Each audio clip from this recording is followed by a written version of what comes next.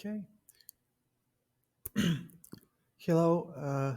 Welcome to the stream. Hope you're doing fine. Hope you're enjoying the European Football Championship. Uh, Today we'll cover one of the most important, if not even the most important pawn structure in chess, and that is the isolated pawn. Give me a second, please. Let me just add. Okay, add screen. Okay. Uh, This pawn structure arises from virtually practically every opening it can arise. And because of that, it is very important to know how to play for both sides. The side that has the isolated pawn and the side that fights against it. It's not intuitive. You cannot find the plans over the board yourselves. So just by knowing them and knowing a couple of typical piece placements and stuff should give you advantage over untrained opponent.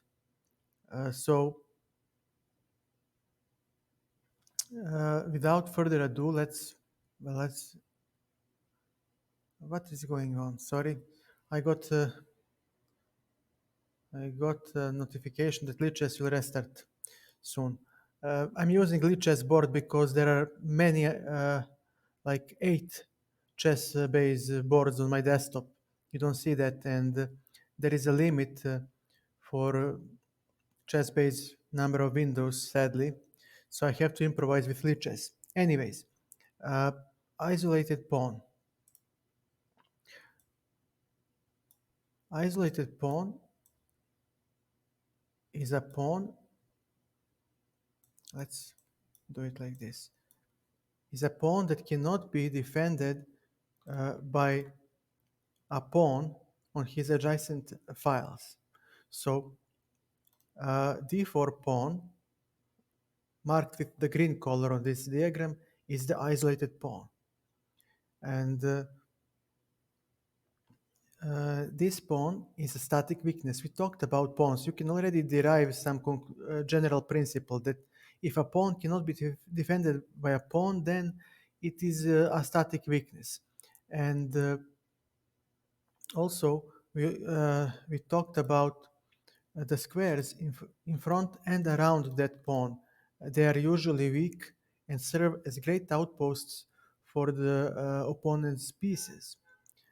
However, in the opening, in the current theory, uh, most often we have isolated queen pawn, like this one on d4, and it is actually a source of strength because in the opening, the board is full of pieces, and usually d4 pawn gives us a space advantage. And yes, we do not have pawns on c and e file to protect the d pawn, but we do have semi-open files most of the time, sometimes even an open file that is usually beneficial to us because side with the d pawn, isolated d pawn, is usually better developed and has freer and more active piece play. Uh,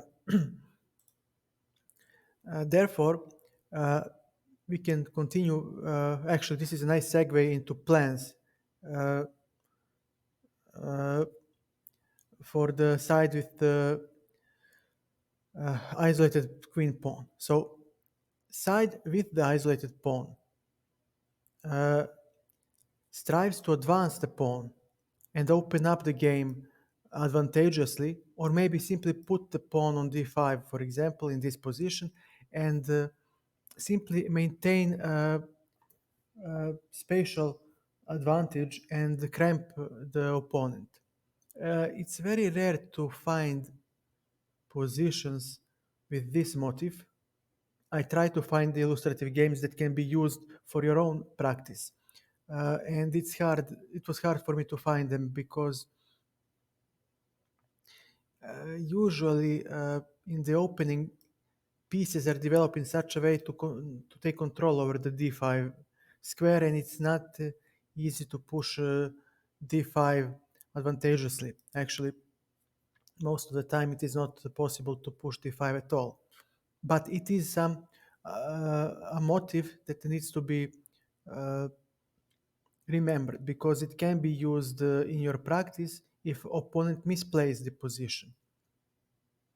Uh, Also, since we usually have a space advantage and freer piece play, usually we have also some pressure as the side that owns the isolated pawn. We will also strive for attack of any sort, putting pressure on the queen side, putting pressure, usually mating attack on the queen side, on the king side, because remember, opponent will be cramped and behind in development. In such positions, preparing castling long is not feasible because it costs one extra move, and in cramped positions, it's hard to position the queen uh, to a square where she will stand well in the long term. So, side that is cramped usually goes towards the king side when they castle. So you will see plenty of examples, and in practice, you usually side with the deep pawn, isolated deep queen's pawn creates a lot of king side attacks, a lot of chances there. Uh, Also, side with the d pawn, isolated pawn, refrains from moving pawns on the third rank, pardon, because on this rank we will put a rook. Oops, pardon. We'll put a rook uh, usually here, and rook via a4 move order. Remember this maneuver. Usually it happens like this, or rooks are positioned here or maybe here like this, and then comes rook lift along the third rank. Very thematic rook lift, and a very useful resource to remember because it helps tremendously when you generate kingside attack. Uh, Also, thematic move is 95 for the side with the isolated pawn, because this pawn offers great outpost squares. C5 is rarely used in practice because in the openings, uh, in this example, white pieces are usually better placed to generate play on the king side. It's very hard to create play on the queen side, although it is another motif. But I cannot find a thematic game. It happens when position changes. For example, a couple of exchanges happen, or maybe some maneuvering happens in the game, and then where black prevents kingside attack, and then white finds the opportunity to launch some queenside activity. But usually uh, it doesn't happen. You cannot generate queenside initiative on the fly when you have isolated queen pawn. But e5 square is a tremendous outpost, and there are sorry, a lot of ideas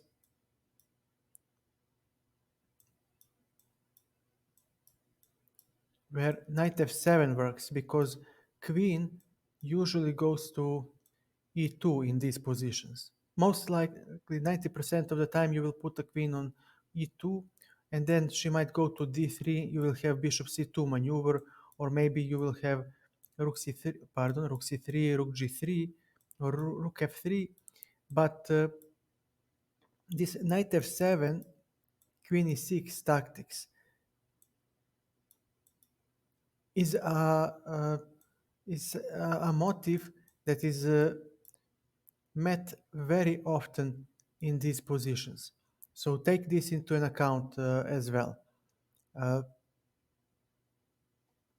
Now let's see what else can we say that is typical of these structures. There is a d5 push.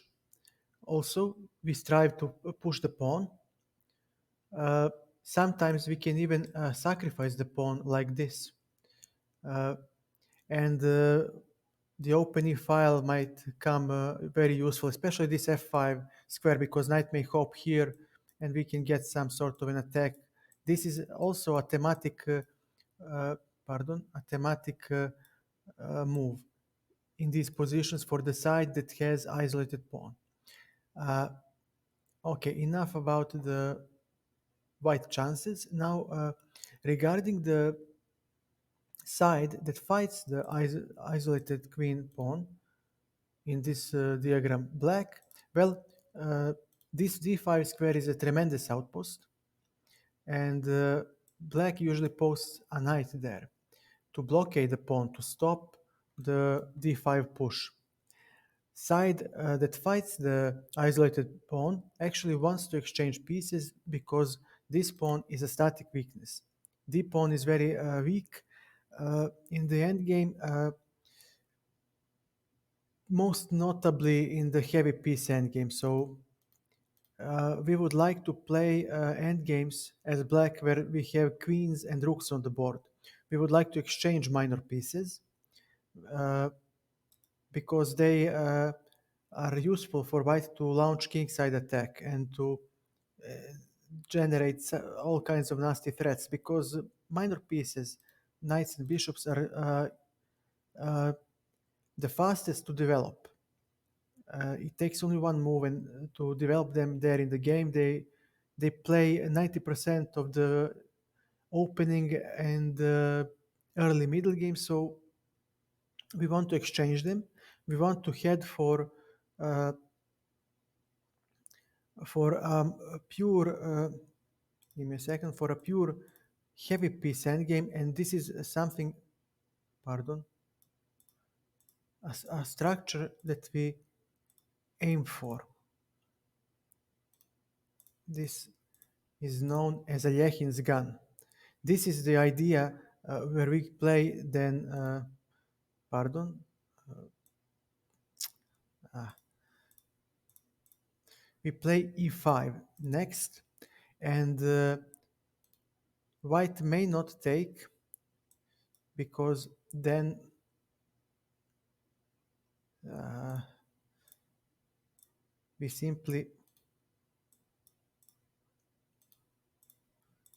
uh, end up with an extra rook.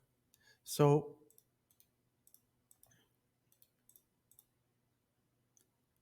sorry for the impro. As I have said, there are too many chess-based windows on my desktop. You don't see it, but there are too many of them. I have prepared some games in advance, so we don't waste too much time. So, for example, this is the ideal, pardon, rook actually goes to d5. We want to block the d pawn. It is important to block the d5. Why are I doing this? To block the d5 push. So, side fighting the isolated pawn wants to block it to prevent the d5 push and then exchange gradually pieces. Ideally, we aim for this type of position where we play e5 next, and the opponent may not take on e5, as again, as we have said, due to the pin along the uh, d file. This is called the Yechin's gun, this piece constellation for black.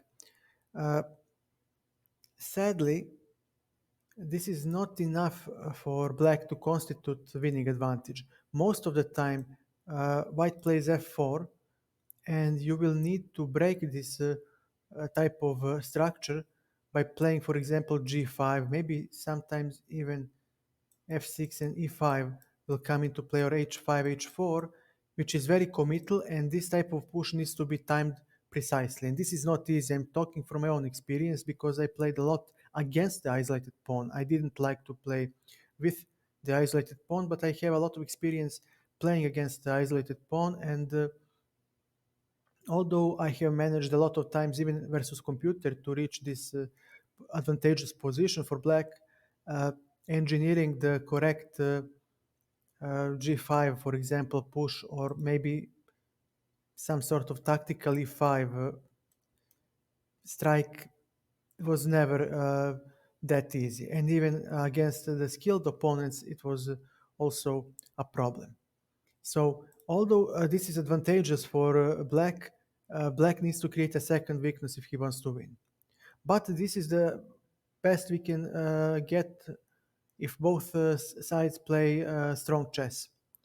Uh, Side that uh, also fights the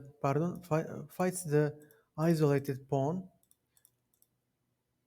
would like to dodge if they can knight 10 games. Knight 10 games are very hard to for black in this position. For side that fights the isolated pawn, usually white is able to hold effortlessly. Simply knights do not lend themselves very nicely to this type of endgame. They just don't, because knight cannot lose a tempo as a piece, sadly. So even if we uh, achieve, for example, something like this, give me a second, please. I'm just creating some sort of example. If it is black's turn to move, black cannot lose a tempo like he would be able to with the bishop or a queen or a rook. And technically, I don't think he can make progress in this position. Okay, this is just a, an example that I created on the fly, but usually remember that if you have knight endgame with the isolated pawn, as a side with the isolated pawn, this is your best bet to hold the game, and vice versa. If you are playing against the Isolani, uh, then you will have a very hard time converting if you are in the knight endgame. On the other hand, if we put the bishop, pardon, here, then side, then black has good chances. For example, with give me a second, with f6 to lose a tempo, for example, and force white to move. And I'm just making an example here. White will have to move. Maybe it's something. Let's say that this is the position, and I don't know. Maybe something. Usually it goes something like this, and usually, and if he goes here, for example, you can penetrate on the queen side. Yet if he goes here, you can go to e4, and all of a sudden you might play g4, g5, g4, h5, trying to dislodge the knight and take the d pawn. So this is one of the ideas for the side that fights the. Hey, Apostate, how are you? Sorry, I need to get a chatbot of some sort. I'm using this Twitch Studio, and it's really rudimentary. It's really rudimentary. Just the very basics. I'm now exploring OBS Studio, Streamlabs, OBS, and it has a lot of things to uh, take into account. So it will take me some time to figure out how to set it up and what to do. But I will definitely switch to OBS at some point so we can add all those nightbots and stream commands and tags and everything. Yeah. But if you are wondering how long the stream is lasting, it's about 20 minutes. It's about 20 minutes. So you haven't missed anything that important. Uh, so we are talking about a side that fights the isolated pawn. This is this d pawn on the diagram. And in minor piece endgames, this is advantageous for black. So black will have decent winning chances. What black definitely doesn't want to have is a knight. Give me a second, please. Give me a second. Something like this. Ah, Jesus. Okay. Because in this position, white put pawns on the opposite color of his bishop. So this is a black bishop. We put everything on white, and white holds this endgame almost effortlessly. So if we are at the side that fights the isolated pawn, we need to make sure that we can penetrate somewhere with our king. King activity is crucial in the minor piece endgames of this in this pawn structure. Sadly, again, I have played a lot of endgames as a side fighting the isolated pawn, and I must tell you that I practice against a computer a lot, and even though I manage sometimes to squeeze out something because the computer is not very strong, it's a website where they had to spare resources, but it's really good for sparring. Even then, I was not able to make any headway because usually computer will deploy the tactic that I have talked about and simply defend. So that sucks. Therefore, side with the isolated pawn usually wants to play some sort of a minor piece endgame. Of course, a dream would be uh, to play something like this as a white, because in these endgames, it's very hard to exploit this one weakness. And once white puts everything on the white squares, all the pawns on the white squares, black literally cannot make any progress. Playing e5 will simply fizzle out into a draw, and you can never make zugzwang in these types of positions. So if we are having isolated queen pawn and we face somehow our attack didn't made through, didn't make through, we believe we are going to lose, we see that the position is going downhill, then this type of position of endgame is the best bet for us to hold the game. It's simply the best because there is nothing black can do here to penetrate. Again, I'm creating examples on the fly, but in the end games, usually king is on d6, and you will have time for king e4 of some sort. Usually, so there is no way for him to create such an advantageous position as in this diagram. Uh, there is another way for black, for the side that fights the isolated pawn to generate chances for themselves, and that is the transposition via exchange, of course, into isolated pawn pair. So this is usually something like this. We have a blockading piece on d5, we are happy, but there is nothing we can do uh, to attack the d pawn because this knight, although it is good on d5, he stops d5 advance. But our pieces, especially rooks, cannot attack. Let me clear the screen. Cannot attack d4 weakness. It just isn't possible. So what did black players do? What did the grandmasters that wanted to play against the isolated pawn do? They exchanged here on c3, and now we have a creation of something that is called isolated pawn pair. We see that the c3 pawn is backward pawn, and we talked about backward pawns, and I will revise some of the uh, conclusions from that stream.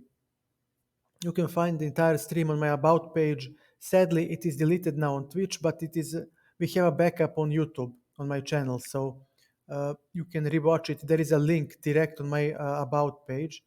Well, it won't hurt to show you. Uh, Give me a second.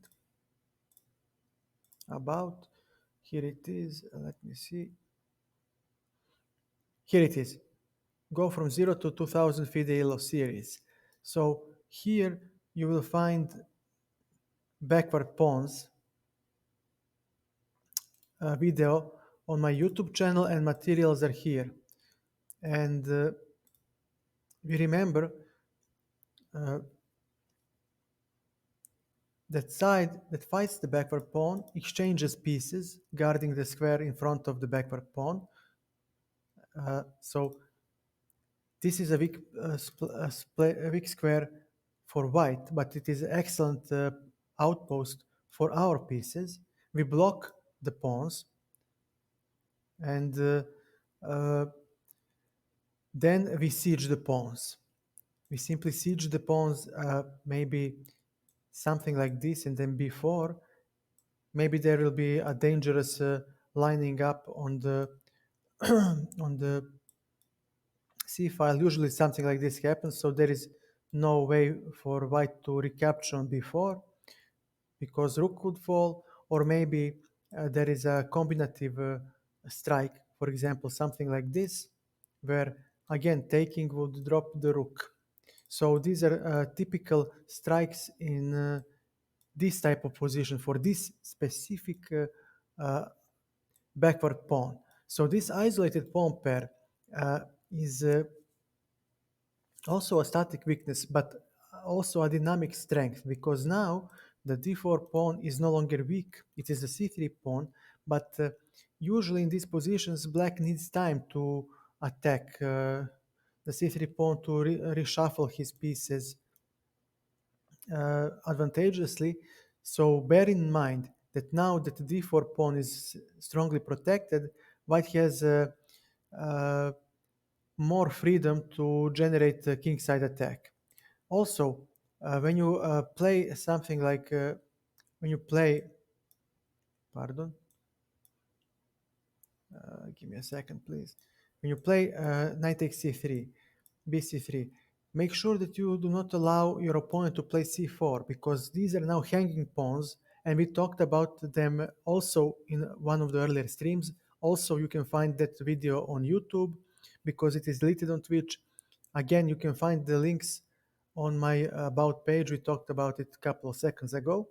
And these hanging pawns give white space advantage uh, and also ability to launch kingside attack. So be very careful. You need to break them up. We talked about this. For example, force them to move and then block them and then siege them, or maybe or break them with e5, for example. So these are all the ideas that you must know as a side fighting the isolated queen pawn, because this is not. Hey, little cripple, how are you? Welcome to the stream. So let me see. Uh-huh. And we had something like this. So these are the typical plans for the 2000 FIDE ELO. That's the FIDE rating I have. Give me a second, please. Just give me a second. Here it is. So we have, just give me a second. FIDE, this is me.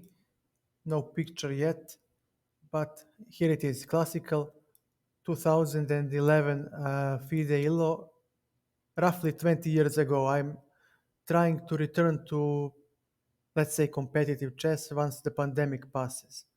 And uh, during my streams, some people uh, asked me if I coach. I don't coach for money, but I'm open to help you to coach you via Skype, I don't know, Zoom, whatever floats your boat. And in order to help as many people as I can, I have started these. Well, then you came to the right place. Let's try to help you improve, my friend, and raise that rating.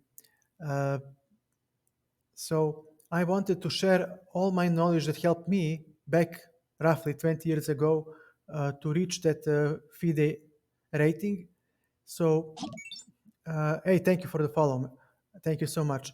So I started a series. Let me repeat again for all those who just joined. I started a stream series named From Zero to 2000 Fidelo. You see it on my About page, where I talked about everything that I was taught from books, from couple of months training with my friends, and there were a couple of grandmasters lecturing us in the club where I played. So all that knowledge I will share. I have shared some of them, 6 lessons so far, 6 streams, and it is available here. You have materials on GitHub. Again, there is a link on that page.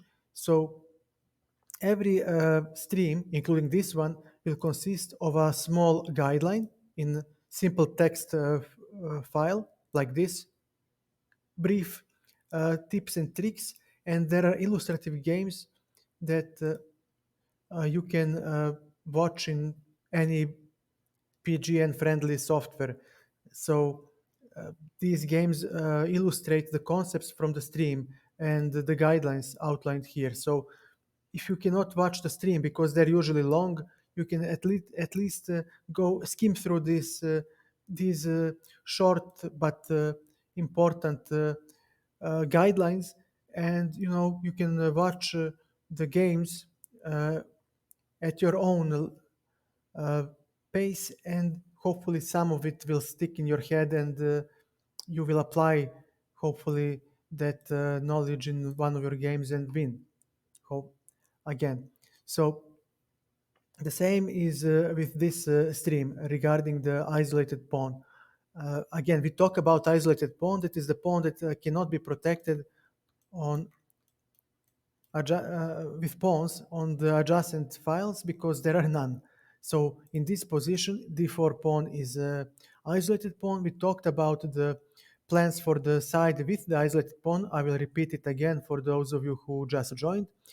You want to attack as a side with the isolated pawn because in modern openings, grandmasters found a way to get freer piece play, better coordination, with better piece coordination than the side that doesn't have isolated pawn. So usually you want to launch a kingside attack because you have space advantage thanks to this pawn.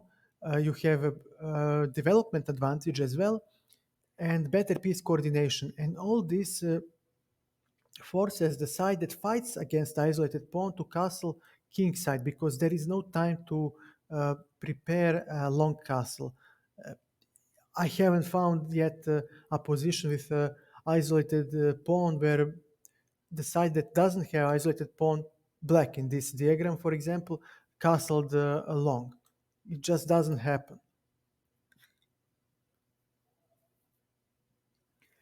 Hey, man, don't worry. I know. Let me tell you something.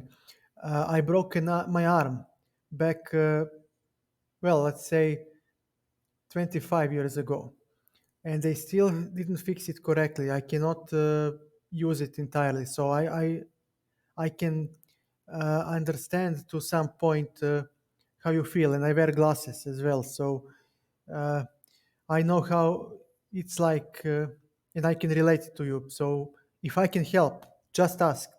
Uh, Check out the videos. Uh, Maybe they're too long for you to watch, but go through tips and tricks and just come to this stream and say, look, I have a question, and if you think I can help, I will help. I will answer any question you have. So don't worry, you will get better. This is now a hard material to swallow, but it's easier for me to do it, let me admit it, because all I have to do is list some plans and show you those plans in practice. When we reach the end games, and I am preparing that because this stream helps me as well. It's not only for the people, it helps me as well. This is the knowledge that even grandmasters have. So it's not something that is capped to 2000 Fidelo. These are the things that all the strong players learned when they were beginners, but then they moved on to other things. So I'm preparing endgames, but I want to uh, explain those endgames in such a way that anybody who watches can benefit. And believe me, once you see these streams are useful, the pawn structures that we talked about. But once we get to the end games, your strength will skyrocket. You'll see the difference when you understand the end game, when you use end game as a resource to fight. But okay, I'm digressing. Let's return to the uh, isolated pawn. So the side with the isolated pawn wants to attack on the king side to checkmate on the king side most of the time. If you cannot do that, you want to push the pawn, open the position advantageously, or simply keep the pawn on d5, cramping the opponent. And the Hey Ramirez, how are you, man? Uh, Welcome to the stream. And the third option is to generate some initiative on the queen side, which is rarely seen because in the opening, usually uh, white pieces are better positioned for the attack on the on the king on the king side. So you won't see many uh, options, many games where side with isolated pawn attacks on the queen side. Usually, uh, side that fights the isolated pawn in this diagram, black, made some imprecision or a weakness on the queen side, and then uh, white switches attack on the queen side. But normally, you either want to push d5, open up the game advantageously, or cramp the opponent with the d5 pawn, or checkmate him on the king side. So that's one more thing. You don't want to push the pawns on the third rank because of the rook lift that often happens in these positions. So this type of rook lift is very thematic to support the king side attack. We'll see this in the illustrative games. Uh, and what else did I not mention? Well, you don't want to exchange pieces. If you have to enter the endgame, you want to keep the endgame with minor pieces, usually one minor piece. You don't want to keep many minor pieces on the board. Uh, on the other hand, side that fights the isolated pawn, black in this diagram, wants to exchange as many pieces as possible. We want to exchange minor pieces because they're the fastest. No, you don't want to have an escape route. You don't have to be afraid of that because black is so cramped that he cannot generate uh, attacking chances on your king. And you'll see this on the illustrative games that will soon follow after I'm done with this introduction. So you don't want to play h3, g3, f3. No, you want to keep this rank free for your rook to reposition something like this so you can attack the king. So as white, we don't want to do that. As black, we might play h6 in some positions, uh, but it is situational.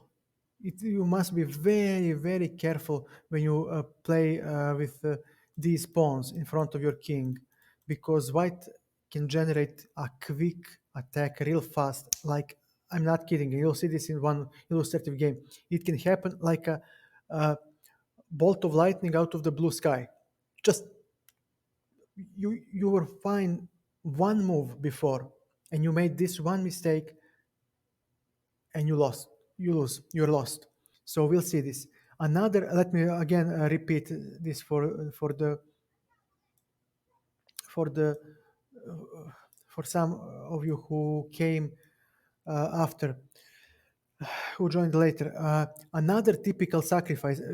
Yeah, these are the outpost squares that isolated pawn provides for white, and this is a very important square. Usually knight stands here, and this is a thematic strike in these positions.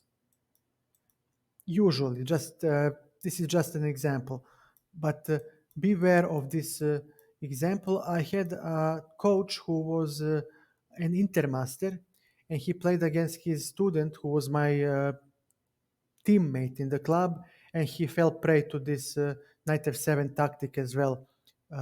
So that tells you just how sensitive position is for the side that fights the isolated pawn. White has a lot of activity, a lot of development advantage. It's not easy to play this. I know from my own experience.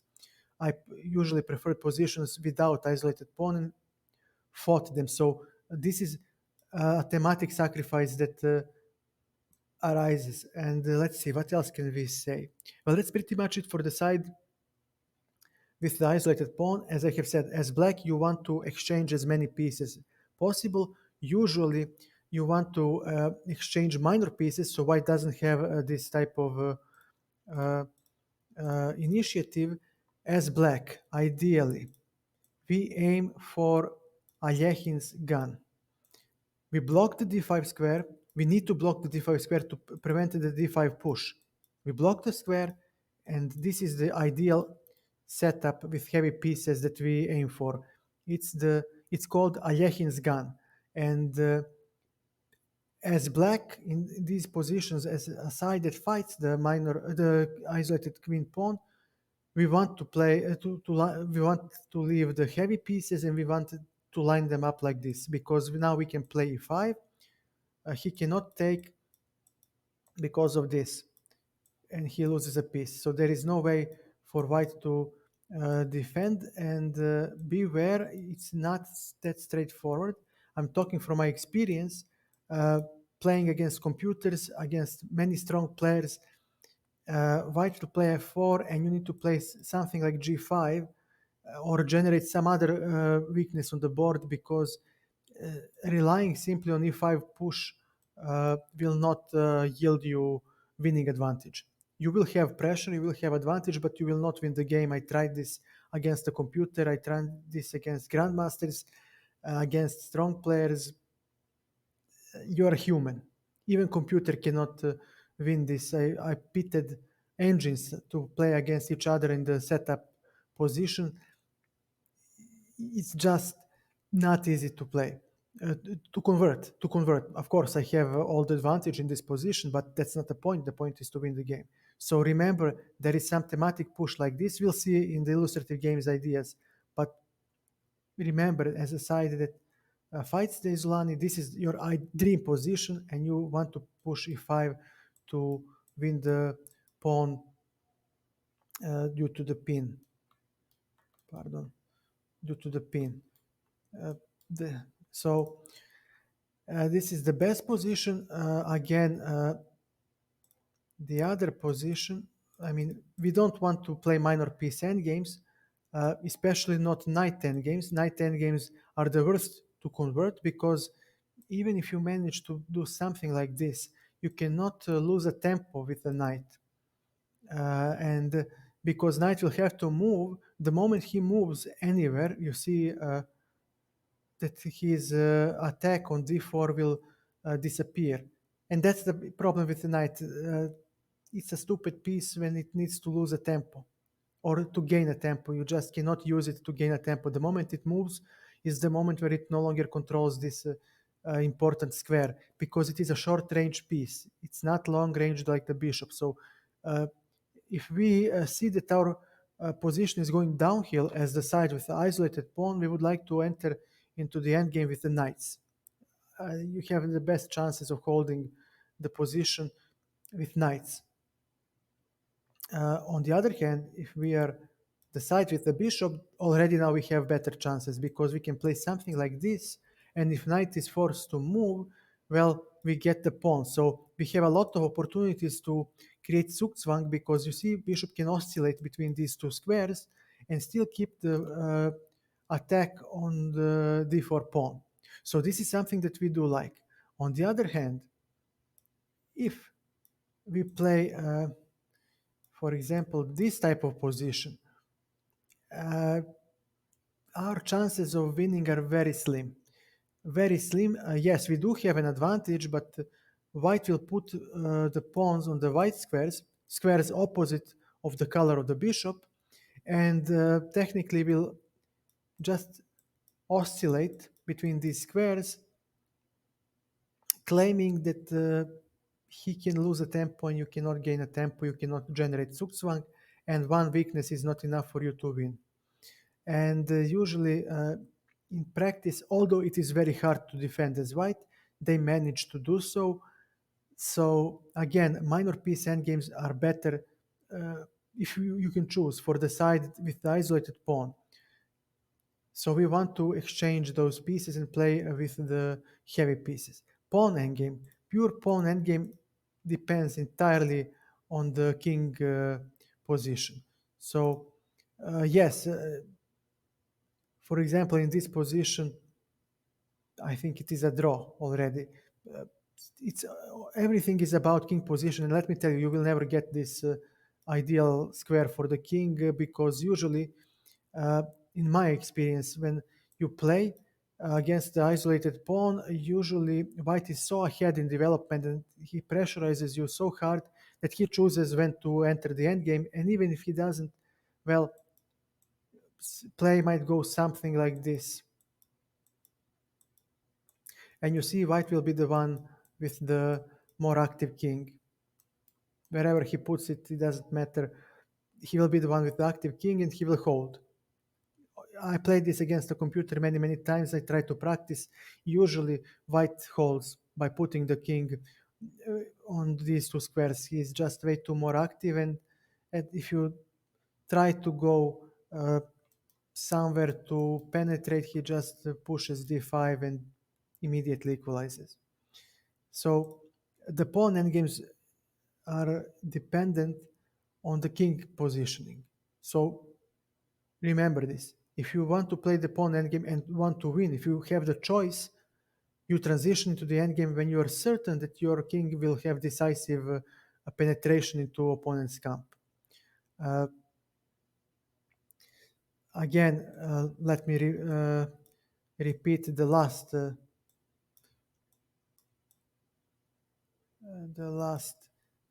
idea for side that fights the isolated pawn. If all else fails, if you cannot attack the d4 pawn, because this knight blocks the rooks from attacking, pardon, the d4, the last resource is creation of the pawn pair. These are backward. This is a backward pawn on c3 that can be used to uh, tactically, for example, something like this might work. Remember this thematic tactic. It does happen. Again, you can you block the pawn. Immediately, this square in front of the backward pawn. C3 pawn is a backward pawn. Is very strong for black. You block it, you double, and then you play b4, b5, b4. This is one thematic strike. The other is with e5, breaking the structure.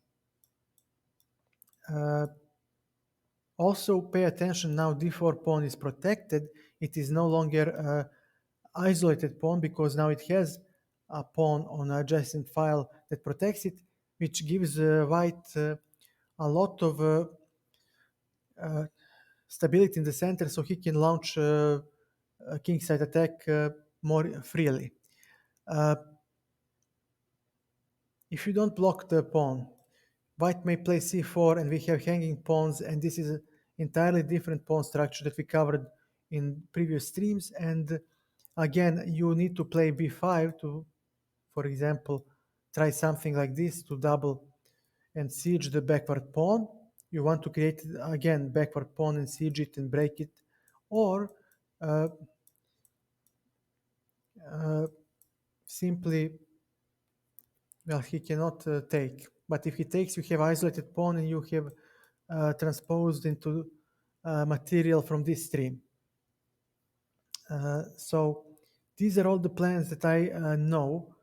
And without further ado, I think I talked long enough and I bored you with plans and theory enough. Let's see some illustrative games. So, and since this was boring and uh, too dry, we'll start with the kingside attack. Let's have some flash. Thanks, man. Thanks, man. Thank you so much. Let's have some flashy games for starters. And let me just switch the. Okay, let me switch the screen to. Give me a second. What is going on? Why can't I? Okay, this is it. To a chess-based window. And okay, okay. Here it goes. Now, I talked about volatility of the position of the side that doesn't have isolated pawn, about of the side that fights against it. And this game is a really good example of how ugly it can become if you misplay the position, and why you need to be so uh, careful when you play. You need to prepare your opening. You need to know your opening positions uh, because side with isolated pawn has development advantage, has more space, better piece coordination, and if you misplay it, I'm telling you, I've been on the receiving end myself. It can get ugly quite quick. And let's go through the game. It was played between Niels Grandelius, grandmaster from Sweden, I think, and Anna Zatonsky. I think she's an intermaster from United States of America. Again, isolated queen pawn position can arise out of many openings. So there is no point to uh, for me to tell you, hey, it arises from Queen's Gambit, from Petrov. Practically every opening that exists can have this position. There is at least a line where you can have a position with isolated pawn. So again, to reduce the volume of this stream, we will not analyze the correctness of the opening play and the endgame play. Uh, we'll just focus on the plans. The topic of this stream are the plans in such positions. So let us take a look. This is a Petrov defense. Nothing special. And c4. White struggled against black's defense quite a lot. Black is slightly worse, but that's all. He'll his tactic is like a boxer that goes into the ropes and just keeps his guard and receives punches. It says, "Look, you will eventually run out of steam, and once you run out of steam, I'll be the one who will start kicking and hitting." So in top play, black usually just holds the line, holds the guard and draws, simply draws effortlessly. So white players got frustrated a lot, and they started to play this position with the isolated queen pawn, saying that I will rather have something rather than nothing. And we talked about the advantages of the isolated pawn, freer piece play, better piece coordination, faster development. I guess I'll have something, especially kingside attack. So I'll take it. I will take it. I'll maybe checkmate him. Maybe he will crack under pressure. It's better than having nothing. So white played c4, uh, knight f6, knight c3, bishop e7, cd5, knight e5, h3. Okay, all good. And I think, let me just check with the engine. Uh, okay, rook e8 should be fine. Yeah, white already has an advantage. Bishop c2, and I think that h6, yeah, decisive mistake. So already white is slightly better here. Anna misplayed the opening slightly, but she's not that worse. And I don't know what she should have played here. Maybe bishop f6. This is very hard to play. Yeah, she blocked the pawn with the knight, and now she should have played bishop f6 to put pressure against this weakness. White is still better, but the game goes on. But Anna was afraid, Mrs. Zatonsky, of the queen d3 lineup, and this battery is very dangerous, and it will enforce a weakness of the kingside's castling. So she played h6, and this is actually a decisive error. And white wins now. And this is what I was talking about, how sensitive the position is when you're black, when you fight the isolated pawn. Because white has one, two, three, four pieces developed, but he will also have the queen on d3. We can already count the queen as developed, and there is this bishop h6 sacrifice that is thematic, or maybe bishop can go to g5 and have some piece play. They are coordinating, synergizing well for the kingside attack. Meanwhile, black's pieces are developed. They do stand on the good squares, but they're just pretty. They don't do anything. We don't see the answer to the question uh, where black attacks. What is black's counterplay? What is his action? Black has no counterplay here. Black has no action. He is just centralized. He is like that boxer holding his guard, but you cannot hold your guard forever. You need to strike back sometimes. You need to push back your opponent, and black is not able to do this. And now I think that rook e6 works. I think that rook e6 works. Let me just check with the engine. Does rook e6 already works here? Yes, it does. Already, rook e6 works here, creating a dangerous attack. But of course, Niels played a much precise queen d3, knight f6 to defend the h7 square, pardon, defending h7 from the queen raid. Now she cannot go there, and maybe black thought that, okay, it is very complex. Rook e6 works because uh, these squares are all weak. You will have something like maybe bishop g6, maybe even queen d3. I think it's not easy to convert. That's why Niels played queen d3 first. But I think that after this, simple queen d3 queen d3 generates a decisive attack. Because all these light squares are weak, I do have bishop h6, pardon, bishop h6 at some point also as a sacrifice. I do have queen d3, and if you go to h7, there is bishop h6 due to the pin.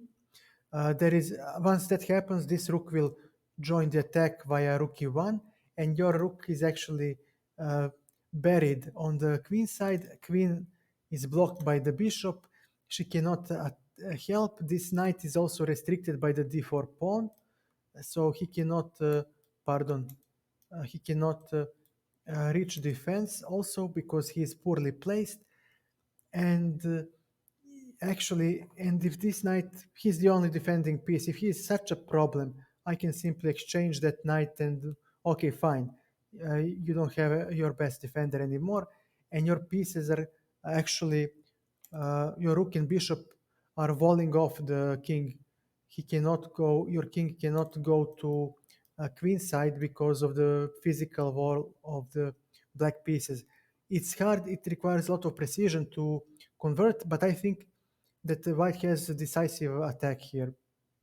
So Niels didn't want to, of course, he wanted to play easier. It's not well if queen goes here, uh, pardon, f e6. If queen goes here to h7, it's not checkmate yet. Let me just delete color commentary. Okay, if she goes here, it's not checkmate because I have this square. I have f7 to escape, and I have f8. But definitely after that, you will bring the bishop to g6, and then there is bishop h6 sacrifice. For example, with queen f7 checkmate, there is bishop h6 sacrifice with rook on e1. Maybe you can even take here, take and play something like knight e5. There are all kinds of threats. Pardon. The problem is that let me just delete this. It's a lot of mess to delete color. Okay. Simply white has more space and better piece coordination. And even though he sacrificed, his pieces enter the game much faster and can get on the best squares in one move. Black doesn't have that luxury. he will need to maneuver, which he cannot because he is under attack. So that's why rook e6 works. It's hard to implement this, to convert. It requires really grandmaster technique, but objectively it does work. So Niels opted for queen d3, which is safer, and after knight f6, Black hoped to that he covered everything. She hoped that everything will be fine. She will start playing, but now comes a bolt from the blue, bishop h6. This is just a fireworks. Uh, I don't know how to convert this. Maybe queen g6. Let's, yeah, queen g6, and for example, yeah, king g8, knight g5. It's ugly. It's ugly. Mate in four. Uh, but if I give me a second, please. Go here again. Mate in six. So we'll trust the computer because I really cannot calculate. I'm not that good. I admit I'm not such strong attacker, but the attack objectively goes through if she accepts the rook. So Anna played queen d7, but again, this knight stands poorly. It cannot go anywhere. To join defense, queen is cut off, also due to the wall of the bishop and rook. So she cannot actually participate in defense. Bishop doesn't help much. So this knight is the best protective piece, and this rook actually is more of a problem than a defender because he creates a physical block on the e8. So our king cannot escape towards the queen side. And Niels just introduces his last piece into the attack and says, look, 1, 2, 3, 4, 5, 6, 1, 2, 3, 4, 5, 6, 3, 4, 5, 3, 6. Okay, I have an extra pawn, but that doesn't matter. We have equal amount of pieces. Even if you take on fe6, which she did, I have overwhelming attack because I have 1, 2, 3, 4 pieces attacking your king. This is quite enough for me to checkmate. King f8, knight e5, d5, and the knight may not move because of the bishop g6. Well, actually, no, I'm not gonna be lazy. Give me a second. If knight moves, for example, to d5, we have something like this. This is forced, and on this move, I think that okay, this, yeah, this is also forced. There is no way to go, and I just win. So knight may not move, and white gets the piece back, and he has 3, 6 pawns versus 4. He will give 1. He will have an extra pawn and overwhelming attack. Even if the attack doesn't crash through, you have an extra pawn and attacking position with pressure. So Anna played bishop f8, queen f6. I mean, this is just a matter of technique now. I mean, white has equal amount of pieces. Yeah, he's exchanged down, but the king is just without any cover. Queen d2, rook e3, rook lift. I mean, of course, not this due to knight f6. Uh,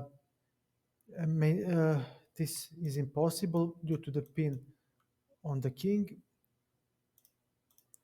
and the queen will fall. So queen c2 is impossible. Queen c1. She tries with some checks, but it's already over here. I mean, the attack is just overwhelming.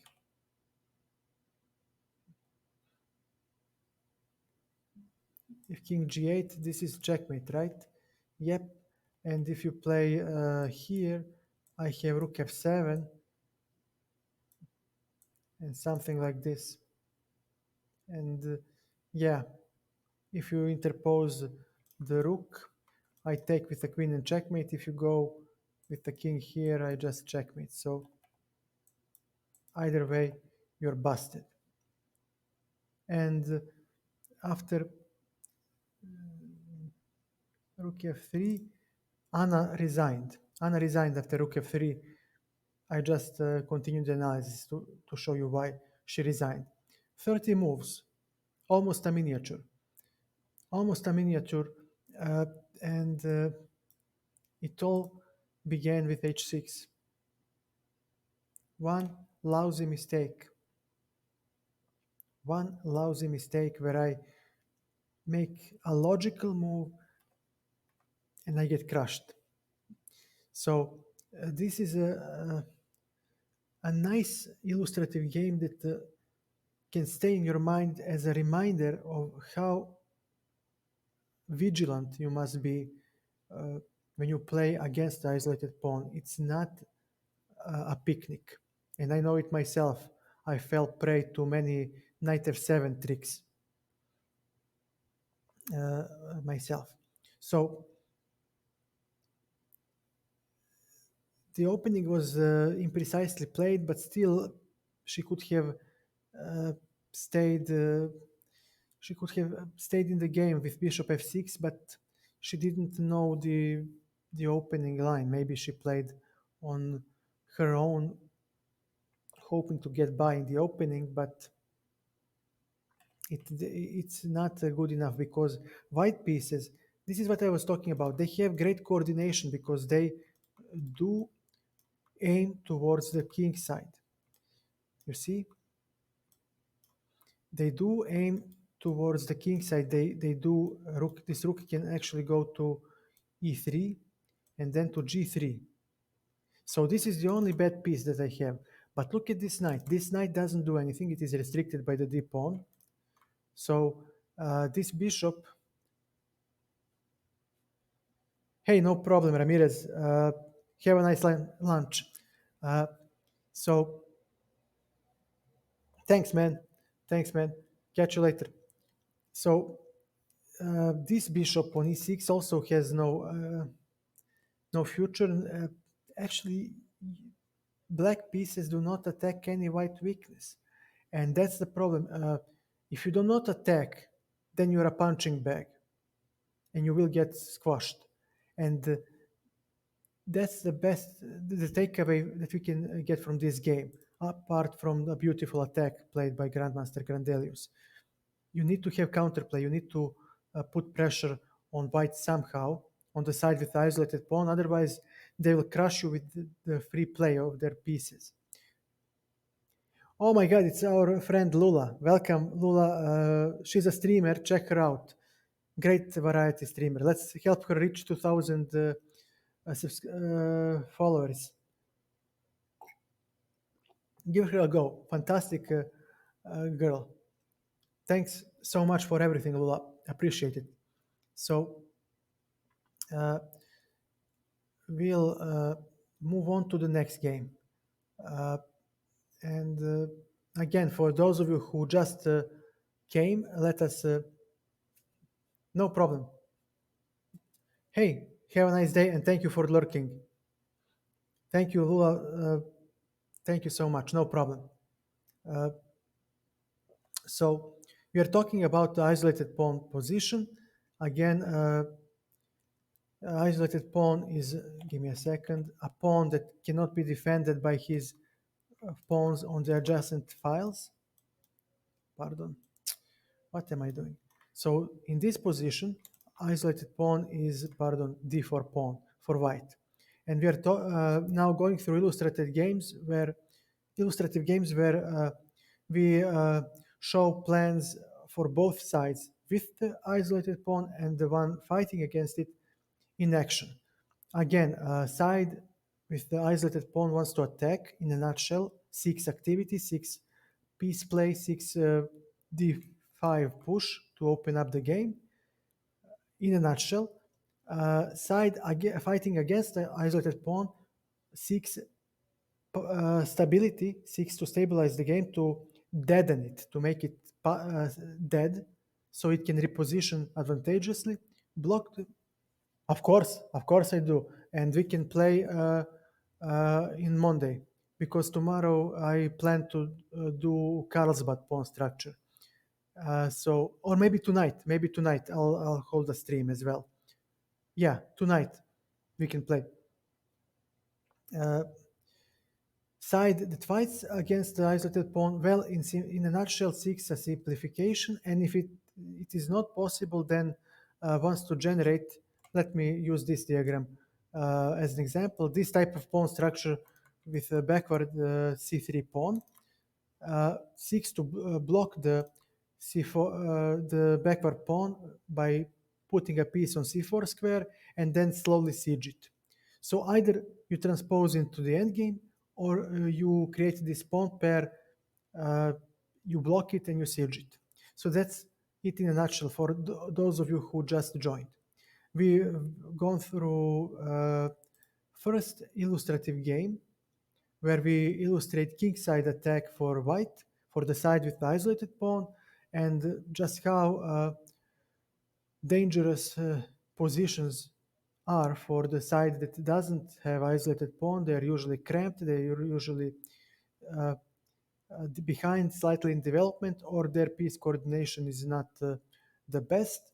And in this game, we see how fast things can go bad if we are not careful, if we play imprecisely. So let's move on to another illustrative game.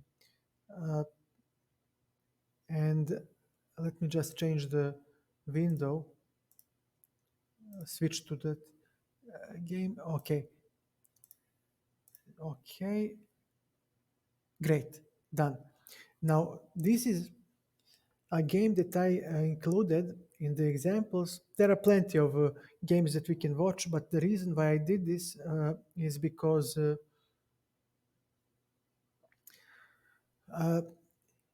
it showcases Karpov's great understanding of the position, and it's something that you can use in your practice.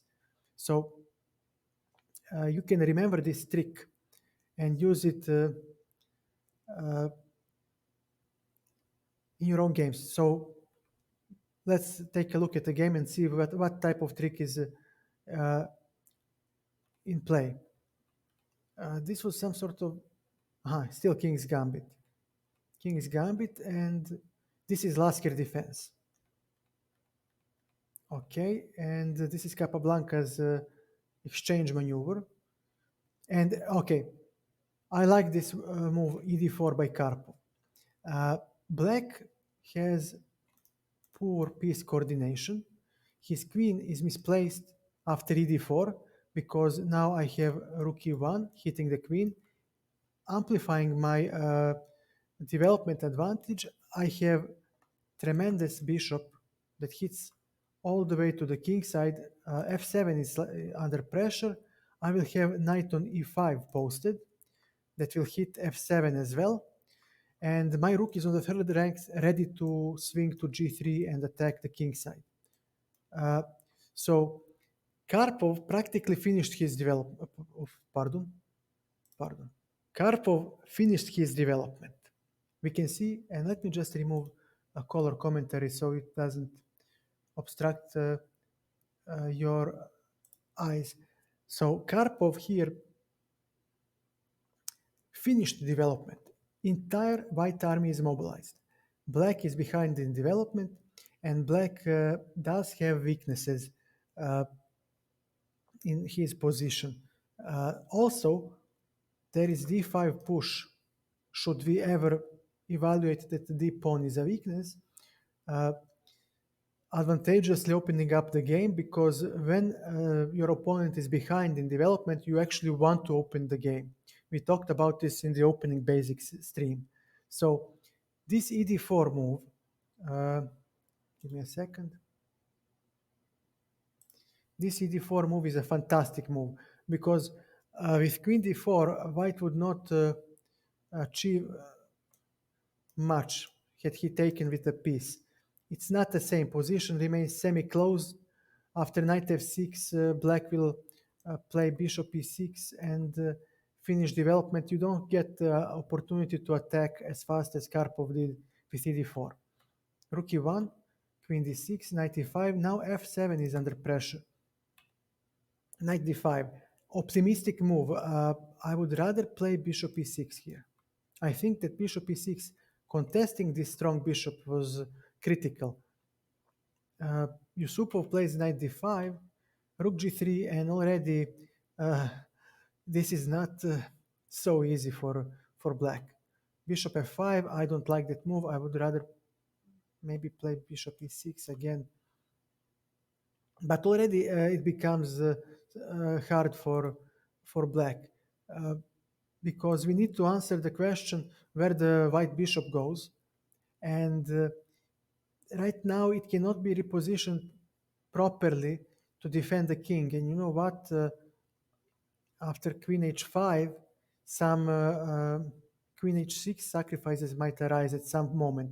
Maybe I will play rook e4, rook h4. This is also a possibility. And queen can go to d2, hitting h6.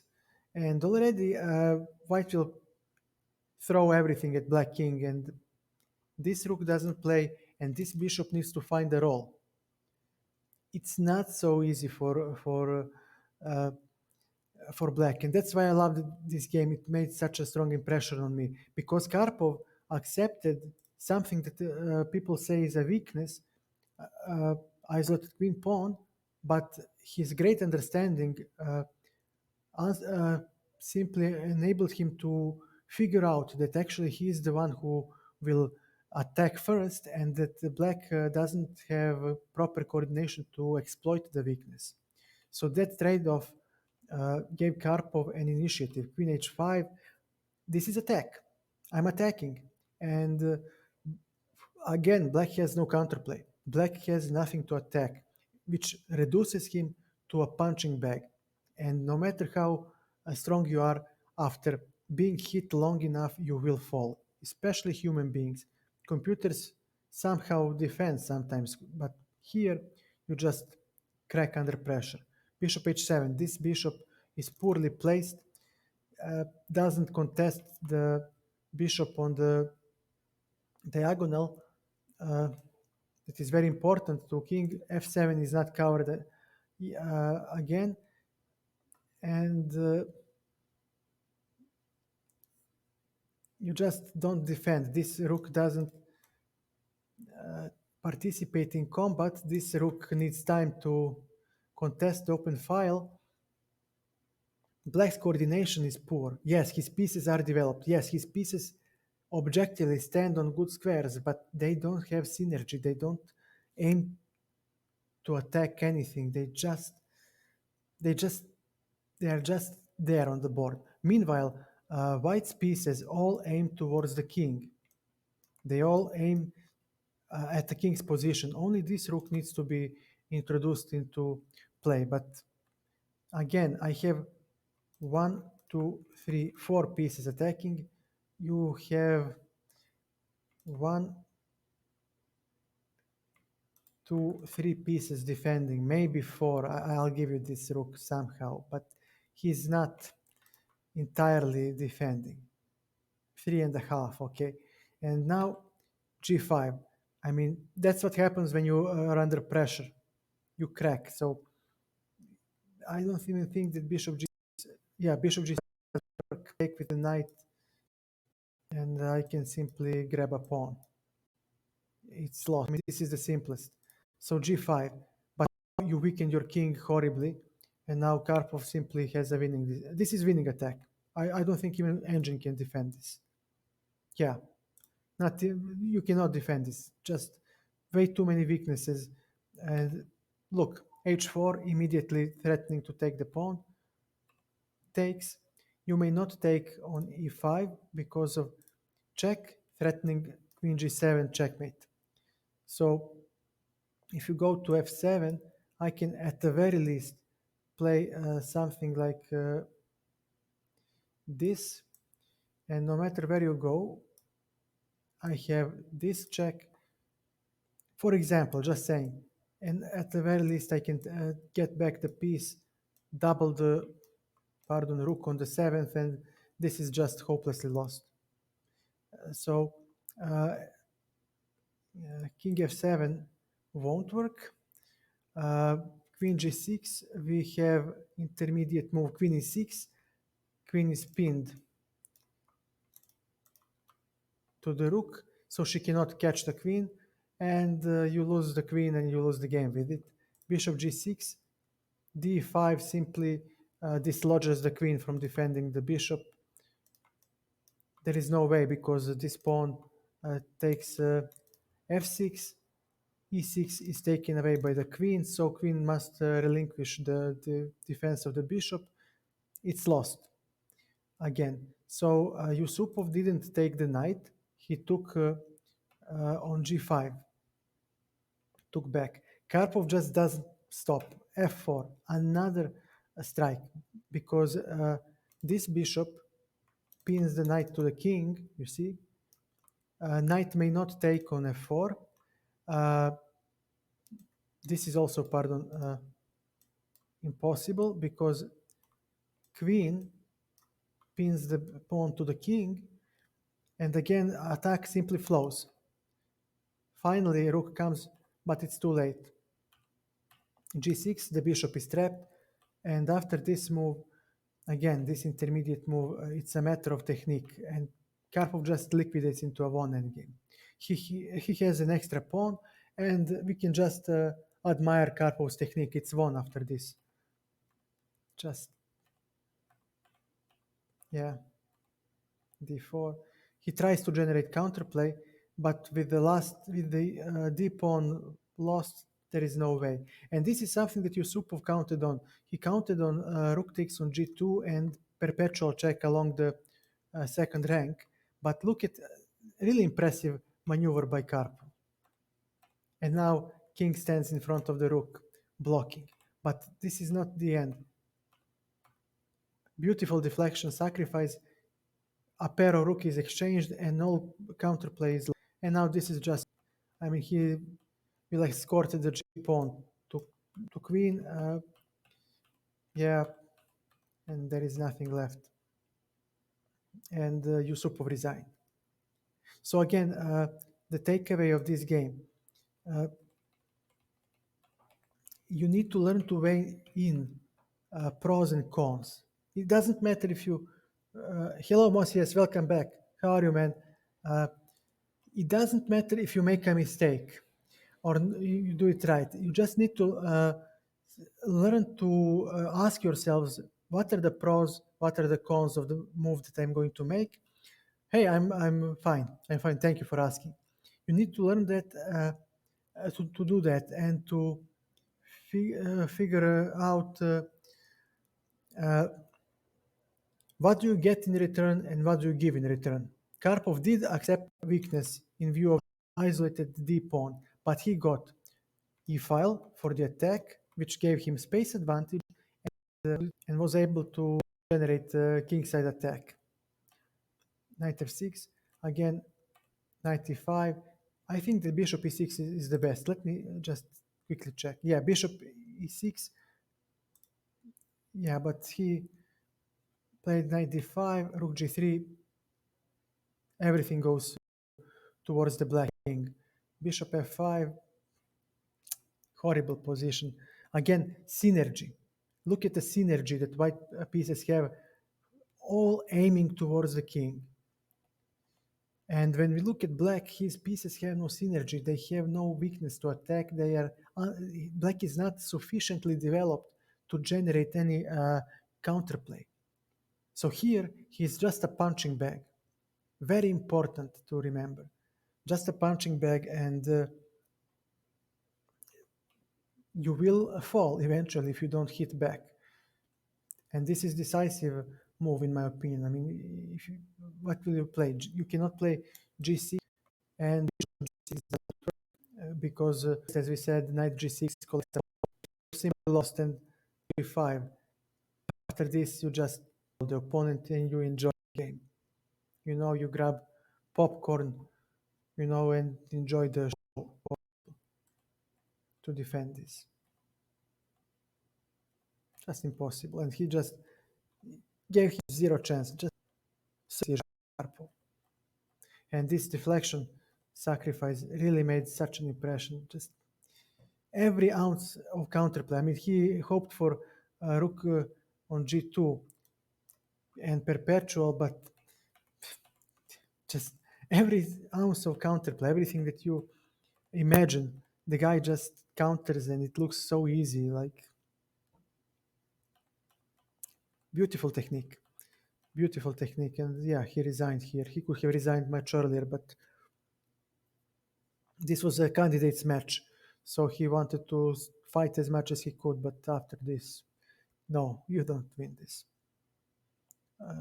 You don't even have a chance to defend. So remember, sometimes it's okay to create a static weakness if you can dynamically balance it. Always ask yourselves, what do you get by playing a move and what do you lose? What do you give to your opponent? It's hard, but if you do this when you play slow games, it will become a force of habit and it will help you a lot. I started doing this recently and it improved my game to win couple of titles yesterday on Lichess. So it's not easy, but if you practice, you can acquire that skill and it is very beneficial to have. And here Karpov, yes, he did accept isolated pawn, but he in return got free piece play, ability to do it. I mean, after rook e1, he has every piece aimed towards the king practically. And black was underdeveloped. And that's one of the principles that we talked about in the opening basics stream. When underdeveloped, when your opponent does, you do not waste. Next illustrative game.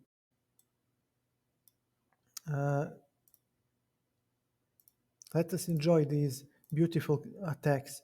And let me see. Where is he? Where is that game? Aha, this is it. Okay. This is a game between Belyavsky and Ilescas Cordoba, played at a super tournament in Linares. Again, Queen's Gambit, Tarash, another opening that is popular with the isolated pawn. Black says, look, I want to equalize and I'm willing to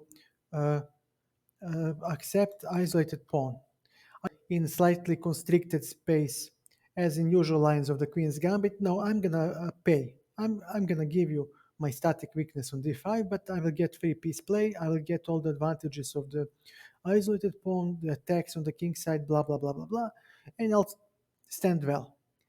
White players found this g3 setup, g3 bishop g2 setup, which is very effective because this bishop will hit the pawn from g2, put tremendous pressure, and g3 setup is very with the Fianchetto castle is very hard to bring down.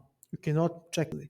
So this bishop that technically an antidote to kingside attack, which is the bread and butter technically of your play, of your plans.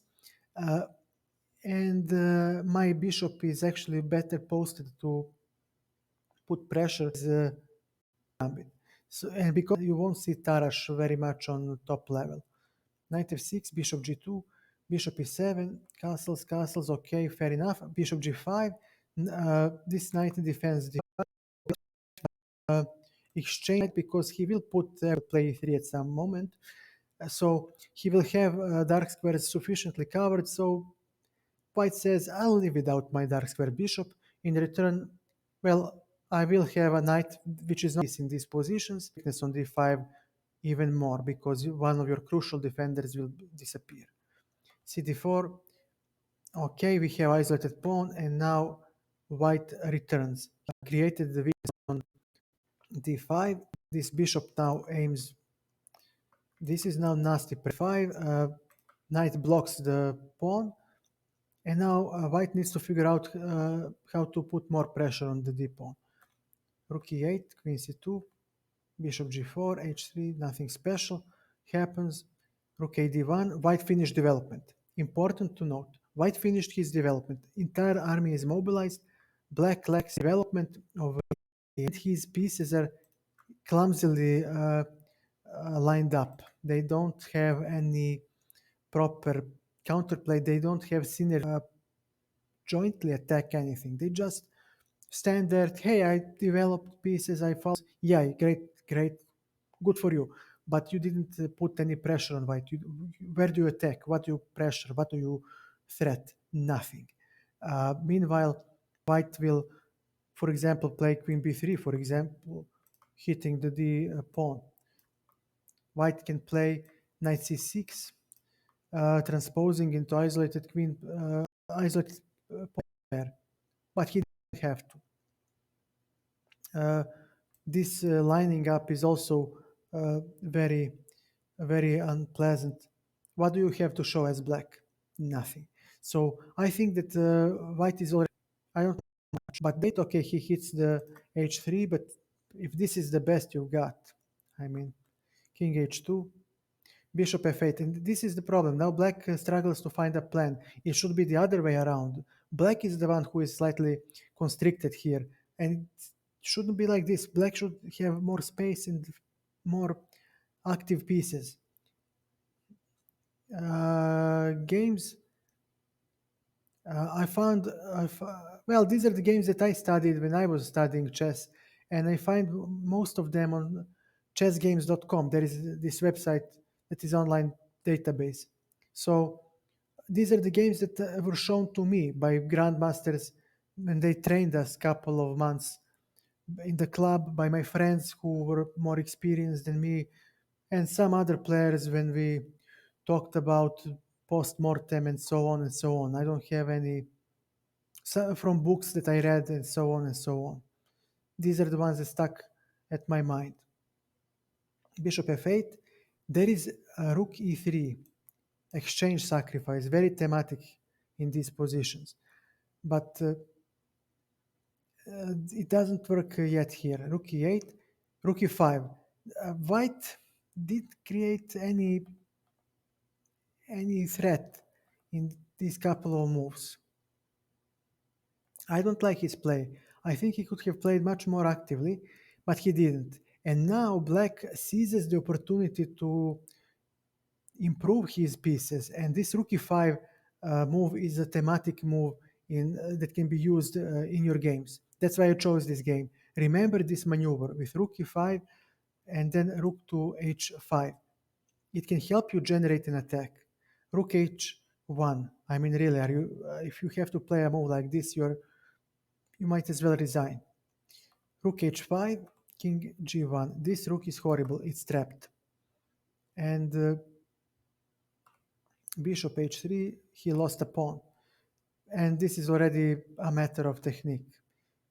I mean, yeah, this is an isolated pawn pair, but your pieces are not well positioned to strike at these pawns. So they are statically weak, but white lacks piece coordination to exploit it. Pardon. Bishop d4, bishop f5, intermediate move, e4, and white hoped uh, for e4. He banked on e4 to generate counterplay, but now black plays a fantastic move, rook e4, positional sacrifice, claiming that his two connected pawns and a knight that he will get on e4 are worth a rook. And this king is horribly weak, and this rook is out of place. So technically, I don't have a rook less. I'm not a rook down because you are the one who is a rook down. Your rook doesn't play, and I will have pawn center that will start rolling. We talked about this. They will start rolling and push back white pieces. I will get initiative. I will get time. You will never have time to introduce your rook on h1 into play, and I have tremendous piece coordination. I just need to activate this rook, remaining rook. and you're busted. And I will have enough time to do that because your pieces have no synergy, your pieces have no coordination, you attack nothing. You're relying on bluffs. And here we go. First, bishop leaves, queen e6. Now this rook can join the play. King g2, d4. Now again bishop, rook e8, queen b5. Okay, cheap, cheap attacks, but okay, he snatched a pawn. Now he has material equality. This is busted. Knight d6, nice move, hitting the queen. Rook c8, he preserves the rook. There is no need to exchange rooks yet because by exchanging, actually, you would lose. Look at the transformation. White's good rook disappeared and your good rook disappeared. And the net result is, net result would be that the White's bad rook now came to e1 and became a good piece. So there is no point to improve White's pieces. We play against White, not for him. So Black moves the rook. Yes, your rook will be good, but so will be mine, and you're still stuck with a bad rook. Bishop f4, knight c4. Knight is now hopping everywhere, and everything comes with a tempo. And yes, you might exchange queens, but I have so many passed pawns that these guys will decide the game. They will just roll towards the queening square. And already here, White could have resigned, but he kept playing. But it's a matter of technique now. And bishop e8. White hoped for some counterplay against f7, but bishop e8 keeps everything together. And after king f8, rook retreats. No, you just cannot do anything. I mean, what happens on this move? Oof. Can I play bishop c6? No, I cannot. It's a checkmate. But what about this move? Pardon. This should work. I think, let me see. Does queen c6 work? Yeah, it does. I just play queen c6 and look at this lining up. I mean, if you take, I take, and I have 4 extra pawns. 1, 2, 3, 4. I mean, there is no point analyzing this anymore. It's just a matter of technique. It's won. So why I introduced this game? I chose this game because of this, this maneuver, rook e5 and rook h5. It is a thematic rook lift that can be remembered. You can always use it, even against the castling, even against, this type of, let's say, position. Give me a second, please. Let's make the position more realistic. Something like this, maybe. You might get some position like this in the opening. Even here, this rook lift and then rook h5 does work. So I want you to remember this. It can crop up maybe in your games. It's a nice maneuver to pick up and use in your games. Okay, let's go for the next game.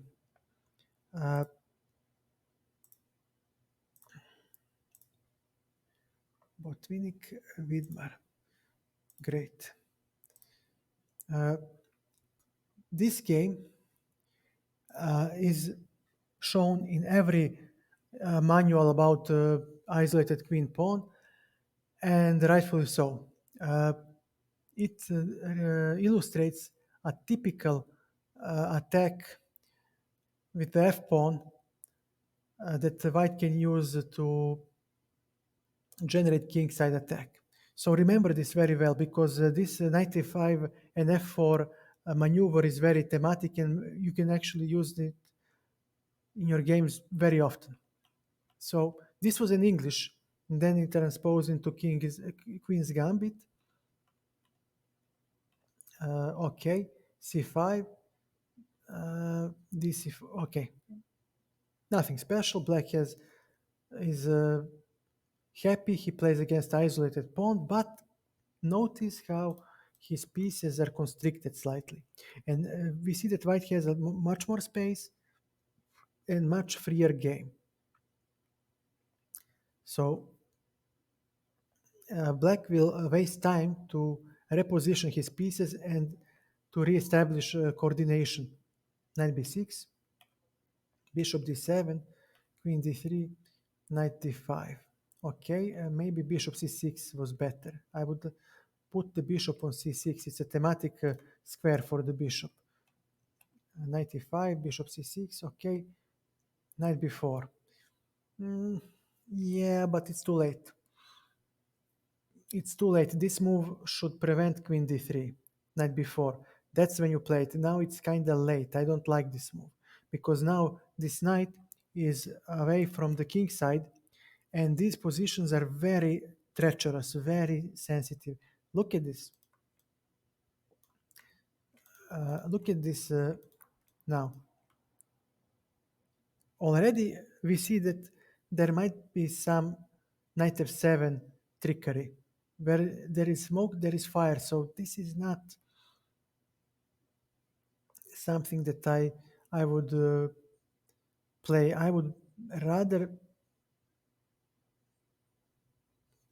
try something else. And I don't know how to play this. Maybe rook c8. Let me see what would engine suggest. Knight g4. Uh-huh. So knight there. What about rook c8 that I wanted to play? Rook c8 also works. No, it doesn't. No, it doesn't. No, you see, you need to be precise here. Let me see if there is knight d7. Yeah, knight d7 was my next guess. But knight g4, I mean, go ahead and find that move. Knight d7, okay, I would play knight d7 next, but I would really like to play rook c8 and take on c3 because I will never attack d4. Okay, Vidmar made a mistake here playing knight b4, queen h3, and now already, look, there might be some ideas hitting on e6, pardon. And after a3 and knight retreats, I might play bishop c2, take on f6. Let's play this through, pardon. Queen h3, let's say that he plays some move, let's say rook c8.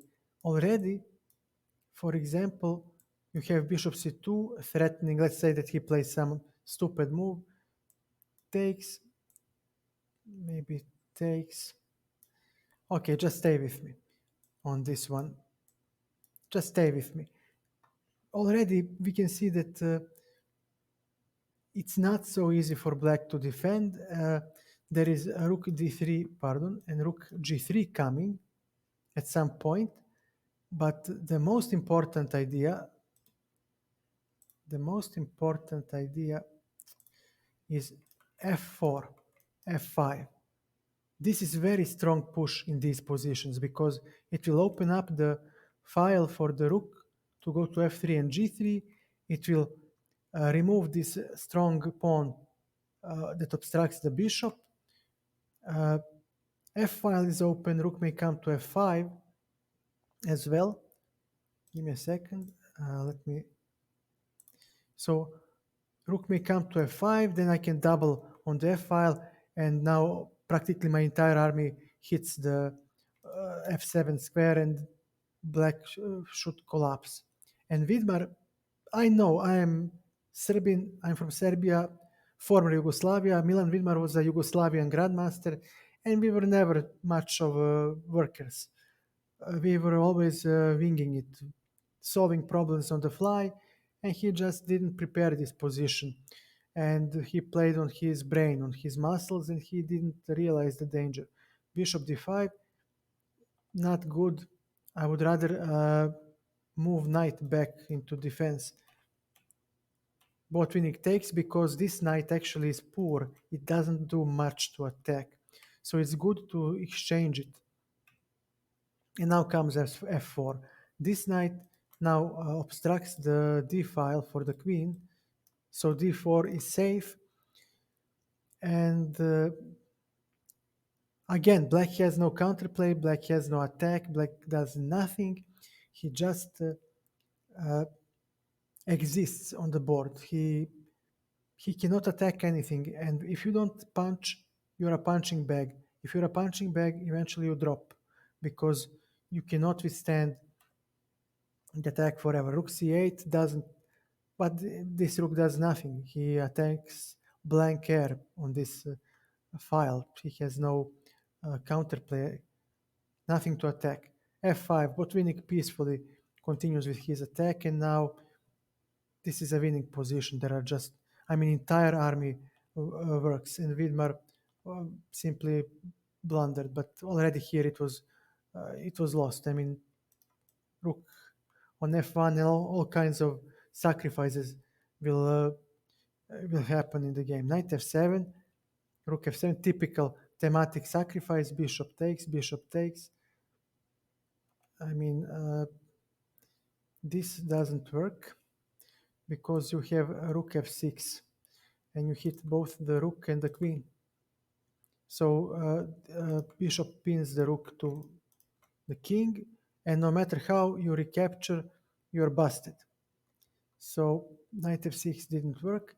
Rook d5, Botvinnik simply restores the piece, queen c6, and now rook d6, a deflection sacrifice. If you take, take, I just have this, and well, I can simply exchange and say that I have a rook for the bishop and an extra pawn. It seemed easily winning. So Vidmar tried to defend, but one precise move by Botvinnik ends the game because rook may not be taken, queen defends it, and there are two pieces hitting the rook, so black will lose the rook or the queen, and Vidmar resigned. A miniature game, look, 24 moves. And that's the problem. As Vidmar said himself, he came en passant to tournament, didn't prepare nothing, just thought he can wing it. Well, you can't, not all the time. So remember this f4, f5 idea. It crops up a lot, especially when you play knight to e5. And it's very useful to play.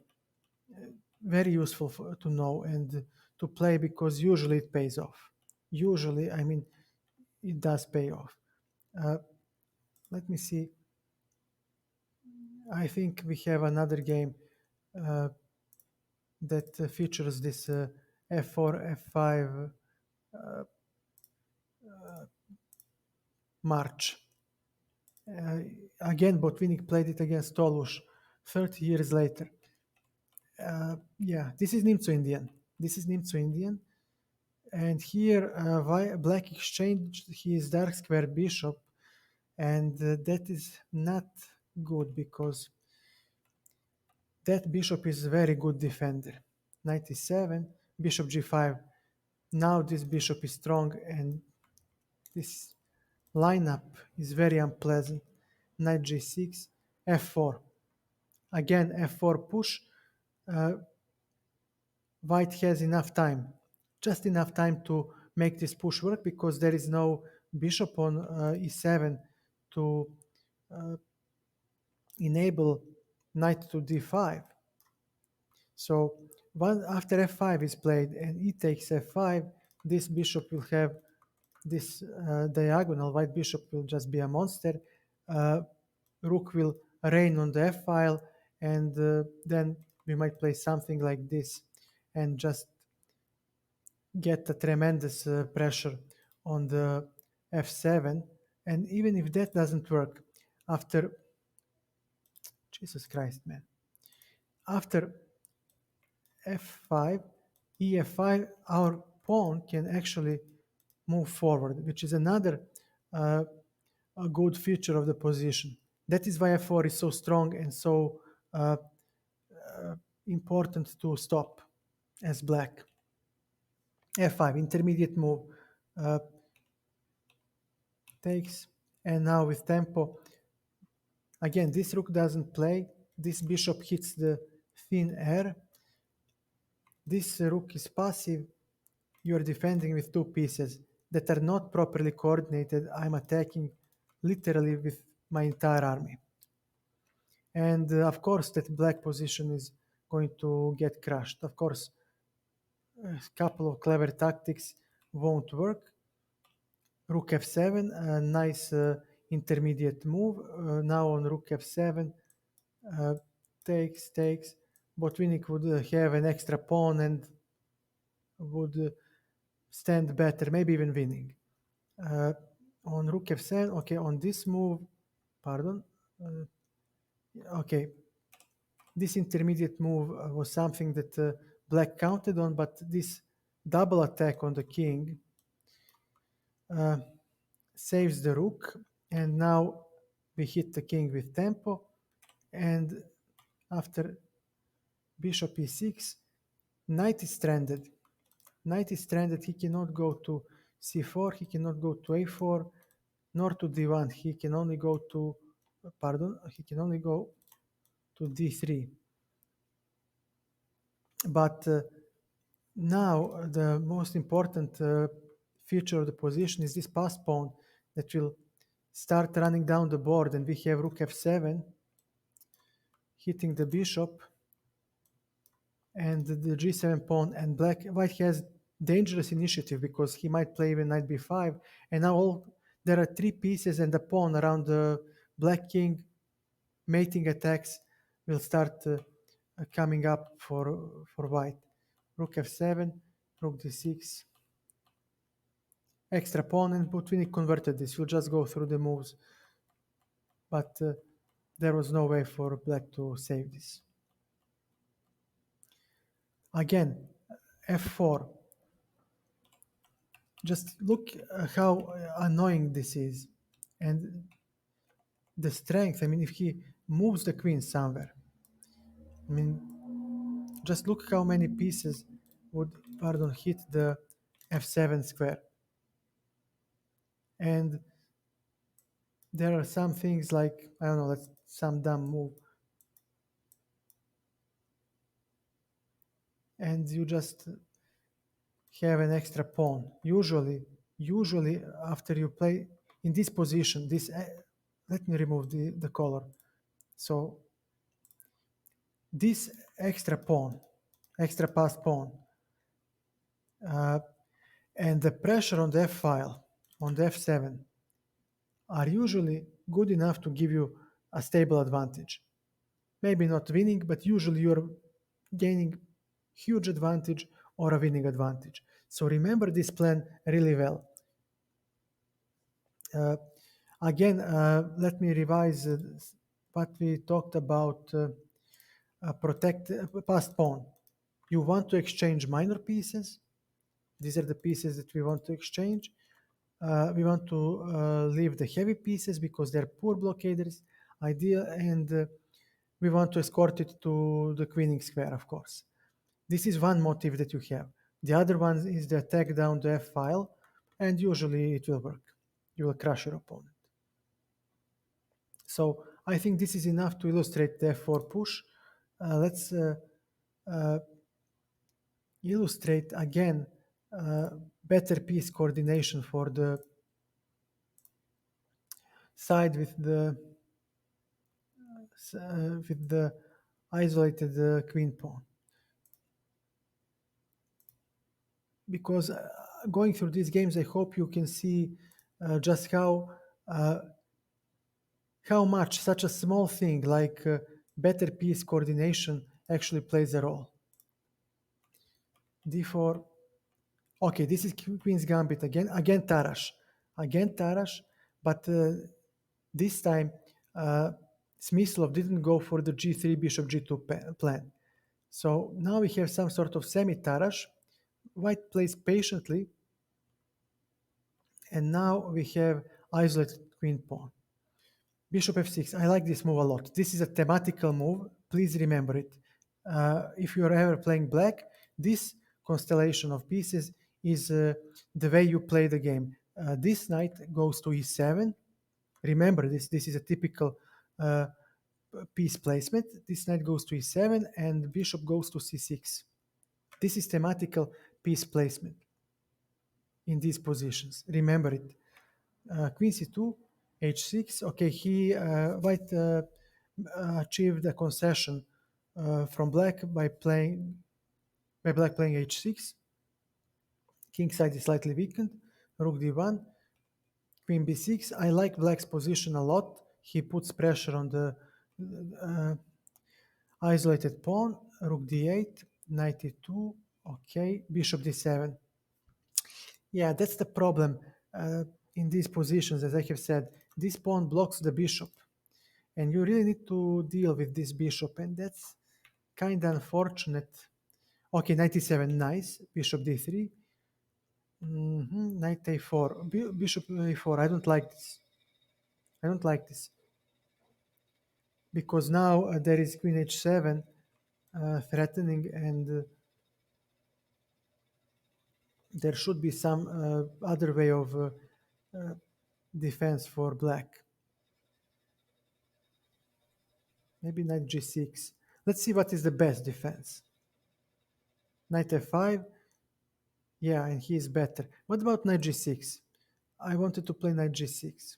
It's sufficient. Okay, so knight g6, you just defend. You just defend with knight g6, pardon, and you put bishop on c6, threatening all kinds of discoveries against the queen, and you should be standing well. Bishop a4, I don't like this move because I gain nothing in return. This is an empty threat, cheap threat that, again, black pieces were nicely posted to put pressure on this deep pawn. So knight f5 was the move that I would like to see played, but white had g4 and it scared me. I don't want to play that. But knight g6 can come useful later. And with bishop c6, I could fight in the center of the board. Moving the knight, for example, pardon, delete, color commentary, with knight g6, again, let me,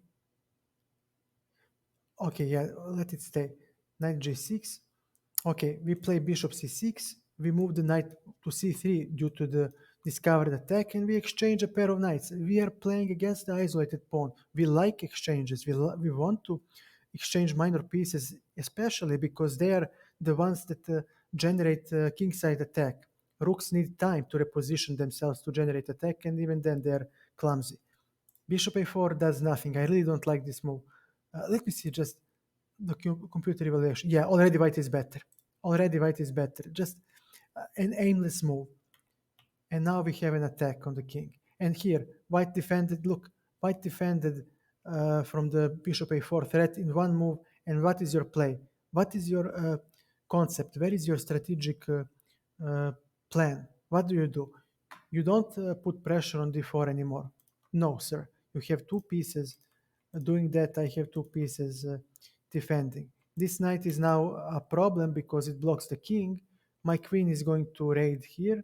My bishop might hop in. Somewhere, somehow, there is bishop h6 thematical sacrifice maybe for me. And you know what? If I play my cards right, I can always move this knight somewhere to attack and liberating this rook along the e-file. So my pieces have a concept. They will slowly creep up to your king. But what do your pieces do? Nothing. They're defending. You're defending now, mating attack. And that's not a good thing because you're underdeveloped.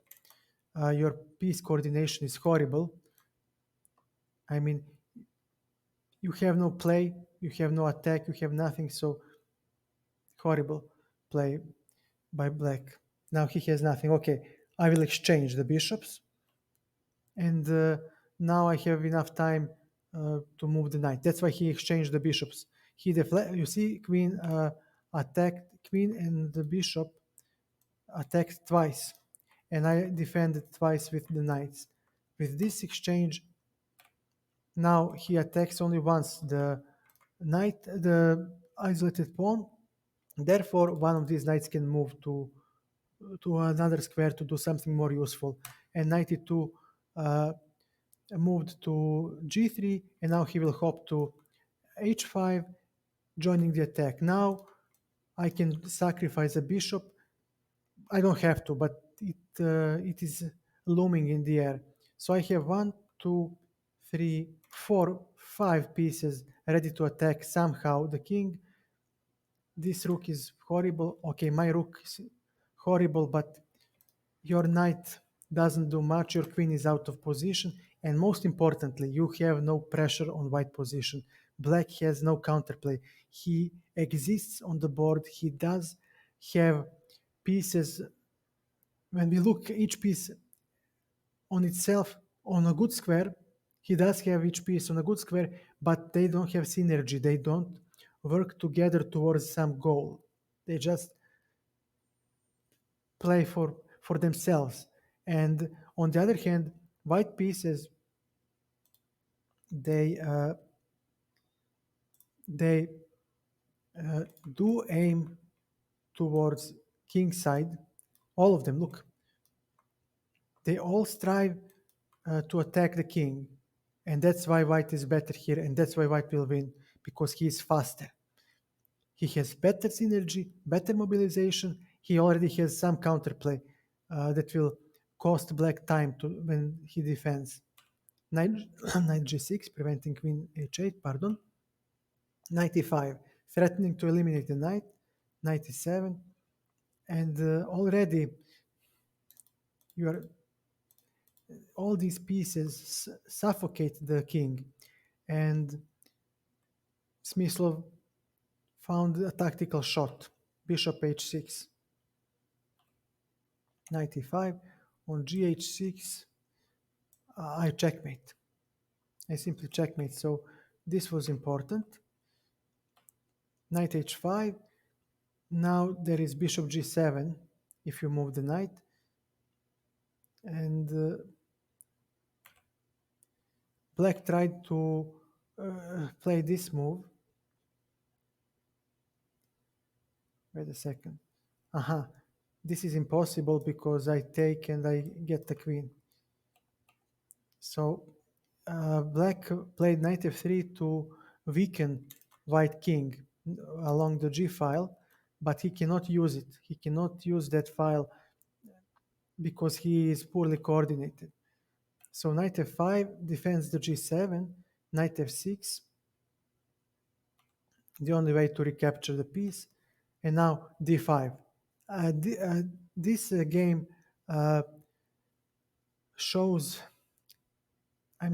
illustrates both plans, attack on the king side with the d5 push. But again, notice how black has no counterplay. He's just two behind. d5 is a decisive, already it was a decisive advantage for white, but it's just the last nail in the coffin. Everything will now start falling apart because pawn cover around the black king will disappear. G takes f6 is impossible because then knight will be undefended and queen will recapture. And once the pawn wall against around the black king falls, it's only a matter of time when we checkmate the black king. Rook e6, king g7,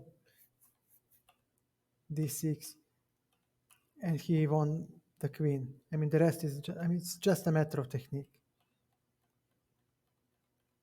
Just a matter of technique. Again,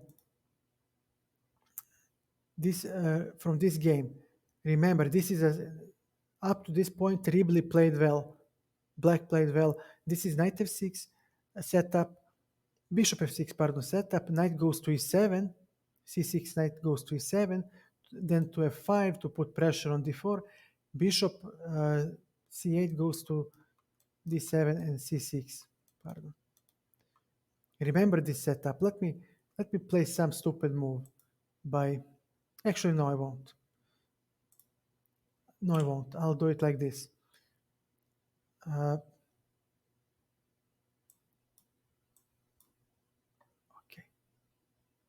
I'll do it like this. This is the setup that you will usually deploy. Remember this setup as black, as side that fights the. What is going on? Wait a second, please. Give me a second. Uh, wait. Why are you all quiet? Where is it?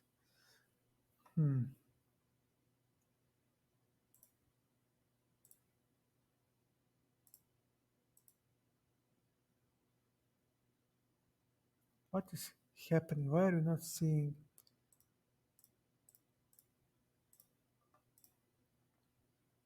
the board? For the love of God. Give me a second, please, guys. Okay. I'll create a new board.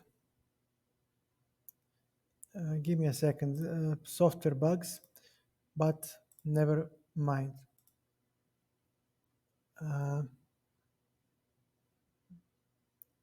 Change. Where is it now? Where is the board?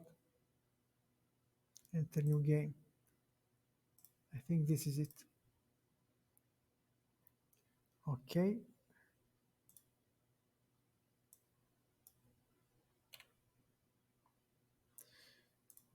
Okay, when you play the isolated pawn, pardon.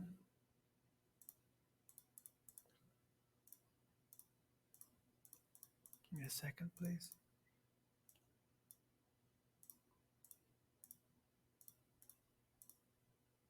Okay. Yes, proceed anyway. Great, fixed. This is the usually the setup that you will deploy. And then knight goes to. Why are you not? Yeah. Knight goes to f5.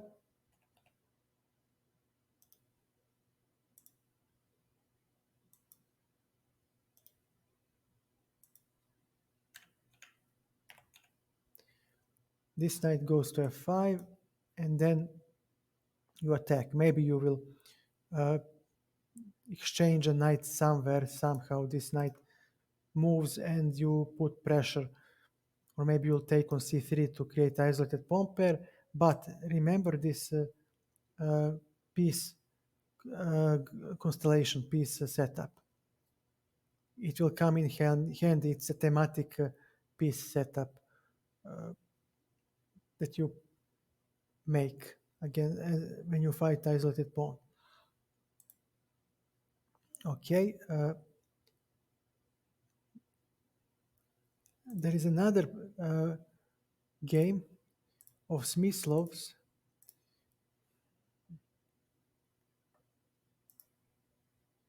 Give me a second, please. Yeah, that's it. Played, and this game really nicely illustrates the difference in coordination, in better piece coordination between the pieces of the side with and without isolated pawn. So I just want you to somehow get a feel of the piece coordination when you look at these illustrative games, because this is something that you cannot see on the board. You cannot count like you can count pawns on the board, but it is something that exists, it's there, and you need to be aware of it. You need to feel it. That is why I have included so many illustrative games on the king side attack, because you see that side that attacks never had anything big, anything special, but that slight piece coordination, better piece coordination is something that created decisive role. decisive advantage. So again, we'll see a couple of more games that just illustrate this better piece coordination. So you can learn, internalize this information, and hopefully become aware of it in your games, and hopefully even exploit it to win. Again, Smyslov Ribley game. Again, Tarash, semi-Tarash. Again, Smyslov plays patiently e3. There is e4, much more aggressively played nowadays, but Smyslov is very, very old back in those days, and he played uh, patiently, slowly. Bishop f6, bishop e4. Now white wanted to play knight to d5, giving black isolated pawn. Knight e7, nice, a thematic piece setup. Knight e5, again, nice move. We are using the outpost on e5. The exchange on e5 suits white because he will get a strong pawn on e5. Bishop will be restricted, and he will have a bishop pair. So black will not exchange that knight. g6, black preemptively prepares against the queen d3 bishop lining up. Maybe bishop c2, queen d3 again. So he prepared against it. Bishop h6. Of course, white doesn't miss a chance to post the bishop aggressively. We have isolated pawn as white. We need to play aggressively. Bishop g7, black 6 simplifications, but giving away this important dark square bishop is risky. Now no pawns protect these squares. Therefore, all these squares in black camp are actually weak. And white can use those squares to put his pieces there and attack. Rook c1, b6. Yeah, he needs to solve the problem of his light square bishop somehow because he is restricted. b6, knight d5, knight d5, bishop d5, fantastic move. Rook c7. Black thought that he is doing fine here because a lot of pieces had been exchanged, but again, look at the piece coordination. Every piece stands well, has some role, and helps attack the king. Meanwhile, these are passive and require a repositioning. Bishop b7, the move that black banked on, hoping to gain time for rook to c8, exchanging even more pieces and gaining in time to consolidate and launch counterattack. But Smyslov played queen g4. Fantastic move. Again, look at the coordination, synergy. Every piece strives for kingside attack. The queen will go to g5 maybe, or f4, hitting f7. Every piece is helping. They're like a team. They all play for the same goal: attack on the king. On the other hand, black's pieces have no synergy. They don't attack again anything. They don't put pressure. Yes, you do put pressure on g2, but that is easily parried. You do put pressure on d4, but that's only pressure. You are not threatening anything yet. And with this move, okay, d4 is under attack. Rook d1, this is nice. Now, but you lack pieces, black lacks pieces to put further pressure on d4. And this is the start of black's problems. He cannot improve his position anymore. He cannot generate more problems for white. Yes, d4 is a weakness. It is under attack, but it is sufficiently defended. On the other hand, my rook puts pressure on your pieces f7 and b7. Knight also hits f7. Rook is therefore pinned, and I have option of playing h4, h5, pardon, h5, increasing my attack. Yes, your pieces do attack on g2, but I can play f3 and stop your threats should the need arise. On the other hand, the only open file is in white's hands. White owns it, and therefore this rook is actually passive. He has no active role. So black's pieces achieved maximum effect of action, and now starts a yo-yo effect. You know that toy yo-yo. You know when you throw it down, it goes down, down, down, and then when it reaches the maximum, it goes back. And this is the yo-yo effect here. Black's pieces are optimally placed, but he needs to move. And with every move, he is practically in Zugzwang. He will worsen his position. A5, you cannot play into, and black needs to do something immediate. White is improving, and rook c8. Black tries to fight for the open file, but now this very precise move keeps the rook on the 7th. Queen g5, yet another good move. Because now d8 is controlled.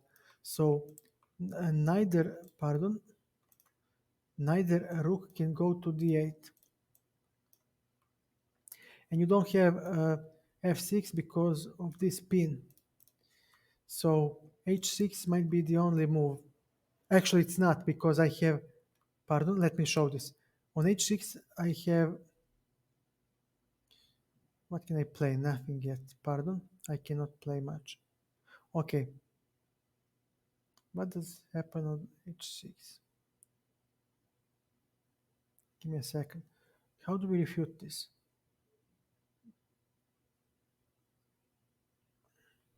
Okay, I guess queen g3. I see nothing better. There is nothing else. Ah, yes. Sorry. This is enough. He must take with the queen, give me a second. Because this move is impossible due to the pin again. So he needs to take king, and I didn't see that the bishop hangs, and this is already enough to win. I think that this is winning. Let me just check with okay, white is much better. Imprecise, but I would still play like this in the game because I will get the b pawn, and I have two extra pawns. I would still play like this. Engine might defend, but human not so simple. Bishop c6, f3. Now is the time to repel the only counterplay black had against the g2. Queen f5, rook a7. Okay. Yeah, but it's still artificial. Black has, okay, now he at least generated something.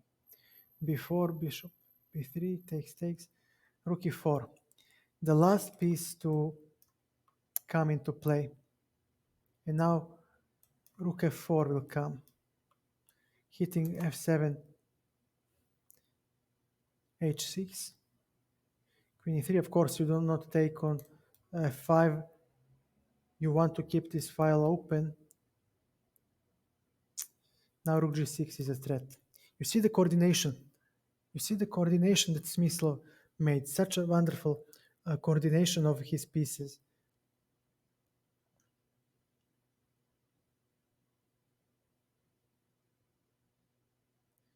No, this is just a matter of technique now. And the checks are gone. I mean, I can play something like this. he has no checks anymore. And once f7, I actually don't have to play that. I can actually take on f7 and say that I will queen. So again, in this game, just let's go through it again. Look at the coordination of white pieces. b6. I don't know what to play here. This white bishop is a problem for black. Bishop d7, yeah. Yeah, he just wasted time with b6. One slow move. But even then, why not ed5? Why not ed5? Am I that worse? No, I'm not. Of course I'm not. ed5. You must pay the price. I mean, you played badly. Yeah, it's equal. And humans play the game of chess. And Rivli didn't want to admit that he has nothing because after ed5, this bishop is poor. This knight is a monster. c6 is very weak. There might be rook f6 at some point. Queen f3 may come. White is the one who has better prospects, but the game is not lost. The game goes on. But Ribli was stubborn, and even I, of course, we all underestimated the white position. But the rook c7, very powerful move, tying down rook to a defense of f7 forever. And this, again, the coordination. Look at the coordination, the synergy with which every white piece participates in the attack against the king. And this is the yo-yo effect. Black's position is the best in this state. He would love to somehow keep this moment frozen in time, but he cannot. He must play. He must play the game. He needs to make moves, and this is very hard for him because white has options. He can improve his position, especially with h4. Now he simply attacks one more time. Rook c8, rook d7, another precise move. Look at the synergy with knight and the rook. Everything heads for the king side attack. f3. I mean, this won't help much because you may not play h6. I will take, and once you take with the king, you will not defend f7 anymore, and I have check. Pardon. I can take with a check. I mean, we can show this. Why not? It's not a problem. So if you go here, I have this check, and the rook will fall.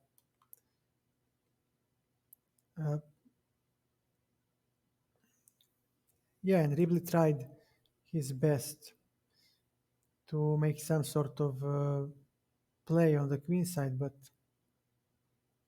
no, this doesn't work anymore. Because with rook e4, entire white army synergizes against the king, and you just have one rook to defend you, and the queen. These are poorly positioned, they don't participate in defense.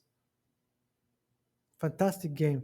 That illustrates that's one small difference, and that is the better synergy, the better coordination of white pieces, and you're just done for. Okay, this required concrete calculation, but it was never uh, a problem for white. Yeah, this because they don't have. You see, I attack the pawn, and let's use this color. I attack this weakness, but they don't have synergy. Every piece attacks the king, especially after h4. And this rook can join the attack very quickly. And we saw this When the dust settled, when all the uh, threats disappeared, rook comes very quickly to attack. There is another game that I want to show you, and this is the last one for the kingside attack. And just give me a second, please. What's this? What have I minimized? Okay.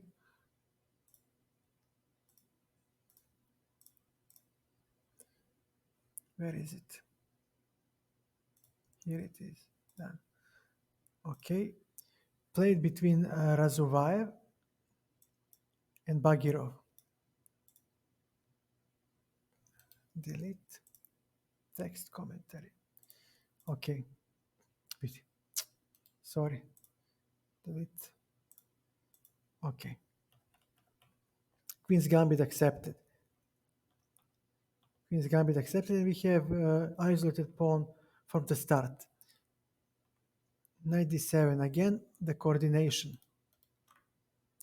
This is going to hurt. Knight b6, knight d5, okay, c6, nice. Nice positioning of the pieces. I especially like this bishop opposing the bishop on b3. Nice position for black. 95, thematic move, taking the outpost on e5. Knight c7. Do I need this? He wants to exchange pieces.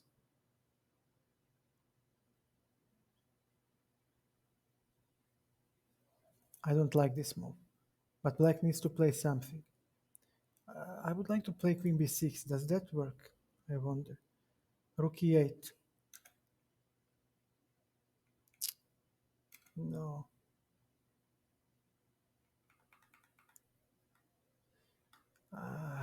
This is not good. Already it's hard for black. I don't like these moves. I don't understand them. Rook e8. Okay, knight c7. He cannot lose. Bishop c2, rook e8. But now this knight stands so poorly, and I still have no counterplay. So what to play? g6, queen f3. Now this is slightly soft. Knight is under attack. There is too much pressure on the f-file, and I get nothing in return. Okay, he tries to exchange. Okay, nice. Queen g3, rook d8. f4. f4 push, as Botvinnik used to play. And now f5, g4. Space advantage. No open files, very important. So when there are no open files in the position, and when you have space advantage like this, better piece coordination, when black has no threats, do consider launching a pawn storm. It's another idea that you can use in these positions. That's why I chose this game. Just remember that it's okay to move the pawns in front of the king if opponent cannot exploit it. And if there are no open files,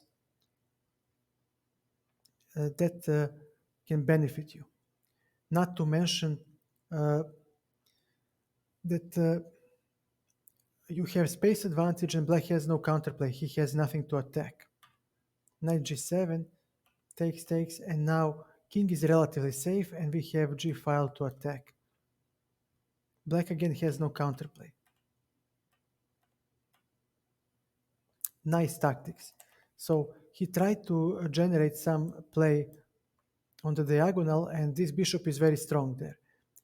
Our knight doesn't do much here. He is restricted,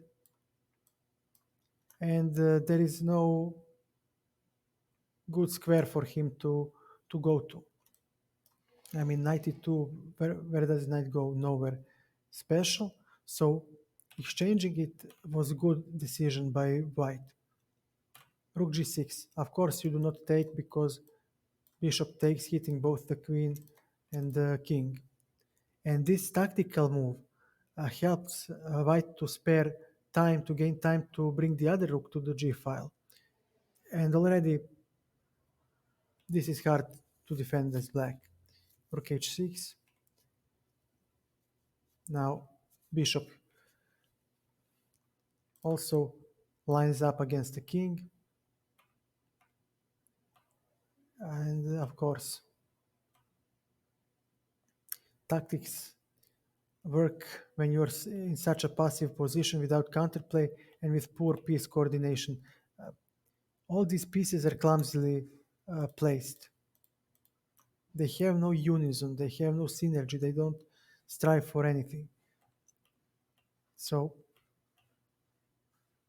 this deflection sacrifice just ended it up, wrapped the whole thing. Just wanted to say black could have defended, of course, he didn't have to lose, but I just wanted to say that you have this idea at your disposal. You can do this as well. Launch a pawn storm. If there are no open files on the board and you have enough space advantage to uh, limit black's counterplay. And with this, we finish the first part of the stream regarding the kingside attack. Give me a second, please. Wow, 2.5 hours. Okay. The second part of the stream will deal with pawn advance.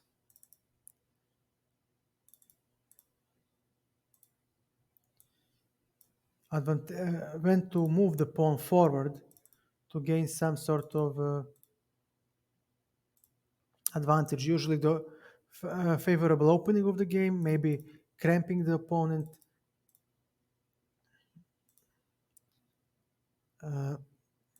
Okay. And then, give me a second, what did I minimize now? Okay.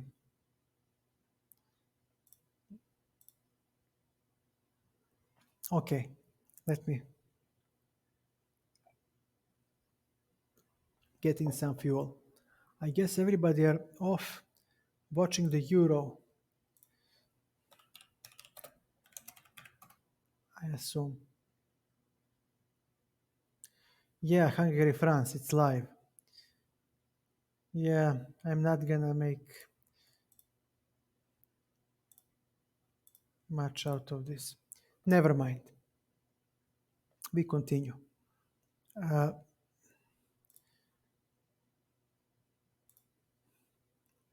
So, as we have said,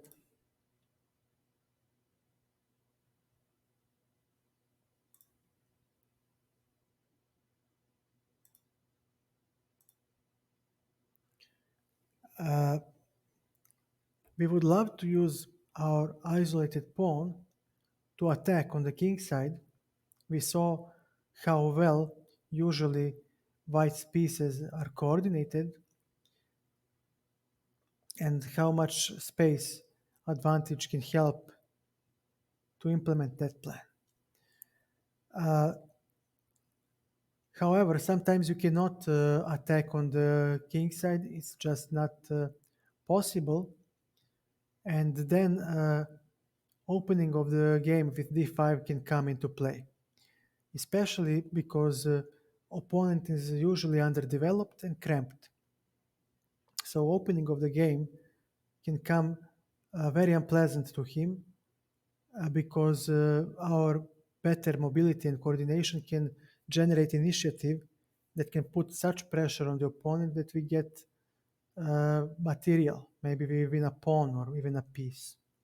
So let's take a look at such examples where the push of the pawn is advantageous. This game was played between Spassky and Avtonomov, in Soviet Union uh, qualifiers, and is a very, very thematic, instructive game. I think that every manual for isolated pawn includes this uh, game. Queen's Gambit accepted was played. Nothing special. Opening moves are theoretical. Knight before. This is a mistake, but what else to play? I think that white is winning here anyways. Yeah, there is no defense. I see no defense for black. He misplayed. He just wasted too much time. He didn't castle. And black banked on knight before. And now Spassky plays d5. Now notice that we control 5 times d5 square. 5 times as black. And white controls, well, indirectly because of the pin, 4 times.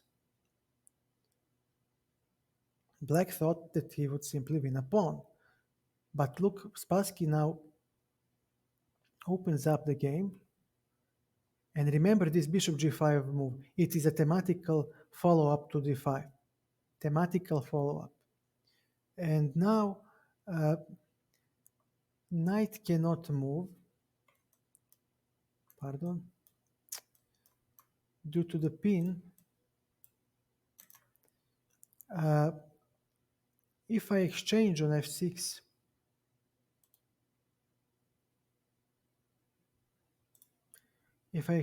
f6, then d5 square will fall.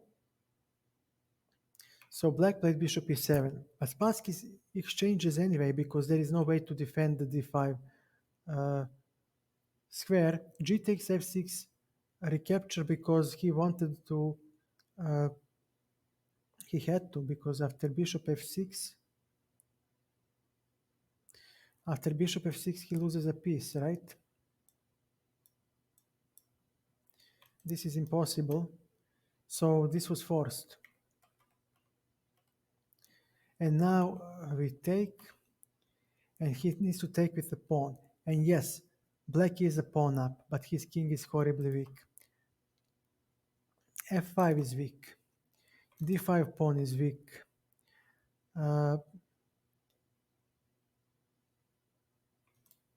All these squares are weak. d4 square is a strong square for the knight. Black will have zero counterplay, and I don't know where he will put the king. Meanwhile, white has enough to start an attack.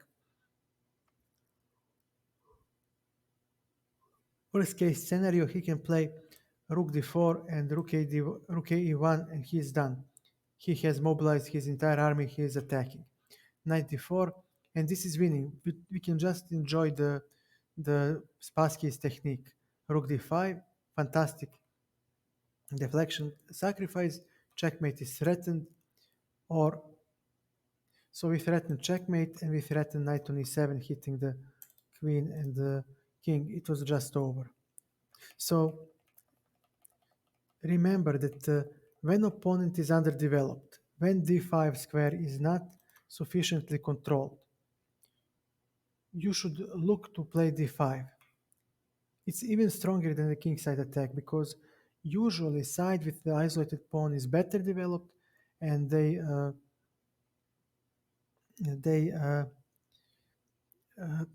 should open up the game to grab initiative and simply uh, force even more concessions from the opponent. This d5 and bishop g5 sequence is very thematic, remember it well.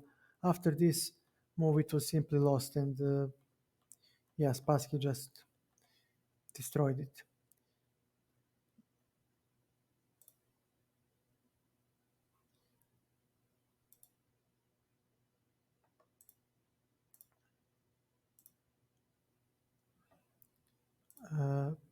Done. Save.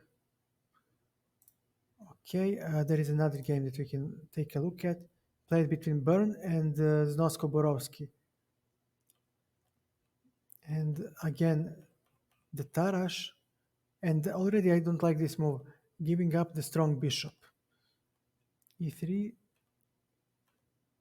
Okay, Queen B6 is nice. Knight B3. Because he couldn't have maintained the knight on D4. Black would simply take, and then white would have to retake with the pawn. So we don't want that. And now white controls D4 square enough times to prevent D4 push. I like it. Bishop E6, Bishop D3, castles, castles. Okay. And now white makes he just misplaced the position. White shows that he doesn't understand the position. He just lacks understanding of these positions, and he doesn't know what to do. So he goes for queenside action instead of playing, for example, knight e2. I would go for the knight e2 move, or knight b5. Okay. Anyways, d4 must be taken under control. And white doesn't do that. Knight a4, queen c7, rook c1. He again pursues queenside play that is dubious at best. And now fantastic move, queen e5. Queen is fantastically centralized. f4 is impossible due to e3 pawn falling. So now black has d4 under control. He can play d4. I guess knight d4 was the best. Pardon? I guess knight d4 was the best. I would probably play knight d4.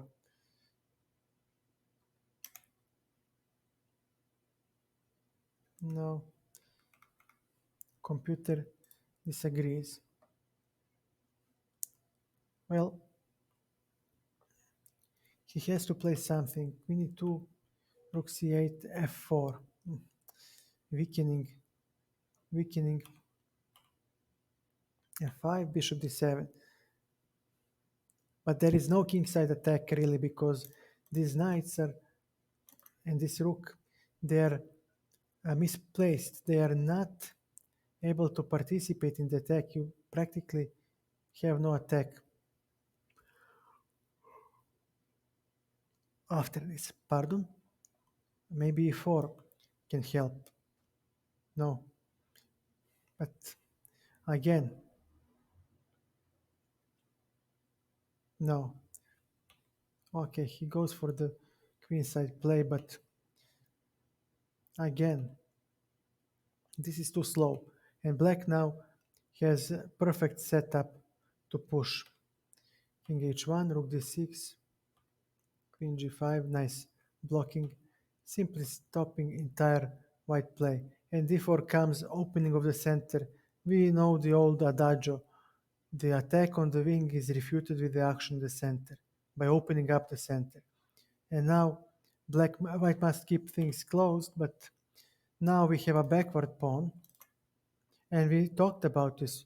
The square in front of the backward pawn is weak and is usually a great outpost for white, for the opponent's pieces, and of course black immediately uses that to his advantage. Rook g3, knight c6. Now the bad knight might play knight d3 and knight e5 next. Yeah. And now we talked about the passed pawns. This passed pawn is moving forward, is advancing. Meanwhile, white's counterplay stopped. When we play against the advanced pawn, like what white does in this position, we talked about it. We want to exchange the heavy pieces as white and leave the minor pieces on the board. But if we are black, we actually want to exchange minor pieces and leave heavy pieces on the board, because heavy pieces are the worst blockaders in the game. Therefore, our pass pawn will easily queen. d3, again, very slow action by white. Knight f3, and this is crucial. He's exchanging his best blockading piece. Rook c1, now black reduces even more pieces. And he may not take. If he takes, rook d1 is a threat. And if you go here, I still have rook d1. If you go to e1, I still have rook d1. And on this move, I can simply take and just queen and win the game. So he may not take. He played queen g2, queen e3. Okay. Now queen e1 is a threat.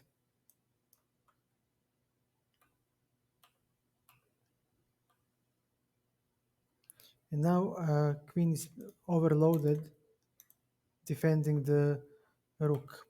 e5, he desperately tries to attack, but rook d3 decisively hits h3, and now queen g2 would drop the rook, and white resigned. Again, if your opponent is poorly coordinated, like white was in this game, if you cannot generate attack because black's pieces are poor action, but he is coordinated, always take a look for the opening of the game. It's very advantageous for the side with the isolated pawn, and usually gives you a lasting initiative where you get some concessions by the opponent. And the last example is not isolated pawn per se, as we see in these games, but is useful to demonstrate a motive that rarely happens in the modern practice, but does exist and can be useful when you play with the isolated pawns. Last game in this section.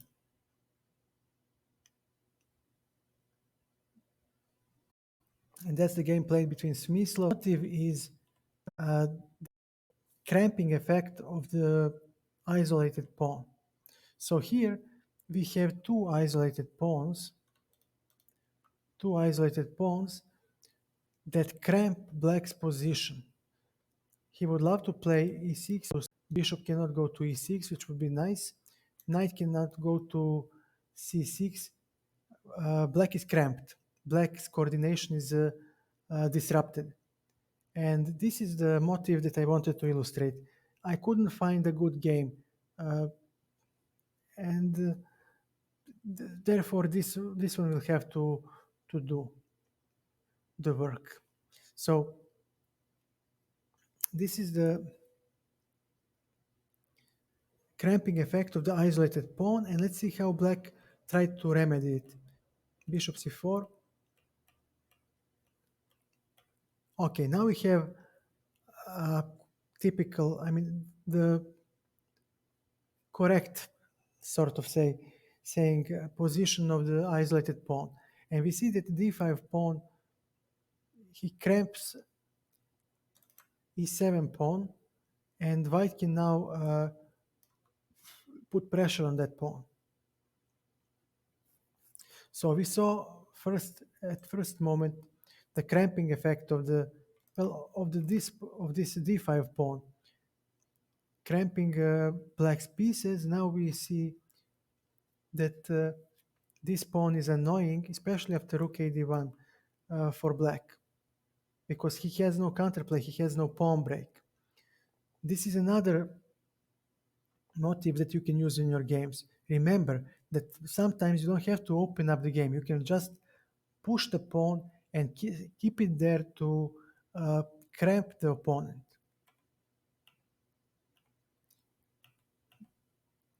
And of course, since black has no counterplay, white goes to fight on the king side. This is a typical uh, plan we talked about for 2 hours, attack on the king side. Rook d4, and again black pieces. Meanwhile, white army synergizes nicely. Everything plays. Everything plays towards the king side, threatening to checkmate the black king. Rook e6, fantastic tactical shot.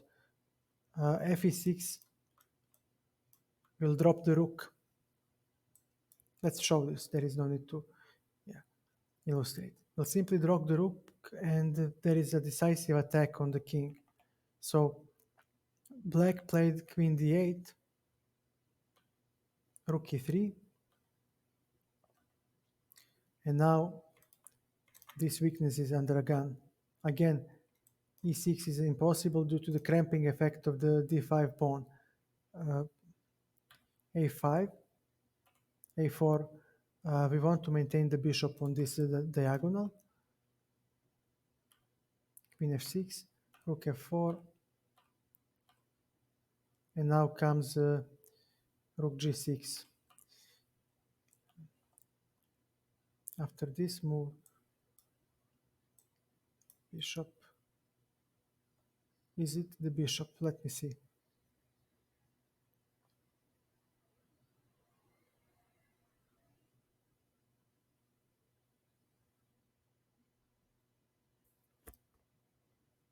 Well, why not? I think it's bishop c2. I think it. No, queen g3 is more precise. What about bishop c2? It does work as well. Rook f5. Yeah, I'm just mating here. Okay, computer says that the queen g3 is more precise. But anyways, after king g6, he just gets black gets checkmated. So he played f g6, rook f8, and tried to defend with queen c3. But we have a check that gives us time to retreat the bishop that is under attack. So after this move, yeah, rook f7, d6. A nice play by Smyslov. I mean, there is no defense. Maybe one check. That's it.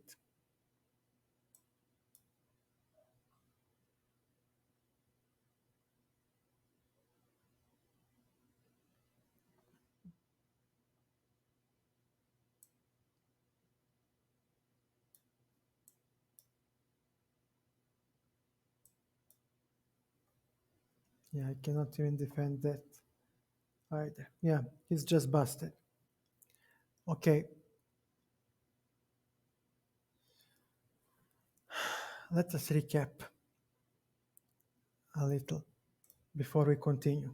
So, as a side that fights the isolated pawn, we want to. Give me a second, please.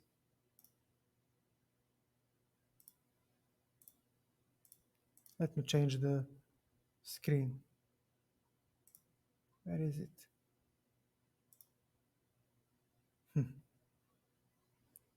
Look at this. Great, here it is. As a side that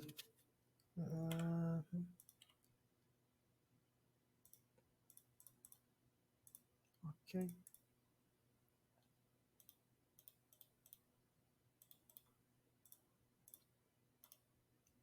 A second.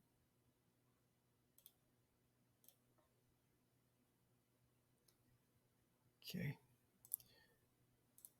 Let's recap a little.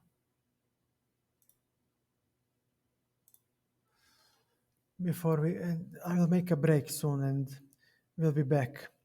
But let's recap. So far we looked at the position with the isolated pawn from the side of the from the perspective of the side that has isolated pawn. Side that has isolated pawn wants to attack on the king side. Pay attention to your piece mobility, to your piece synergy, coordination. Usually you are better developed, you have better piece placement, you are faster when attacking. Therefore, it is very hard to play positions against the isolated pawn. Uh, they require great precision in the opening uh, and early middle game. So do keep this in mind. You saw Smyslov Ribley game where, although Black did everything right, exchanged a lot of pieces, he just couldn't synergize well with the remaining pieces, and we saw how even a small army can uh, create decisive advantage on the king side. So please remember, piece coordination, piece placement, activity plays a huge role. You cannot see it. You cannot count it like you can count pawns on the board, but it doesn't mean it doesn't exist and it doesn't play a role. It is very important. As a side with isolated pawn, you do have better piece placement. You do have outposts for your pieces. Usually, you put the knight on e5. Sorry. This knight usually goes to e5. Remember the, give me a second, please. Uh, Remember this motive of knight f7, queen e6, it crops up often. Of course, king can go to g6 too. Then you have something like this and all kinds of mating attacks. But just remember that putting a knight on e5 does help you. It's a thematic move, the great square for the knight. Remember it. Remember the knight f7 hit. Remember that you have a rook lift on the third rank. Remember not to move your pawns on the third rank so this rook lift can be effective.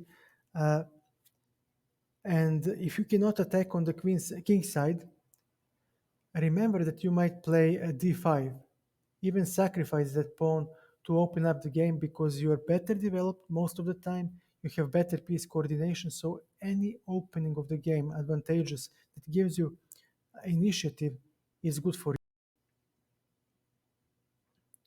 So plans, okay, you can try to create initiative on the queen side too, but it's very hard to do so. Black is solid there. He has no weaknesses, and inside and these are the plans that you have as a side with the isolated pawn. Avoid exchanges because they diminish your attacking power, especially avoid because once you do that, you really lose a lot of firepower for your kingside attack. Uh, do not be afraid to launch a pawn storm in front of your king if black has no counterplay, if you have space advantage and there are no open files in the position. Remember the f4 push, f4, f5 idea. It is very useful, especially e5. You see the strength of this bishop and the knight hitting f7 soft spot. F file comes in very handy because you can double the rooks there, and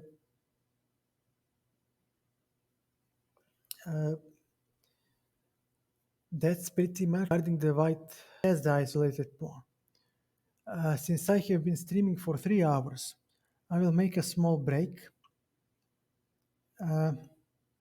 maybe half an hour to eat something and prepare for the other part of the stream. It will also last long. It will also last long, and we'll talk about the defenses that side fighting against the isolated pawn has at its disposal. Uh, so I will now go to eat something, and I don't think it will be such a big problem. I'll be back in half an hour at most, uh, since I think everyone is watching the European Championship. Uh, it won't be so problematic. So, thank you for following the first part. Please understand that I need to eat something and drink. It's been 3 hours, so I'll be back soon, most likely after half an hour, not more. Uh, catch you, catch you later.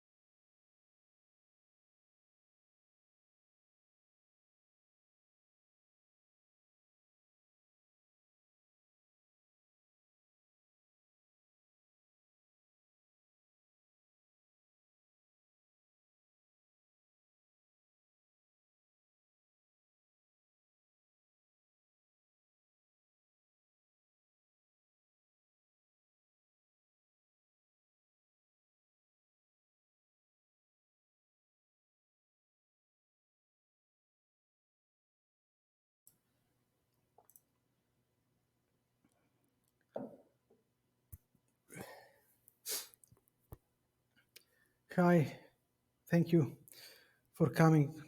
I'm back. Okay, second part of the stream. We talk about defenses of the side that fights the isolated pawn. So, give me a second, please. It's this one. Yeah.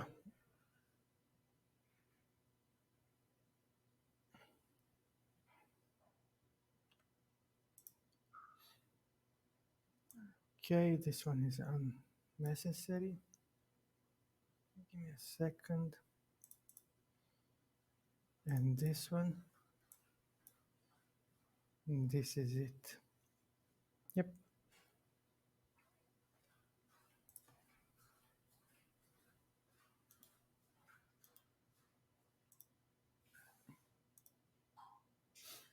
Okay. Okay. In this position, uh, it is black that fights the isolated pawn on d4. So, side that fights the isolated pawn exchanges pieces and strives for the endgame. Uh, the best type of endgame are heavy piece endgames because of the Alyekhin's gun. You'll see that in the illustrative games. We talked about it in the beginning of the stream. I'll show it. Uh, just give me a second. The second idea is to create an isolated pawn pair, something like this. Pardon? Give me a second. By taking on c3, we have an isolated pawn pair, and we talked about this. This pawn is on c3 backward and weak, but d4 pawn is now strengthened. Therefore, white has a freer hand to launch attack on the enemy king. He might play c4 if black allows it. And we have hanging pawns. We talked about hanging pawns. So it's double-edged. It gives white something, but it also uh, restricts white's static options for the pawn endgame, usually. Now, when we create this pawn pair, we want to take this square as black and block the pawns, therefore being able to siege them, something like this, and then b5, b4 is a thematical way of fighting. Of course, there is this thematic tactical strike. Also, remember that one. And something like this also becomes a possibility.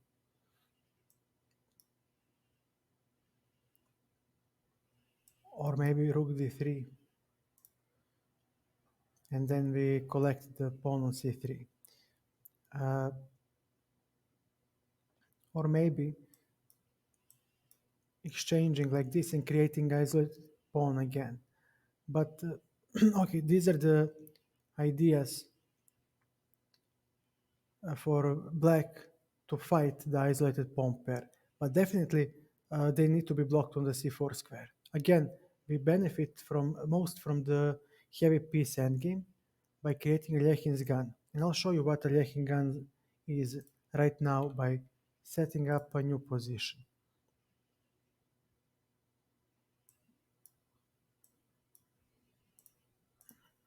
Okay, whatever.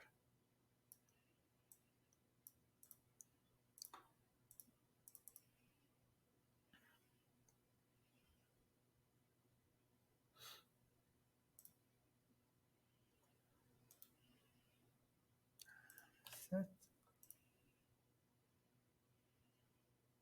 Black.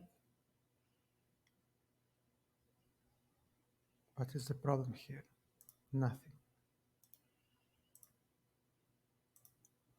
Okay, so here we see that black lined up his entire heavy pieces against this D file. Pardon. And this makes the D pawn very vulnerable, very weak. So when this is the ideal position for black, because now he can play E5 and white may not take because he drops a piece. He drops a piece. This is the Alyekhin's gun, and we can do the same for the isolated pawn pair.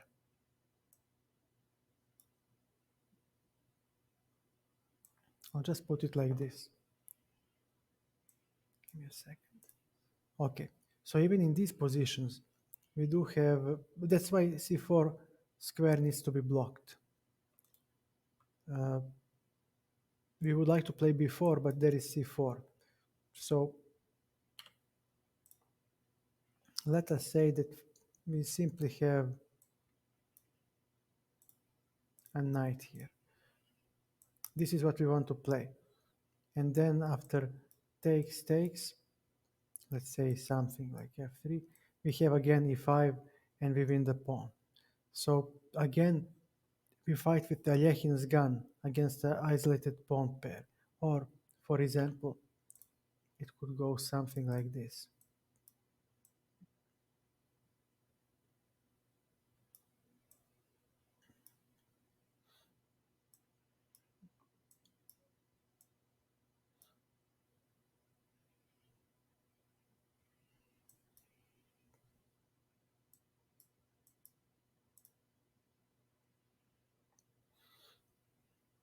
Okay, something like this where we can play B4.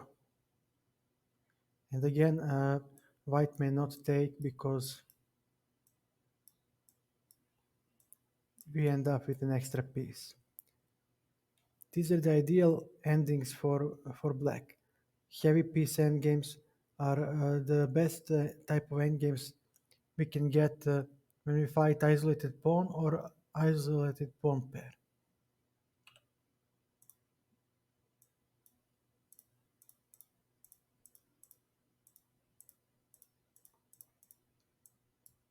Okay. Next type of endgame that is suitable for us would be which one was it? Well, bishop versus knight. This is the next type of endgames that should be beneficial for us because, for example,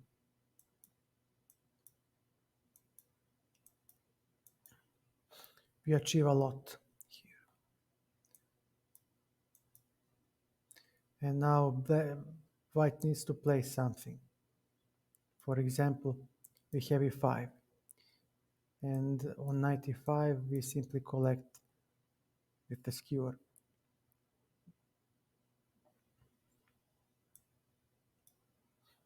We can simply play something like this, and white will eventually run out of moves. He won't be able to play with the pawns forever, you know. We can play something like f6. Just an illustration, just an example. But this is the second best that we can obtain. Pardon.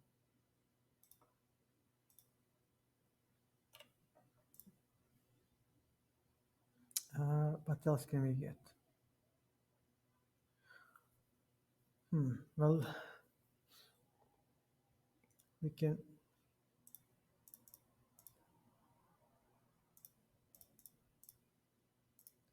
get this type of endgame, and we will have chances to win the game, but it's very hard. It's very hard to win these endgames. I know I tried it myself, and grandmasters tried it.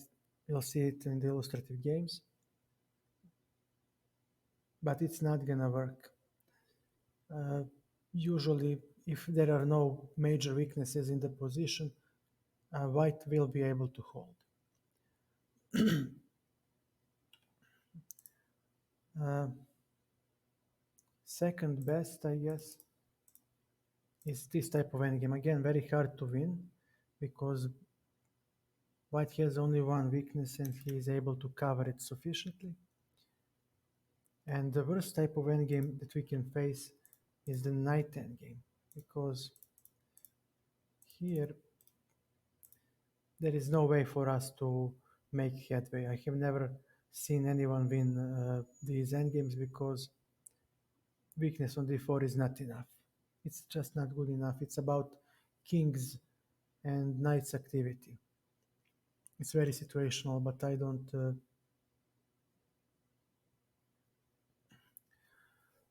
You just don't want to play this. But okay, it is an endgame that exists.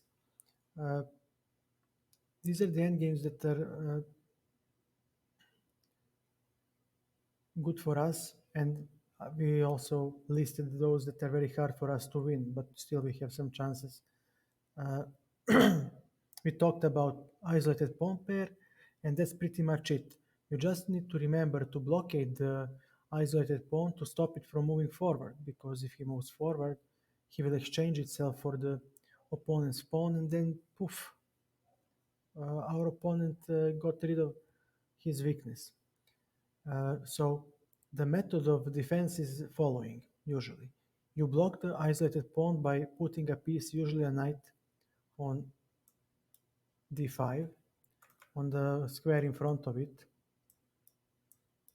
Then you siege it. You stack your pieces against it, you siege it, and you claim it, you win that pawn. If you cannot do that, then, pardon, give me a second. Then you create this isolated pawn pair, you block them on the square highlighted on the diagram in front of the backward pawn, and then you siege them with b5, and then you play b4 or e5, breaking them apart, or somehow just siege them, put pressure on them, and you just win them. So those are the methods of defense for the side that fights the isolated pawn in this diagram, black. So without further ado, we need to start looking at some games. So let's go.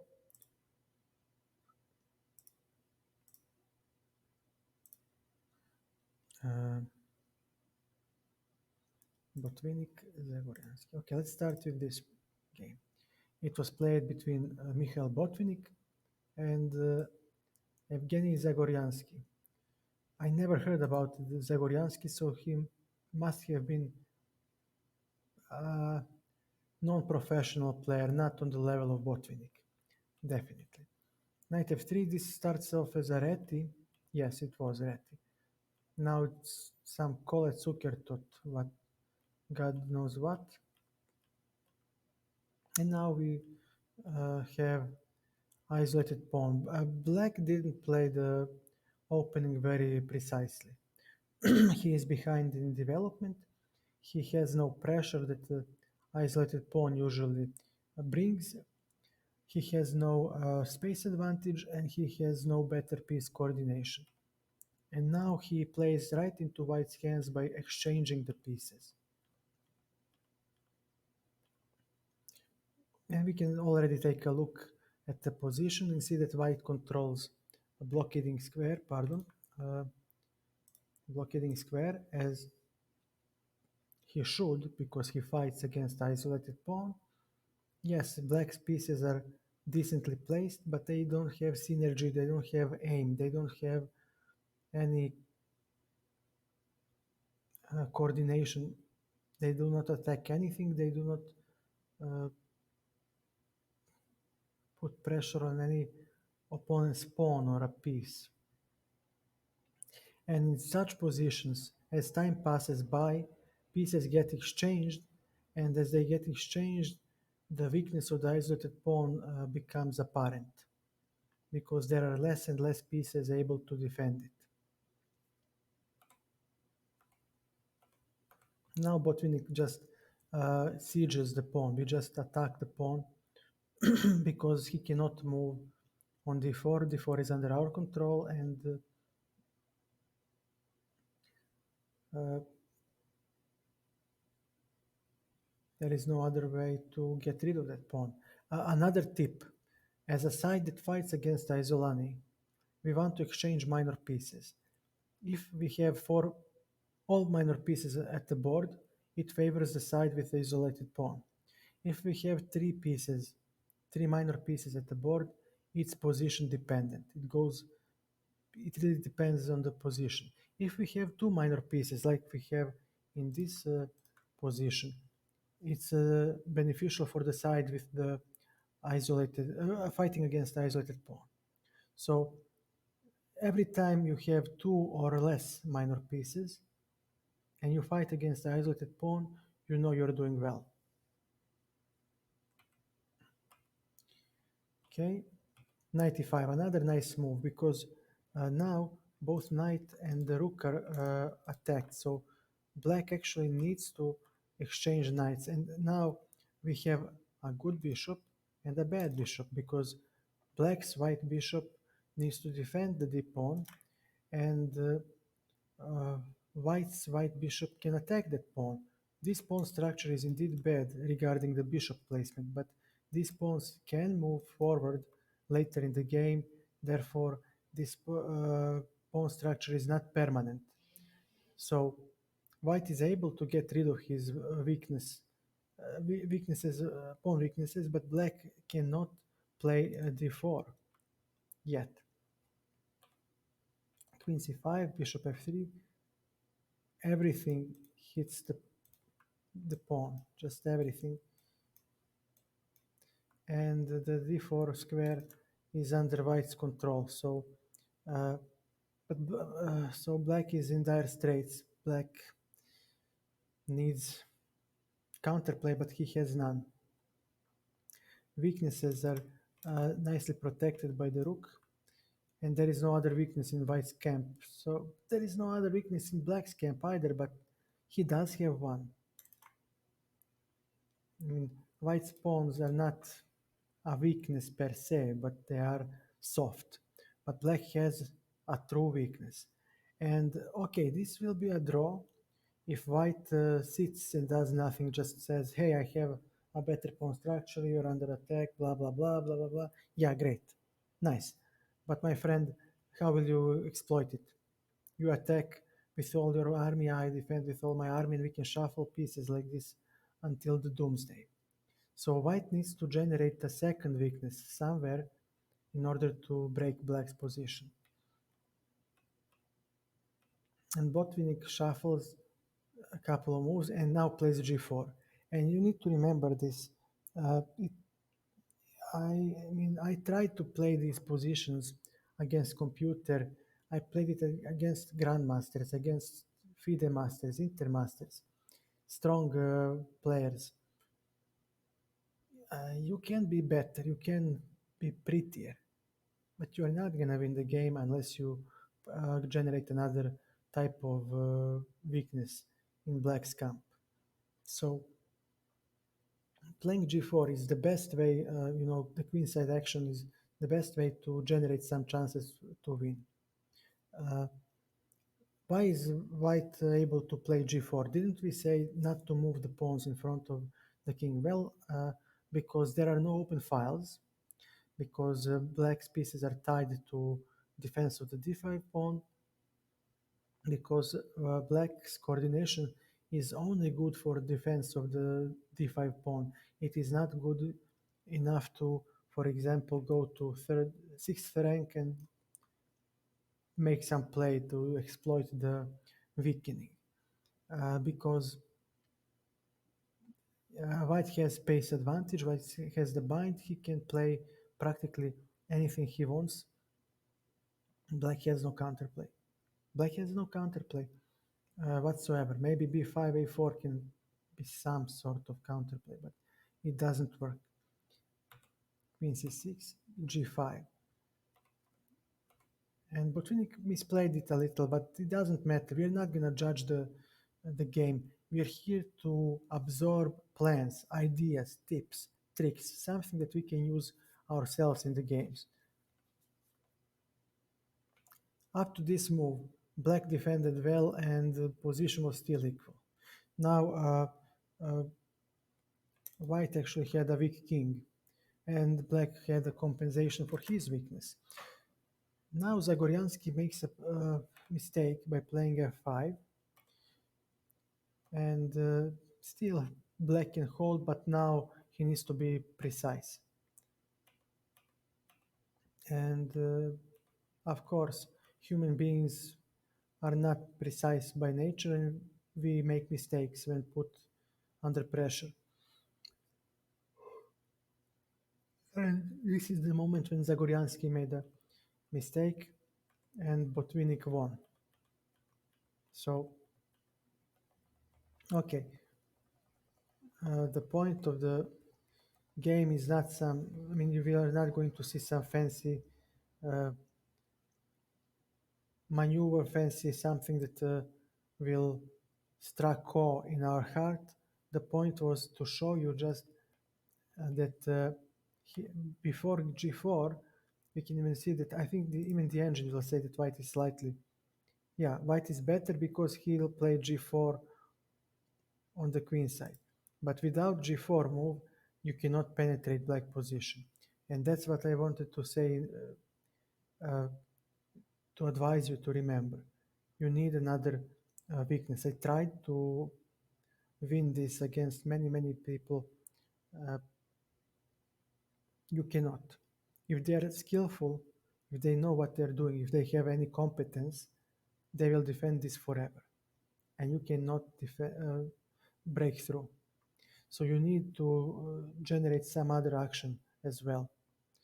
That's why g4 is so nice. Maybe this is not the best. Maybe Botvinnik had better move, but definitely the idea is correct. Attack on the king side.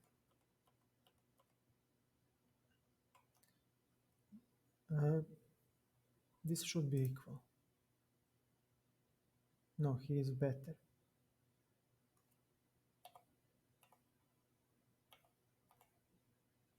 Yeah, f6 was completely unnecessary indeed. Yeah.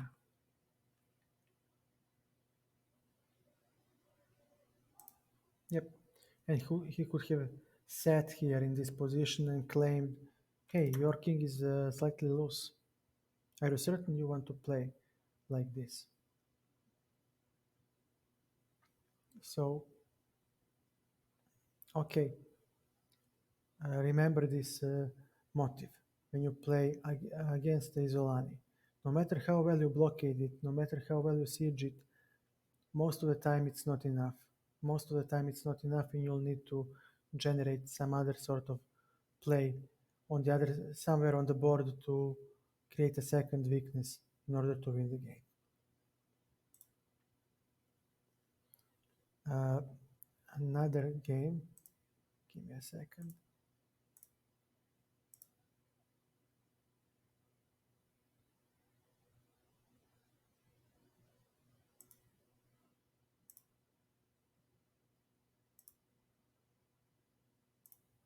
Okay, it works.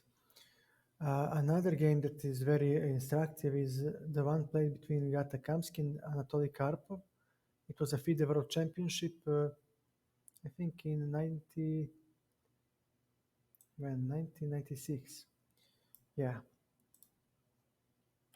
And this is played in Caro-Kann. Ladies and gentlemen, I know you are all influenced by Gotham chess, so here it is, a game featuring Caro-Kann. There you go. We have a thematic isolated queen pawn position regarding Caro-Kann.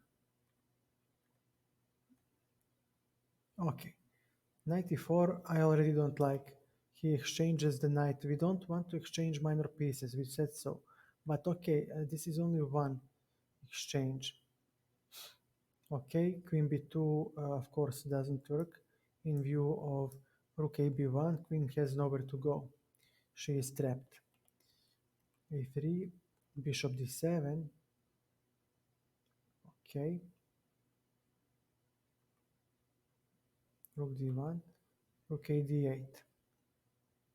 Black finished development, but this white bishop is really poor. Knight f6, I don't like this. Bishop f6, white pieces are not properly placed. They're too passive. They have no synergy. They aim nowhere. Okay, g6, bishop e3, knight e7. Again, we talked about this. This is a thematic piece setup. Bishop will go to c6. And with three pieces, now black has a decent amount of space to play. With the extra knight, it will be hard for him to reposition his pieces. Knight e5, knight f5. Yeah, white tries to attack on the king side, but black already made his defense very sturdy on that side of the board. So I don't know. I don't see how will white improve. Knight c4, queen a6. Very precise move. Very precise move by Karpov, not fearing any discoveries from the knight. And now he has bishop c6. And already Karpov stands better here, in my opinion. Let me see the engine. I think that he is better. He must be. Yeah, he is better. And you don't need an engine to figure this one out. First of all, d5 square is under black's control. Second, these two are actually, these three are putting tremendous pressure on the isolated pawn. Yes, this one is out of play, queen is out of play, but so is your rook. This rook is not bad, but it is not good. Knight is not bad, but it is not good, it does nothing. Same can be said for the bishops. Queen is good. So we have slightly passive setup for white with no counterplay. Actually, white has no counterplay. If you asked white, well, okay, where do you lead the action? Where do you lead the attack? What are you doing? What is your idea? What is going on? He would not be able to answer your question. Meanwhile, if you asked black, okay, what about you, Mister? What are you doing? He would tell you, look, I am attacking in the center, isolated pawn. Uh, I control the center firmly, and I'm preparing to exchange couple of pieces because I'm playing against isolated pawn. So black is better here. How much? Well, I don't know. I'm not a grandmaster, nor engine, but definitely has at the very least minimal advantage. Queen f4, bishop d5. Uh, nice. Now the knight must move. Queen b6. And now this bishop is actually a monster. Why? Because now knight will never have knight c4 again, so queen can participate in the siege of the d4 pawn. And there is an open file in the position, so I would love to see rook c8, pardon, rook c8, and then this rook to go to d8 square. So we can generate some play on the c file somehow. Kamsky took on f5, hoping for g takes f5, blowing up slightly a cover of the black king, having some attacking prospects. But now comes a fantastic move by Karpov. He took e takes e5. And yes, now white has passed pawn, but we talked about passed pawns in earlier streams. This one is firmly blocked and is a static weakness. Again, Nothing has changed. There are no pawns on the adjacent files to protect him, and as time goes by, it can become a weakness. Another important thing is that black has bishop pair. Why is this important? Well, bishops are long range pieces and they are fantastic to hold down passed pawns or hanging pawns because they can pressure them from afar and pawns cannot touch them. So, another important thing is that bishops can reposition themselves to any part of the board practically in one move. This is very important. This nimbleness, this agility of the bishop allows them to both defend and attack very efficiently. White does have a knight on e5 that is anchored well, but that knight doesn't attack anything and has no prospects at the moment. Black bishop is bad. White bishop, pardon, is bad also. He is closed, blocked by his d4 pawn. He has no attacking prospects. Queen is also not standing very well anymore. She might even lack space. Maybe, and that unfortunate trio of knight, bishop, and queen doesn't threaten black king much, and it might become susceptible to attack themselves. White rooks are nothing special, neither are blacks, but black's minor pieces are just superior. White bishop is a monster. Black bishop just waits to come to life, and black queen will take a b2 pawn or something else if left unchecked. Rook d2. White defends the b2 pawn. Bishop g7, h4, rook fe8. Now the e5 knight can become unstable in some lines. Queen g3, rook c8. Now we see Karpov doing what I have said, taking up the c file. So because we cannot siege the d pawn from the front, we cannot siege the d pawn from the front. We talked about this when we talked about hanging pawns. If you cannot siege hanging pawns, front phalanx, backward pawns from the front, go sideways, and that's exactly what black is doing.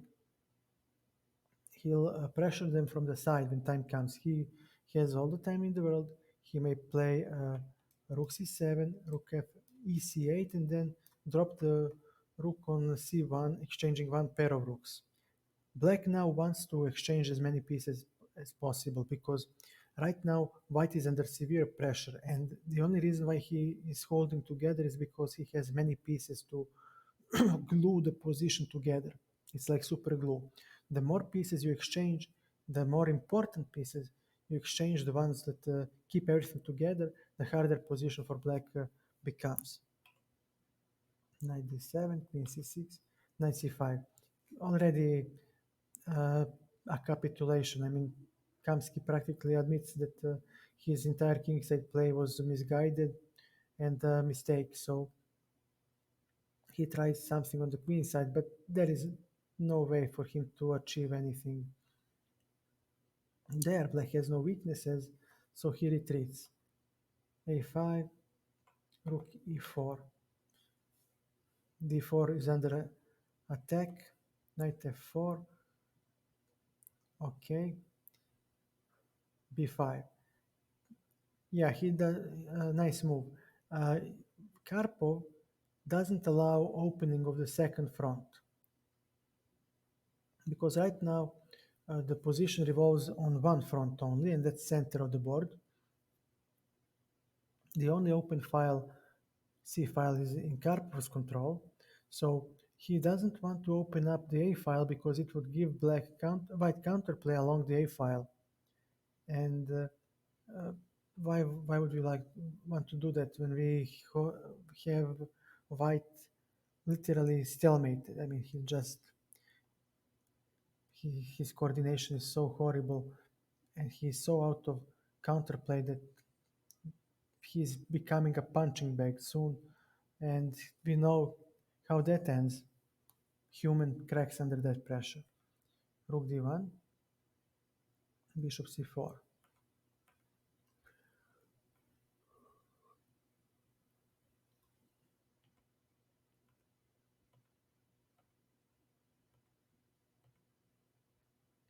Okay, Karpov, again, very skillfully done. He forced the lineup of the rooks. And now with bishop b5, he is certain that at least one pair of rooks will come off. Very slick play by the world champion. So he baited this rook c2. He baited this doubling of the rooks, and now he will exchange. Remember when we talked about passed pawn, side with a passed pawn wants to keep the heavy pieces, rooks and queen, on the board and exchange minor pieces. Karpov achieved completely the opposite. White exchanged a pair of rooks and the minor pieces stayed. And you see how Karpov fights from the distance with the bishops. So his White's d5 pawn makes no role, makes no influence. Bishop f8, knight d3, queen to e6. Sacrifice, okay. Nice. He exchanged the weakness and he has something on with the pawn by grabbing the pawn on a7. Bishop d6, knight f4, queen e5, knight h3. This never ends well. Queen e7, yeah, double attack. Hitting the bishop and the queen, and white lost.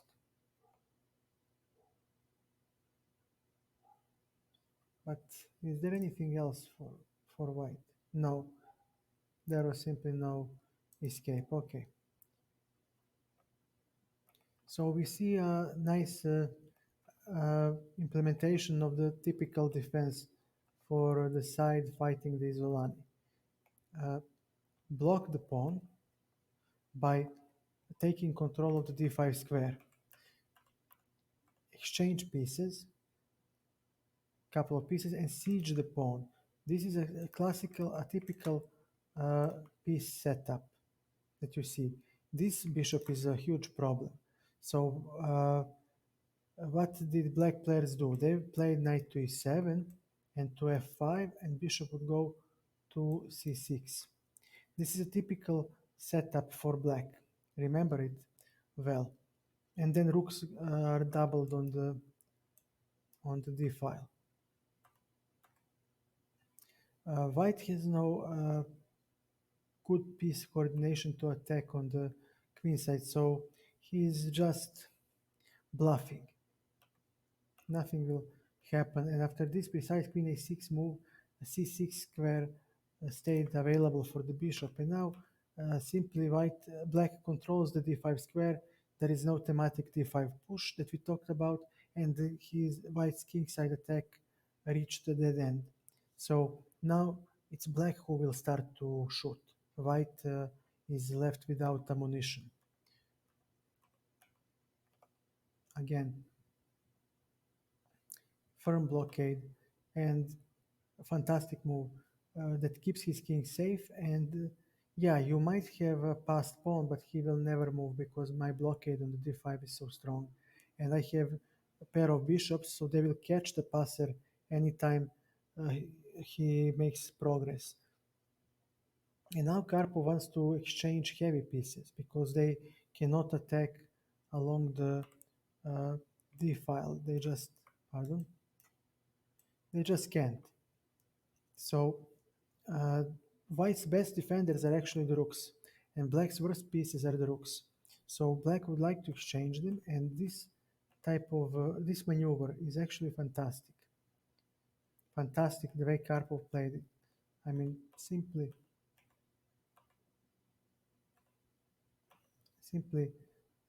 masterful. The way he induced this doubling, just such a, this is such a finesse.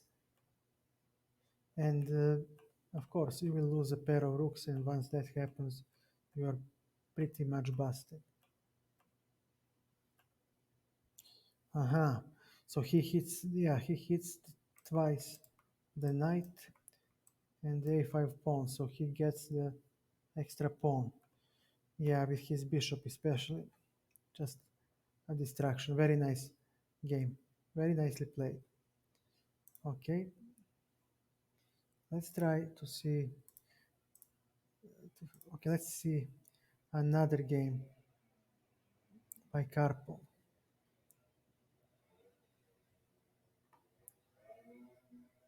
Yeah, against Spassky. This is another fantastic game by Karpov. Really instructive game played by the world champion. Uh, let's go one more time. This is Queen's Gambit, and this is now played even nowadays. Yeah, this is played today, and I forgot the line. I think it's something along the rook d8 or something. Bishop e7 definitely not the best move. Knight d2, bishop d7 I don't like. Bishop e2, rook fc8 I don't like that move either. Queen d8 takes, and now black's pieces are poorly positioned. He just has. This is not how you play the position with isolated pawn. We talked about this. Let me remove the Control Alt. It's great. Uh, First of all, this bishop goes to c6. Ah, pardon. Yeah, knight goes to e5, bishop goes to d6 maybe, and this bishop goes to g4. Queen goes to c7, rooks go to e8 and d8, for example. Or we have bishop on c7, that's much better. Queen to d6, knight to e4, and yeah, rook goes to d8 and d8. So we see that Spassky horribly misplayed the opening. White's pieces are also not ideally placed, but they are better centralized. And I apologize. With knight f3, actually d4 square is under white's control, which is very important. Black cannot open up the game. So black has no counterplay, neither does white. But white has better coordination of the pieces, and he can arrange some counterplay much faster than black. h6, knight e5. Now bishop e6, knight c6. bc6 doesn't work because of bishop a6, and now the rook is lost. Notice that these squares are taken by the bishop, and yeah, where will he go? Nowhere. He would be busted. So black needed to take with the rook. And this is one exchange of pieces. We said so before. When all minor pieces are present at the board, it favors the side with the isolated pawn. Exchange of one pair of minor pieces already requires concrete evaluation of the position. It depends entirely of the position. It can go both sides, both ways. We see here that white will have bishop f3 at some point, knight e5 maybe exchanging the knight, and there is always knight b5, knight d4. So white needs at least one or two moves for every piece to bring it to an optimal square.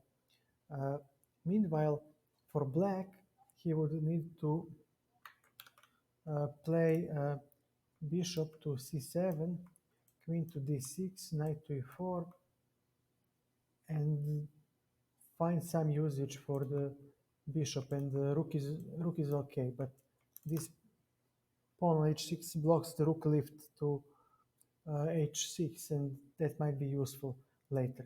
So we see that black's biggest problem is to create bishop c7, queen d6 battery. And this is not going to happen not when the bishop on f4 is present. So white's attack is king's attack is late.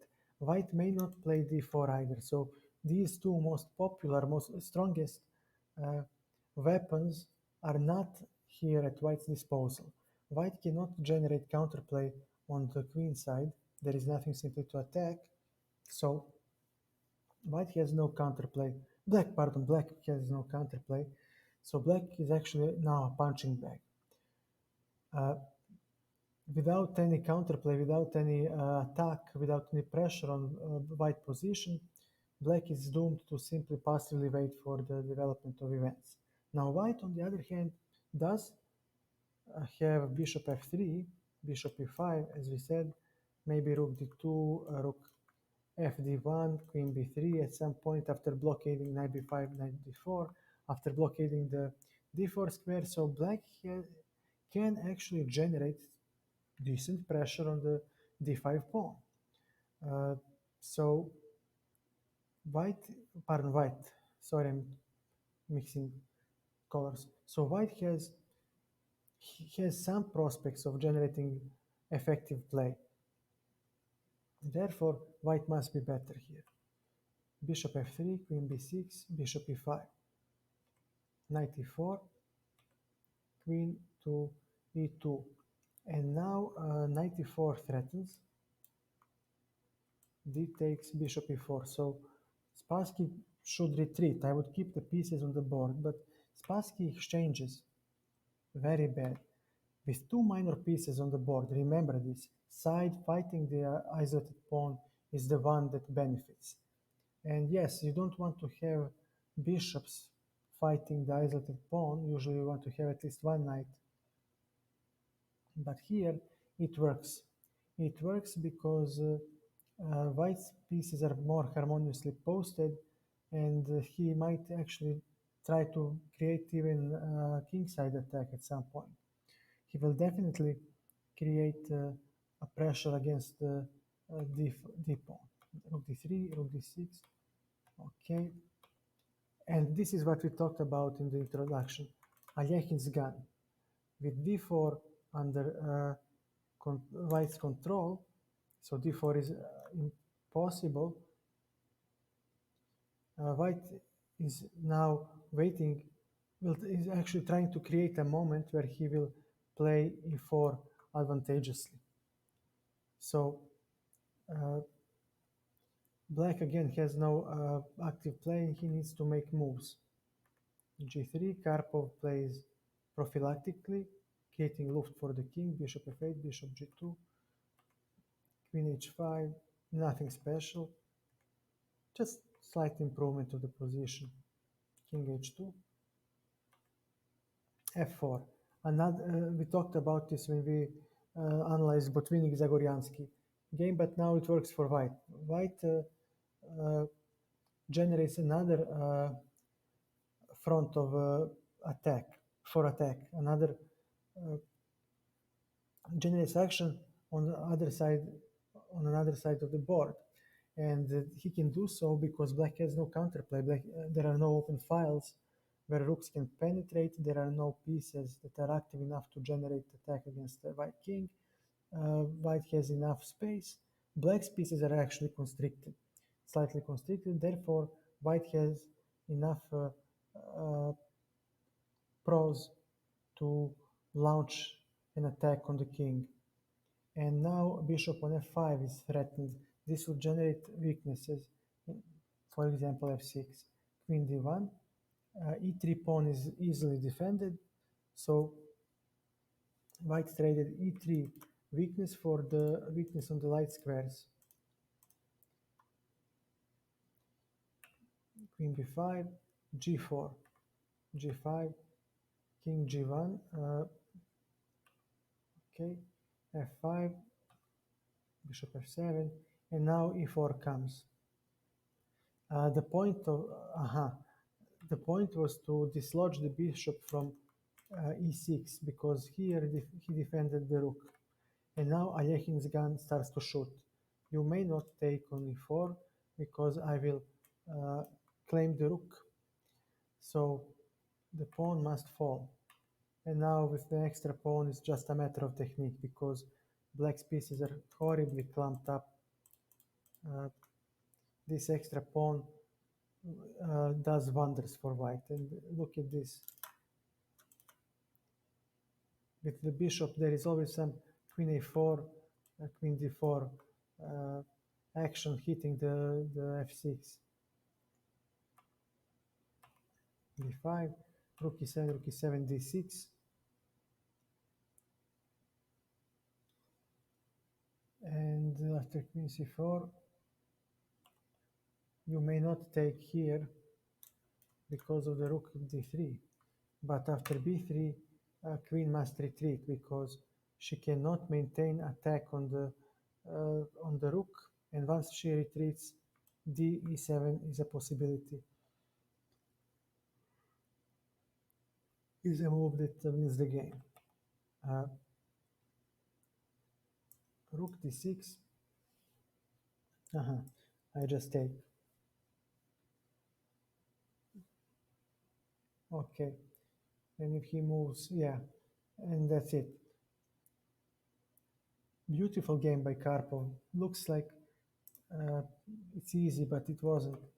But here, this piece regrouping. I mean, yeah, but that's the problem. Black was restricted from the start. This rook d1, this x-ray is very unpleasant. I know, I felt it on my skin as well because I played Queen's Gambit myself a lot. Yeah, but here, yeah, now I just want to see, I'm curious, just how much white is better. He has a stable plus. Yeah, stable plus, you don't have a way to. Yeah, and queen e2, very nice move.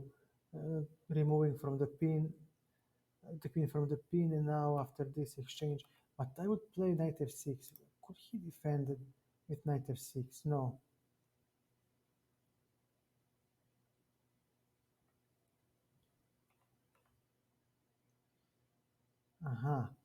There was a defense for black. Yes, I remember now. Commentators said that this is a move because if he takes, there is rook c3. Pardon? Rook c3. So white would play bishop g7, and now after king g7, b takes a3. White is only slightly better, but with this king weak and rook d4 coming, you know, I understand Spassky not being so brave to play this position. That g-pawn was very important. I mean, I would rather give h-pawn and keep the g-pawn. So I understand Spassky's reluctance uh, to play bishop a3.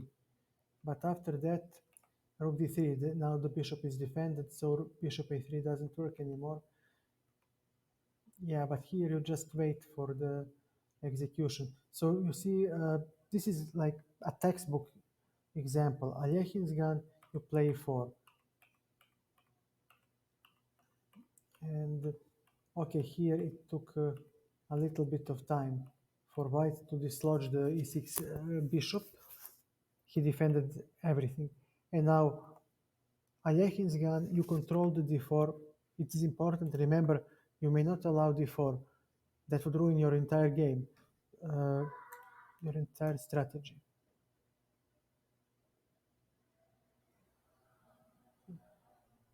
d4, and with an extra pawn, it's only a matter of technique. Spassky won, Karpov won easily.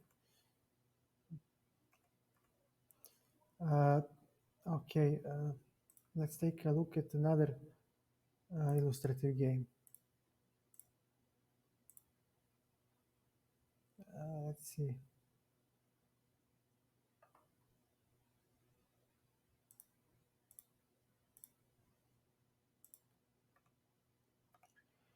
Played in the World Championship between Korchnoi and Anatoly Karpov. This game is also a textbook example on how to play against the isolated pawn. This is a La Torce variation of the Queen's Gambit. Bishop e7 was played to induce knight f3, so we don't have bishop g5 anymore available.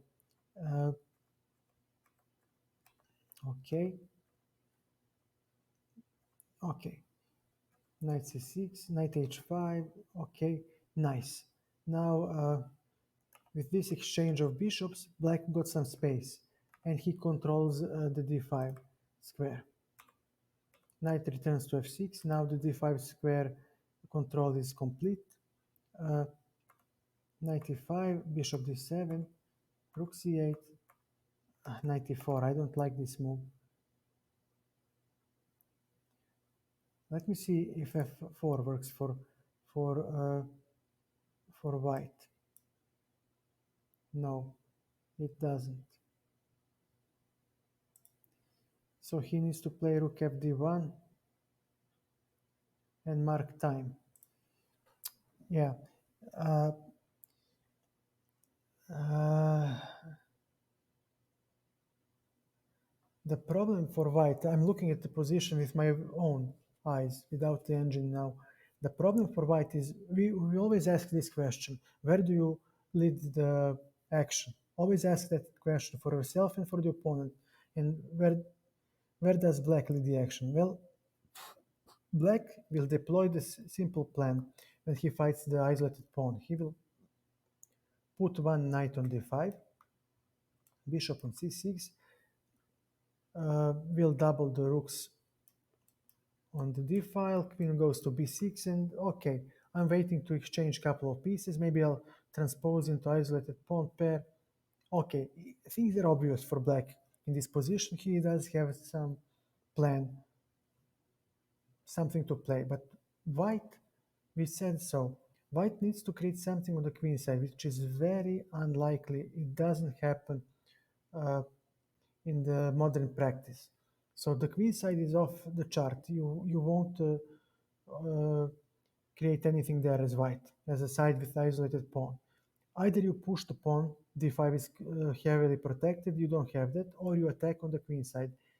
Queen side attack, or no, the king side. Attack on the king is highly unlikely. So Korchnoi played knight e4. Okay, he weakened the black king a little because knight f6 was exchanged. It is his best defender, but now comes bishop c6. A thematic move, a thematic setup. Uh, Knight c6, rook c6. Uh, on rook c6, we take bc. And there is a Capablanca game against Lasker that we shall look at, uh, where this idea was first introduced. Yes, our pawn is weak. Yes, c6 pawn is ugly, but our knight is a superior piece to the bishop, and he can actually defend the weakness and then go to e5 to attack the d4 pawn if needed. But white bishop uh, cannot do this. He may try to attack the c6 pawn, but he cannot defend the d4 pawn. So in this position, black knight is a superior minor piece. And c6 pawn is deeply in black's uh, position, so he is easily defended with queen b6, rook d8, rook d6 if needed, maybe knight d5. But same cannot be said for the uh, d4 pawn because he can only be defended by two pieces, but black can attack it with three pieces. So rook c6 doesn't work because of that. Knight c6, d5, white gets rid of the weak d pawn, and he is at the very least equal. That's why we take with BC. And we are not afraid because I have explained why. Knight is a better piece and he can attack. So Korchnoi played rook c3, hoping for rook c3, bc3, and then playing c4 at some point and claiming that he has some space advantage, or maybe even playing f4 because d4 pawn would be protected. Of course, Karpov doesn't do that. He plays queen d6, g3, rook d8. Now the pressure on d4 mounts, rook d1, rook b6. I don't know why he played this move. Makes no sense. What's the rook b6? So you want to do what? Aha, there is rook b4, hitting sideways the Isolani. This is actually unpleasant. And if you play a3, then your bishop will be loose. And I will have something in return. Queen e1, queen d7, nice. Vacating, this is a nice move, vacating the d6 for the rook. And again, we have Alyekhin's gun. We talked about this, where knight and the pawn take control over d5 and prevent d4, d5 by white. Now, the next move would be to block on d5 and push e5 and claim the pawn. Knight f5 is in the air, or knight c6. This bishop cannot defend. So queen e4, queen c6. Karpov tries to exchange queens, but of course Korchnoi avoids it. We don't want to exchange pieces when we are fighting with the isolated pawn, especially because now we have only one minor piece at the board. And that definitely favors the side fighting the isolated pawn. Knight d5, blockade is there. Queen b6, bishop d5. Okay, I don't like this move. This knight is actually obstructing the rooks, so yes, he is strong, but he doesn't do much at the moment.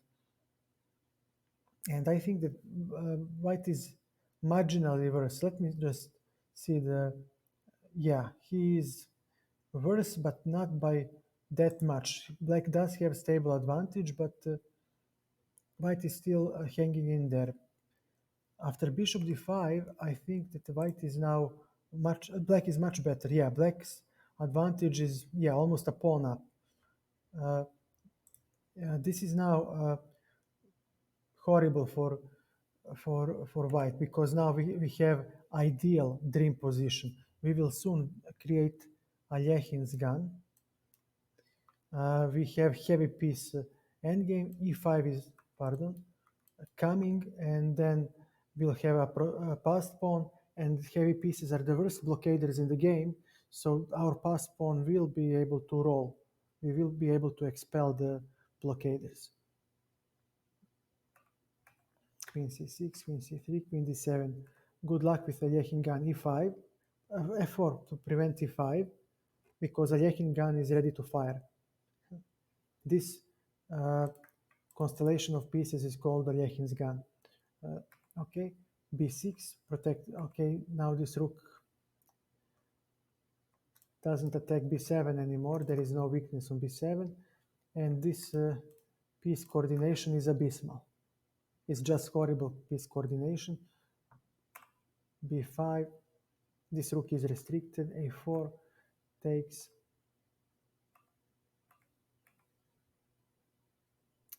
Yeah, a nice move. This b5 is very instructive, because now a5 is about to come and I get the pawn on d4. This is very instructive. So Korchnoi played a4 to gain some space for his rook, claiming that this one pawn holds double a pawns, which is true. And he does have c4 for his rook, but again, his piece coordination is horrible. Queen b5, Why not e5?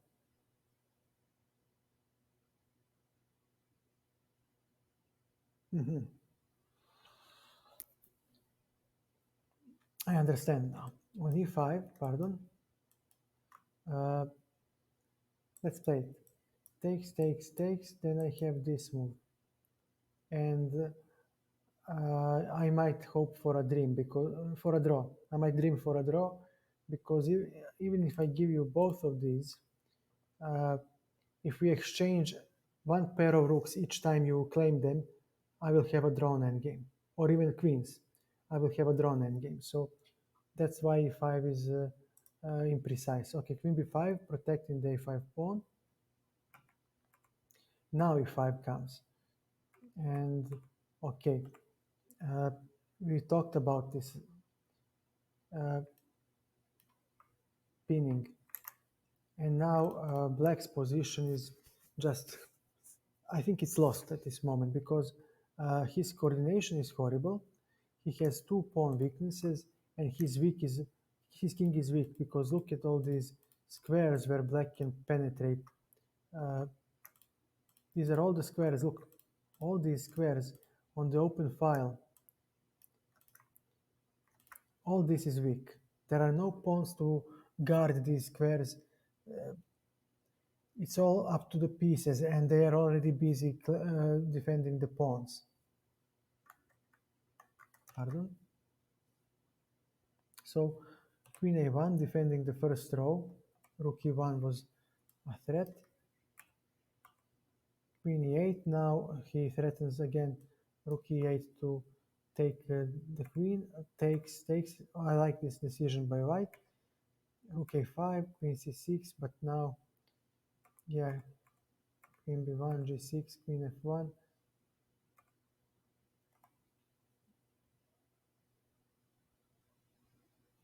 Can I take on a8? I think it is a draw. If I take, I think this is a draw because, yeah, you may not go here because of this move, and I hit both the king and the rook. And if you cannot go there, well, actually you lose the rook. Very, very tricky by Korchnoi. Very tricky. So he plays, Karpov plays queen c5. Black now queen d5, and yep, you have no defense on this move. I just collect a queen. Nice game. Nice game. As soon as you have two minor pieces on the board, on each side, you know that you are doing well. Again, nice play by Karpov. Alekhin's gun. We talked about it. And he now just needs to prepare e5. Big mistake. Bishop d5. Uh, this knight blocks the rooks from laying siege on the d pawn. You don't exchange it until it goes to e7 and f5 somehow.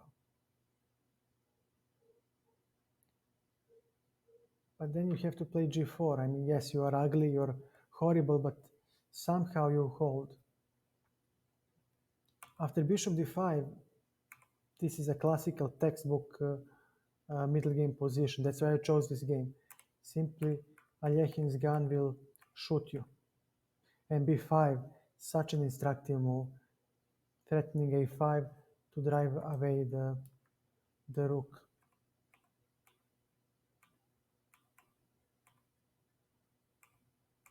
And now e5 is coming because uh, white pieces are simply discoordinated. And with a naked king, with his king so naked,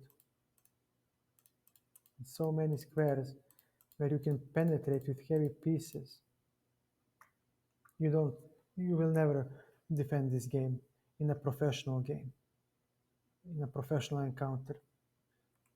It's just a matter of technique, really. Okay. Let's see another illustrative game. Lasker.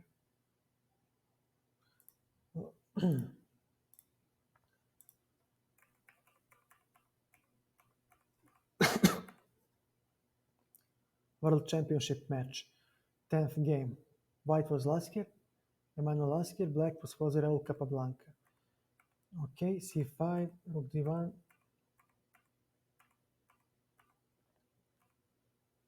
Okay, nice.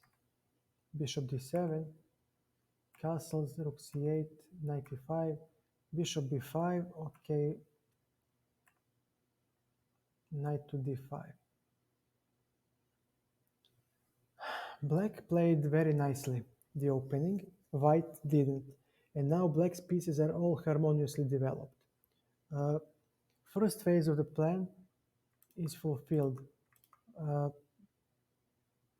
Black blocked the d5, d4 pawn, d5 is impossible. Uh, his pieces are better placed than white's, queen on c2 especially stands poorly. Uh, Bishop on b3 is blocked by the knight. Uh, White would actually love to have queen on d3 and bishop on c2 and claim that he has some sort of an attack. But this is not going to work. So he played bishop d5. Okay. Again, we have two minor pieces on both sides. This favors the side fighting the isolated pawn, in this case black. Uh, White now has nothing. His kingside attack is dead. He cannot push d5, and those are the main ideas for white in this position. So uh, he is left without any counterplay. Black, on the other hand, needs to exchange the pieces and play the endgame. So already he can be a happy camper because he'll play bishop c6, firmly controlling d5, rook fd8 or rook cd8, depending how he assesses the white's pressure on f7 point, and then he'll slowly siege the pawn, exchanging one piece at a time. Queen b3, bishop c6, and this is an instructive moment. Again, like in the previous game uh, that I have commented here, Capablanca himself explained that why he played bc6. On knight c6, pardon, d5 gets rid of the weakness and actually gives white slight initiative. On rook c6, we again have d5, and again knight d5, knight d5, e d5, rook d5 gives white slight initiative, and white gets rid of the advantage of the weakness, and that must be the continuation Dr. Lasker counted on. I think he was banking on that d5, but after bc6 Capablanca, I mean, just maestral uh, move. And again, something that I was talking about in this stream. Uh, Ask yourself, what do I get with this move and what do I give with this move to the opponent? Yes, our c6 pawn is weak. Yes, uh, our rook is blocked. Uh, yes, our knight cannot go to a juicy c6 square. That is correct. But we do get firm control over d5. White does have weakness on d4, so these two cancel each other out. Also, my knight easily defends c6 pawn, so does the rook, and queen can go to b6, defending c6 pawn as well. I can keep my pieces elastically posted on d6, my heavy pieces, and they will defend the c6 pawn and attack the d4 pawn. So black's weakness is cheap. Uh, it does cost, but not too much, and he still has prospects of sieging the pawn. On the other hand, white's weakness is expensive, uh, and he still hasn't generated any counterplay. We don't see how will white attack. Kingside attack is not possible because his pieces are poorly placed. d5 is prevented, And yes, you might in theory strive for uh, attack on queen side, but what will you attack? You have nothing. White has no counterplay, meanwhile black will double on the d file, create an Alekhin's gun, and simply collect the pawn. Rook e5, queen b6, queen c2, yeah, knight e2, rook d5, nice.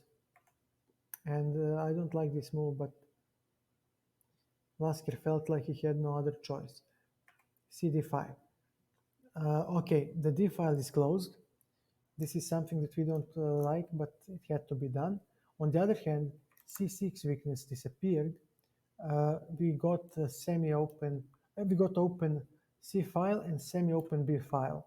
Yes, white does have 2 versus 1 pawn majority, but white's pieces are also discoordinated, so we can actually play a5, rook b8 at some point, putting pressure on the b2 pawn. So we actually have good prospects of the minority attack on the queen side.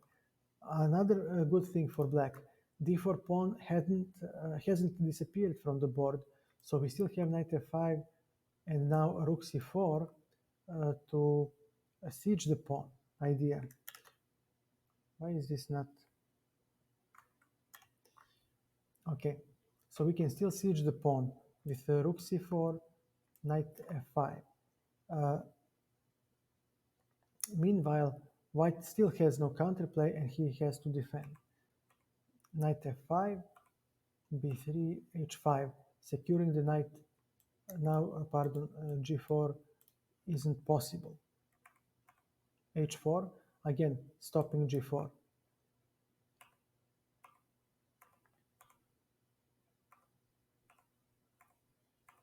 Patient play by Capablanca, a5, a4. Now, white has two isolated pawns, uh, and there are enough pieces to stop the b pawn. So this pawn will not queen. Nope. He just has no enough support of his pieces to move forward. I would still try rook b2. Let me see how that goes. I'm really interested.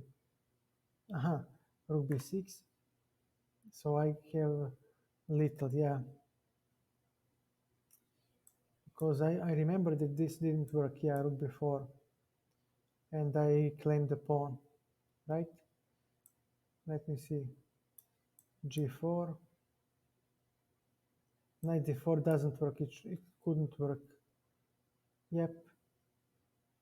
Actually, it wins. Yeah, it simply wins for white. Okay. So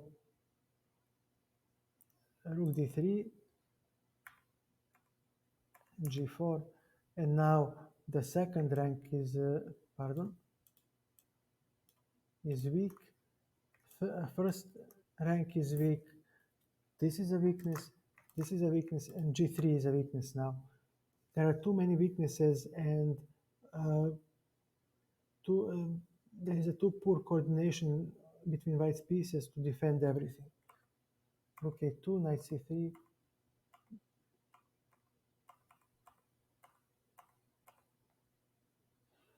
A small tactics. This was not an oversight by Dr. Lasker. He just decided to give up the pawn to simplify the position. But of course, Capablanca doesn't simplify yet. He wants to extract more out of the position, and he does.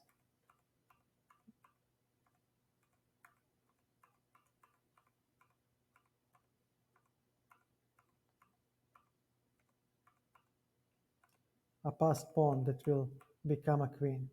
Dr. Lasker resigned.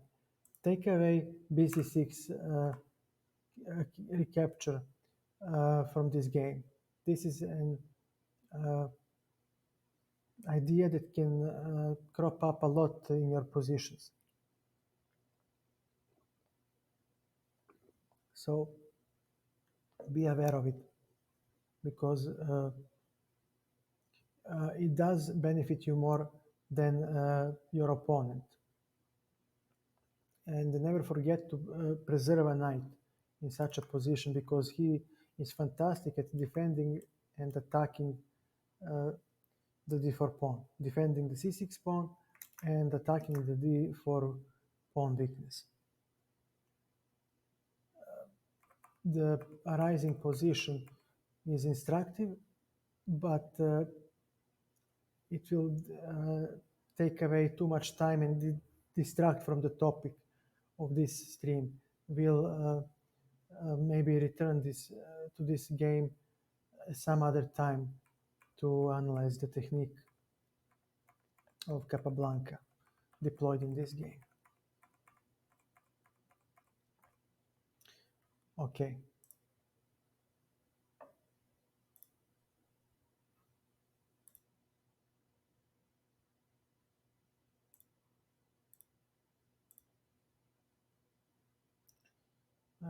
Where are you?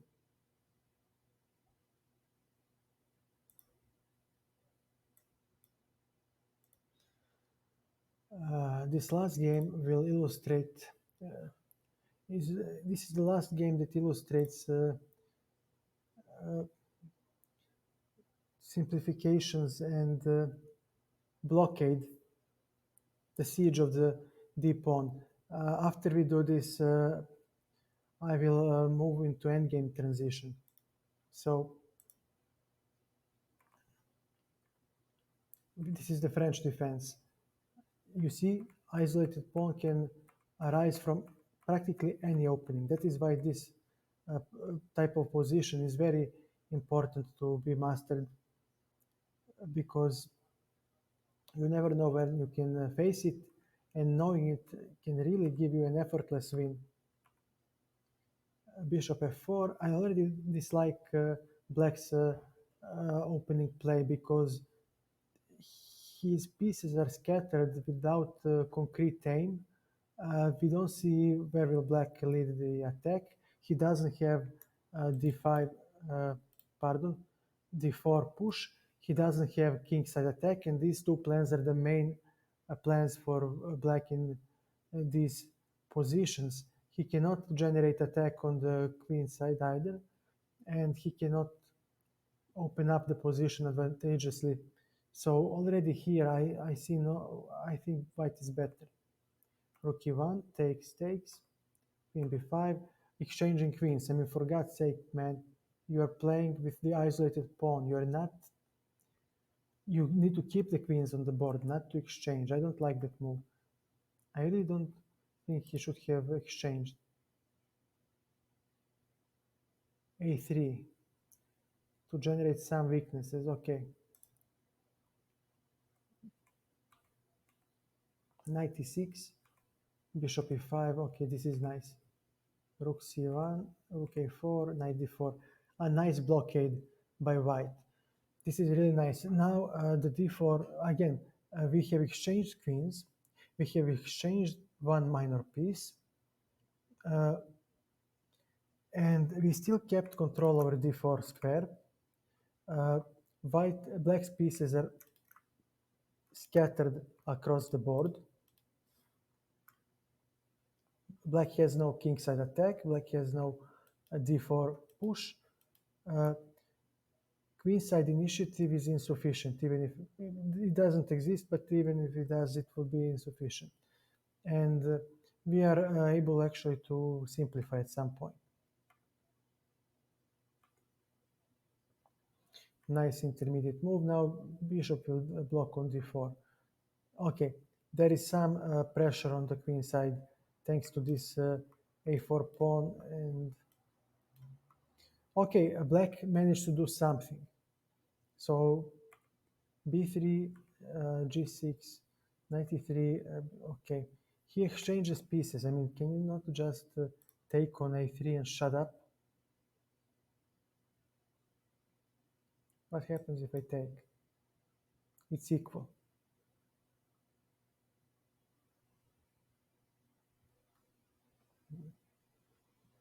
Okay. Okay, I would take on b3. It's good enough according to the engine, and I believe it is good enough. I would have had some open files. I would have had something. So black managed to generate something out of his horribly played opening. He has some queenside initiative. Uh, and now he exchanges the bishops. I don't like this because bishops are good in these positions to fight from the long range. Rook d1, ab, cb. Aha, nice. So now white says, look, this guy will never queen. No, you will never queen, and he will never move forward, actually. He is safely blockaded and he is busted. So I will make this pawn structure because I can push my pawns, and in the endgame, two of my pawns will beat your b7 pawn. I will have a passed pawn. And this is the second weakness. We talked about this in previous games, how hard it is to win these positions solely on the weakness of the d pawn. So white says, look, my second weakness won't be some king attack with the g4, h4 and stuff. We have no queens. You can simply ignore it. No, I'm going to create a passed pawn, a distant passed pawn, and then I will use your pieces to defend the d pawn. I will disrupt their coordination, and then they won't be able to catch my passed pawn in the endgame. So knight b4, okay, bishop is there as a superior piece. Now he is relinquishing everything. He just exchanges. I hate this. I hate this type of play, and I think he misplayed it a lot. Uh, Now black has knight f6. First of all, your pawn is weak, and I will still have my pawn majority. Your pieces are scattered. You have zero synergy, but after this move, I will have some synergy with my pieces. g4. Now he wants to dislodge the defender of the d pawn. So, okay, f3.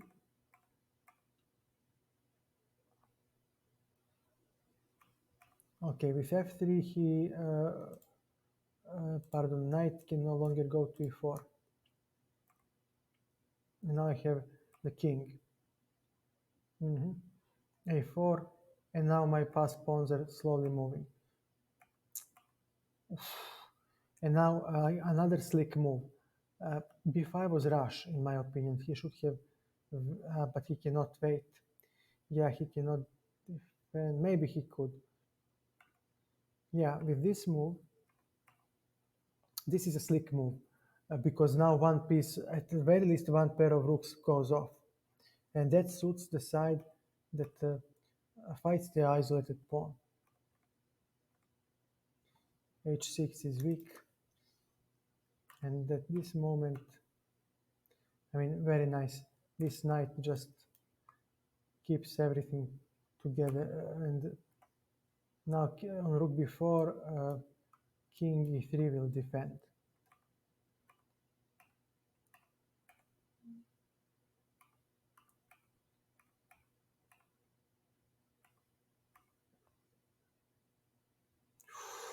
Oh, this is lost because he needs to play king e7 and then this will be a fork.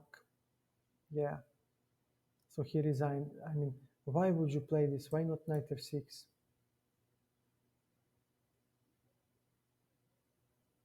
But then I guess king c3, b4, b5, rook e6, the pawn just starts rolling, and there is no way to defend it. And do not forget that there is this f4 sacrifice, g5, and then this pawn goes to become a queen. So this is also something that can happen. Again, poorly played opening. You need to be very careful. And we see nicely how the pawn got blockaded and how slowly but surely white transposed into the endgame, simply winning. This cb3 also is instructive move, very instructive move, creating a second weakness for black, being that he will have to watch over for the a5 passe. Another slick move that you can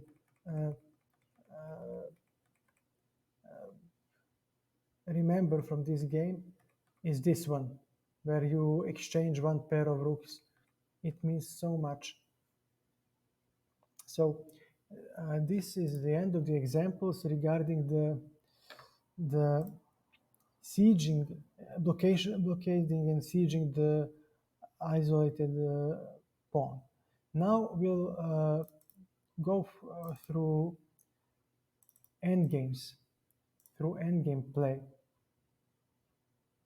Give me a second, please. Let me prepare everything up.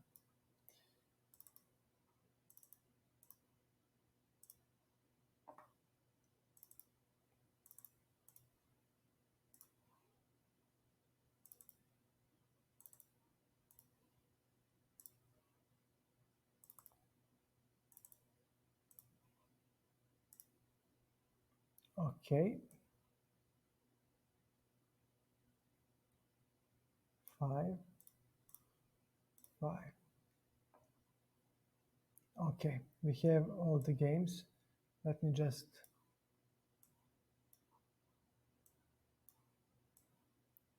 put them all. Let me line them up nicely. Okay, 1, 2.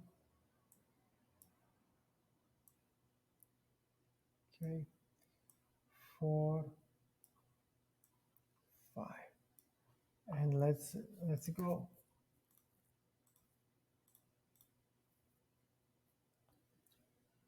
Okay.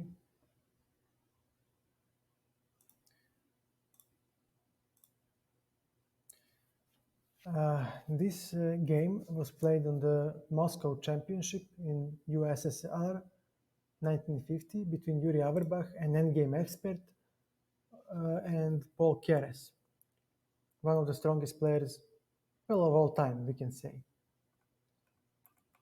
And now we have 4 knights game, and again,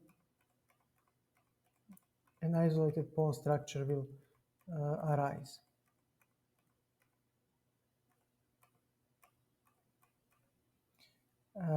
Black played very precisely the opening and saddled white with the isolated pawn. So white misplayed the opening, and now he is left with an inferior minor piece. Queen e7, queen g4, queen d6. With this slick maneuver, black controls the d5 square. Rook e1, queen d5. Okay, queen exchange is coming because this was a nice maneuver as well. I really like how Keres played because now queen must stay on this rank because the pawn will drop. And now we have no queens left on the board. f6. Black still maintained control over d5. Very important. White has no kingside attack nor queenside initiative. White has no counterplay. b6, rook d8, and now starts a siege. Fantastic move by white. Remember, this is a typical move in the endgame. White hopes for the black to take on e4, which is a mistake, and then with fe4 to have hanging pawns, which is better for him than the isolated pawn, especially with the bishop on the board. But of course, Keres was one of the best players of all time. He didn't fall for this. Knight d5.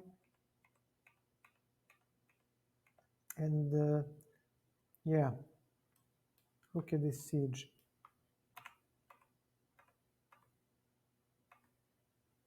g5, rook e5, king d6, nice move. Hoping for black to take, yeah, now white needs to take on d5. And look, now d4 pawn falls. a5. Nice move. If you take on g6, then g7 queens. So this is a trap, knight e6, but white has an extra pawn.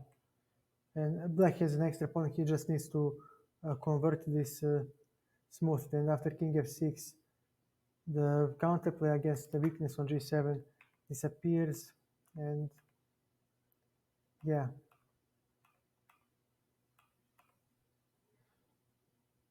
there is no way for white to queen, and he resigned. Yeah, literally nothing left. On this move, there is knight g8. White cannot go here nor on h6 because of the knight taking away that square. So even if he does something like this, there is knight f6. Again, knight controls h7 and it's Zugzwang. So on this move, we do have knight on g8, which is another fantastic move. And now this pawn will drop. And no matter what white does, he can pass, he can recapture. It doesn't matter. This passed pawn simply wins. So on king f7, white resigned. Again, nice play by black in the opening. And this was queen d5, such a fantastic maneuver to enforce the exchange of queens. And we see that the less pieces are there, the harder it is to defend the isolated pawn. And the dark squared bishop, he's just not able to attack the black position. And when properly played, white will have to really suffer for a draw. We'll take a look at those endgames. I mean, fantastic play by Paul Keres. Let's go for the other game. Come on, come on.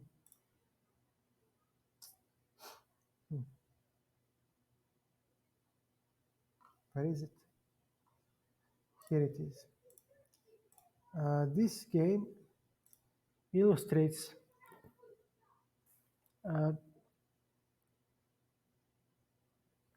common misconception that isolated pawn is weak in the middle game, in the end game. And you'll see why. This is not so. Okay.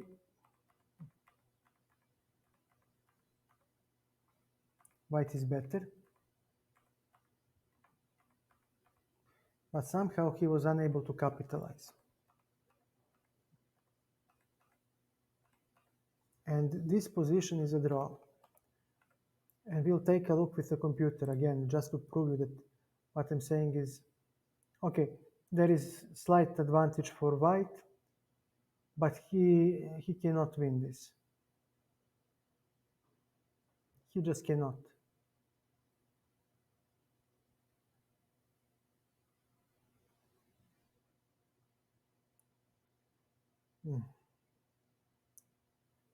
Yeah. Yeah, he cannot win this. And before b6, now the c5 square is controlled.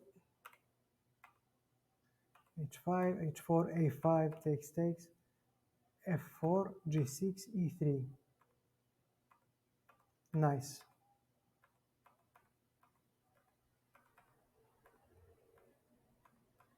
Okay.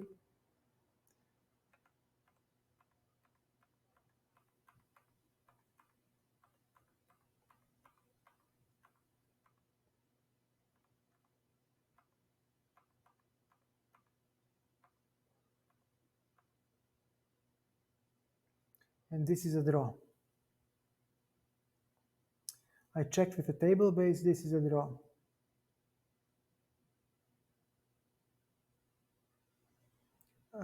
Why am I saying all this? Again, before b6, for h5, okay. White achieved maximum now. Black needs to give way. And you see still there is counterplay. White had to go for the pawn grabbing, otherwise he cannot improve the position. And we see that it's 2 versus 2, and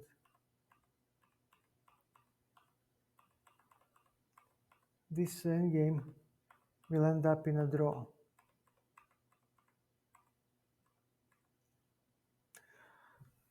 And this is congruent with my experience playing against the isolated pawn. And I lost yesterday a game versus a strong player who had isolated pawn in the endgame. When you have the endgame, the pawn endgame, pardon, uh, pawn structure means nothing.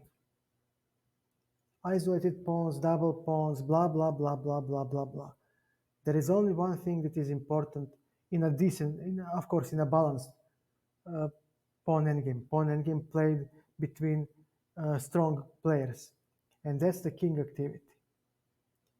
I mean, yes, you might have structural weaknesses, blah, blah, blah, blah, blah, but most of the time, strong king beats everything, trumps everything. So this isolated pawn, and I played similar endgames a lot because I fought against isolated pawn. I played openings that fought against isolated pawn. It's not a big deal. Computer always held, and some strong players too. And that's the problem.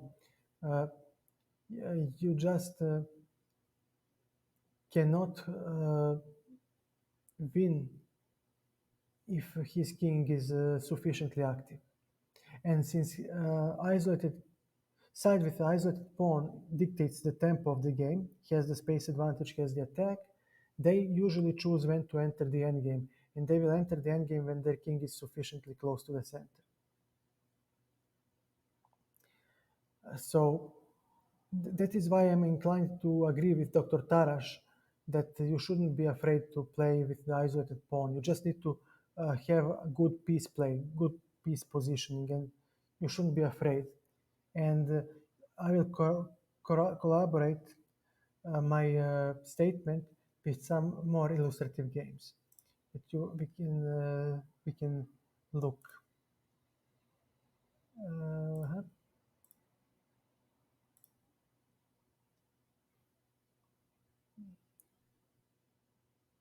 where is he?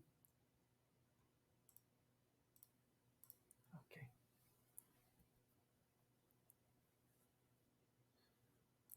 Okay, this was played between Belavenets and Rauser. It was a Moscow-Leningrad match in 1937. Again, we have Queen's Gambit declined, and again, a theoretical line. Okay, something similar was played by Kramnik. Kramnik introduced it into the game. We don't want to take the bishop because then white knight is way superior to black bishop. I think that black might be able to hold, but not for long. But I mean, it's hard. It's hard. It's very hard to play such a thing. Now look, black still took on d3 and exchanged pieces. He plays like he is the side without the isolated pawn. And now, yeah, good luck, my friend. Good luck. And this is really, what else can you ask for? His bishop is passive. Everything is on the opposite color of the bishop. Remember this tip. When you play against the opponent's bishop, you put everything on the opposite color of that bishop so he cannot attack anything. We have a knight, we have a deep pawn weakness. 4, and here we have ideal piece setup that puts pressure on the isolated pawn. b4, king e6, b5. I like this move. Knight a4. Now all kinds of knight c6 ideas are possible. if black king strays too far away from the queen side. Now knight c6 is possible, and a7 pawn might fall, and if he takes, pardon,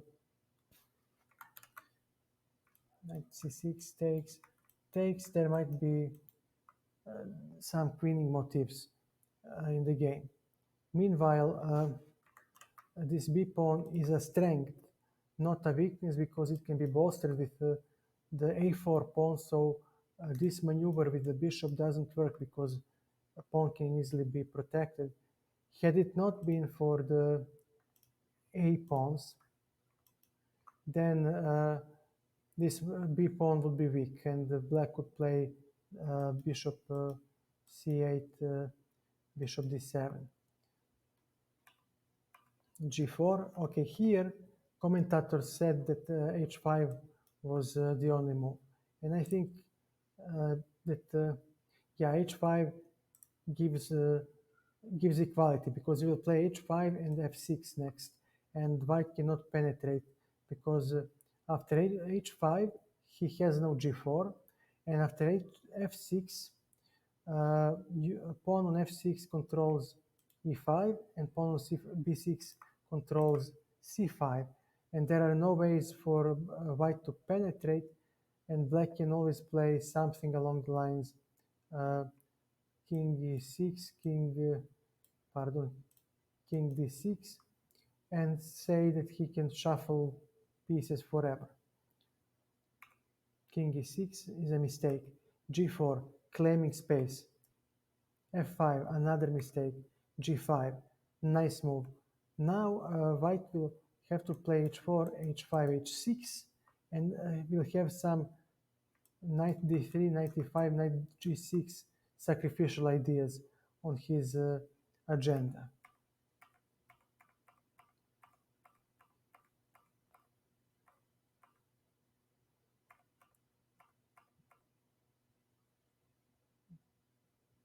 Resigns.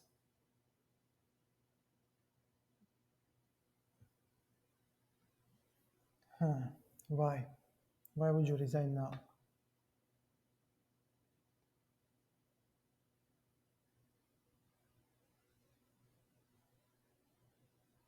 Why is he resigning?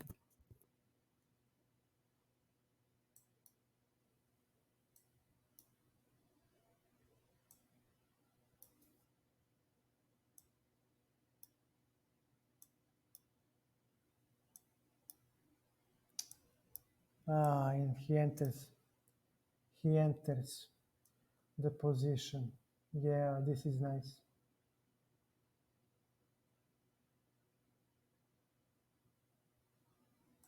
Bishop f7 again.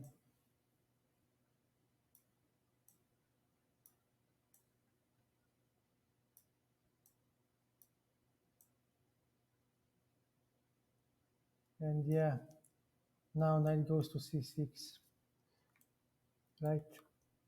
And collects the knight c6,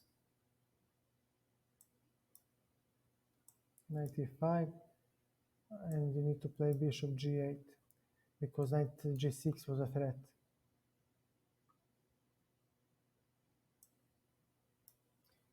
King c5 won't work because there is a check, king d6 and knight f6, and the h7 pawn falls. So king c7, knight c6. Yeah, now a7 falls. Okay, nice. So remember, in this position, black puts the pawns on the opposite color of his bishop and you must prevent white from claiming space on the king side, even if that means that you need to put the pawns on the same color of your bishop. You need to play smartly and stop the space advantage game, because if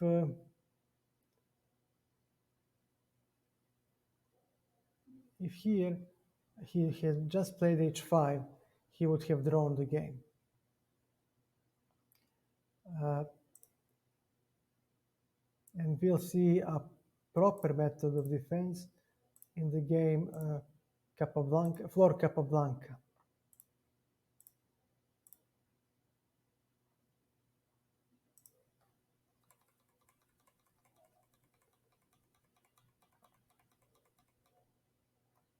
Flor, okay, this was theory up to this point. Okay. Capablanca always trying to exchange.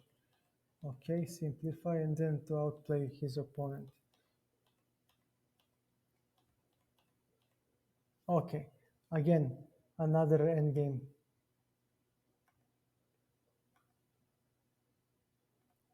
Analyze extensively. You see f6 and b6. Now these squares are all under control and white cannot penetrate. And the white squares are under control of the bishop. So you see how many squares are under control in this position.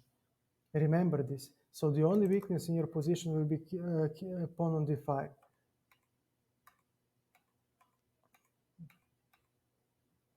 And now he can shuffle the pieces along the d6 and the c6 because e5 is covered. This pawn is under defense of the king and bishop. And should the need arise, he can always shuffle with the bishop on this diagonal. So black now holds defense. Pardon. And he played h5 here. I don't think he had to do this. I think king d6 still holds, but he played this move nevertheless. Before b5, the only way for white to make progress. White hopes for knight a4 and taking on b6 because white bishop cannot defend the black square. So g6 was played here by Capablanca. King c7, no penetration. So white sacrifices a pawn trying to create weaknesses. This doesn't win, does it? Let me see. I think it doesn't win because yeah, it's tough to play. I think it doesn't win. Even with best play, I think it's hard. g5. Oof, oof, oof, oof, oof. Yeah, I have to play g5 because of knight f4. But then, yeah, b6 falls. Definitely white has some winning chances. So he cannot take with the bishop, so he took with f pawn. And now this is a weakness. This is a weakness. Even this. All these pawns are weak. But bishop is more nimble than the knight. And this is important to protect the h5 weakness. d5 can go, and so can this. And now we have equal amount of pawns. And despite the structural weaknesses, there is too little left for white to materialize his advantage, and the bishop will easily defend. Look, remember this motive where bishop dominates the knight, so knight cannot go to the squares where he would normally would like to.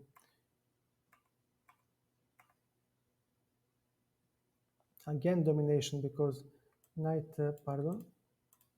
may not go on the squares where he would like to, and he is also restricted here. So, and this is the only move that draws, but it is a draw. And we saw from the previous game and in this one that side with the bishop simply defends by putting everything on the opposite color of the bishop, and the moment white tries to grab space on the king side, you prevent it. Even if you have to play a weakening and ugly h5, you just prevent it and you'll be fine, because the agility and long range of your bishop guarantee you a draw, guarantee you the ability to defend. Knight is too slow, too clumsy in these battles, so he cannot win. So again, take a look at this endgame. This is very important because now we see that even though Isolani is a weakness, in the endgame, so far we have seen that with precise play you can defend. And this is very important because you can have your way in the middle game, and if things go south, well, you can always bail out in the end game by choosing a proper piece composition. So with knight, white should win, but he doesn't. And why would really, I mean, if there was a bishop, there would be no way for white to win. If he had a white bishop instead of knight. So you see, if we have bishops in this endgame, it's a draw. If we have black bishops, it's a draw. If we have knights on both sides, it's a draw. If we have knight versus bishop like we have here, with precise play, it is a draw. If we have the reversed bishop versus knight, well, if it is a black bishop, it's a draw. If it is a white bishop, then white would have winning chances, but black might be able to hold. But okay, already we see that we can draw a conclusion. In pawn endgame, it's all about king activity. So we can conclude that having a isolated pawn in the endgame, objectively, is not a bad thing as long as we can have enough activity to defend. If we don't have any other static weakness. So the only problem would be if we had a knight and our opponent had a bishop, then it would be really hard to defend. But we see that there are many endgames where having an isolated pawn means nothing. You just need to play slightly more precisely, which is a fair requirement given the fact that you had tremendous play in the middle game. So I'm inclined to support Dr. Tarash and claim that Isolani is a strength and not a weakness. And we'll take a look at the position where side fighting the isolated pawn wins. Give me a second, please. So we don't say that having an Isolani in the endgame is harmless. It can go south, it can go wrong, but not so easily. Okay, this g3 bishop g2 plan is what killed the Tarash until it recently got revived with the c4 push. But this idea wasn't known in the match, Kasparov-Karpov. So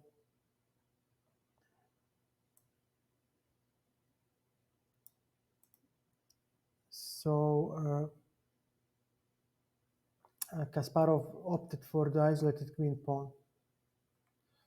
Rook e8, queen b3, knight a5. Already white is harassing this bishop on d5. It's not so simple.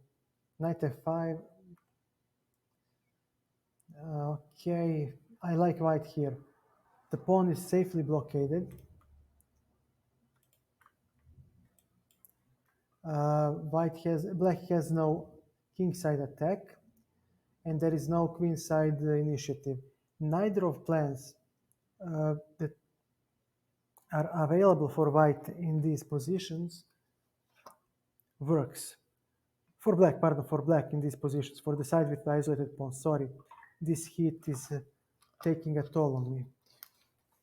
So Black is worse. We can already see that he is worse because he has no counterplay. Meanwhile, white did blockade the pawn. White does have slight pressure on the pawn because he threatens to take on f6. At some point, he does put pressure on the pawn. He will probably double the rooks on the d file. Black's pieces are scattered. So white has some advantage here. How much, I don't know. I'm not a computer, but definitely there is an advantage. Now Kasparov exchanges the pieces, which is not good at all. He needs to keep the pieces on the board.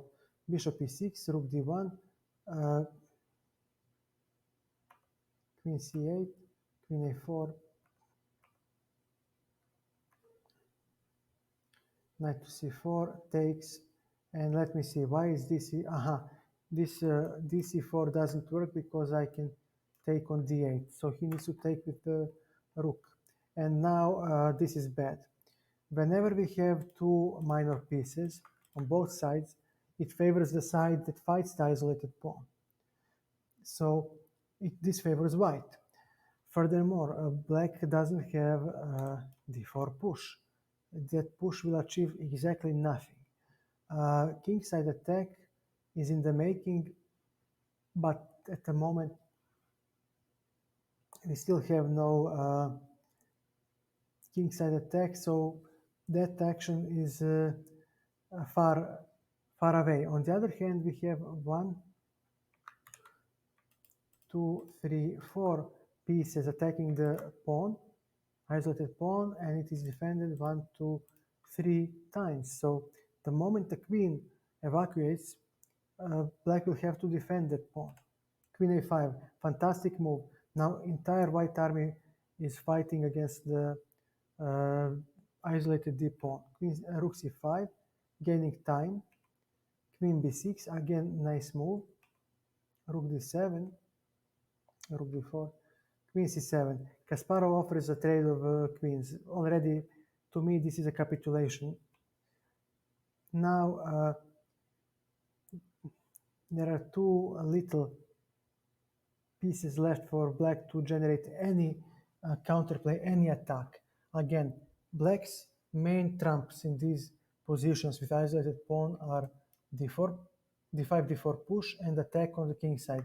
Neither is in the play here. So now he's a punching bag. He just waits to be finished off. h3, h5, a3, okay.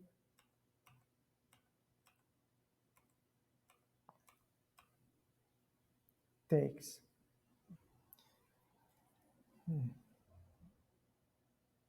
And he took with the rook. Okay, I need to see why he didn't take like this.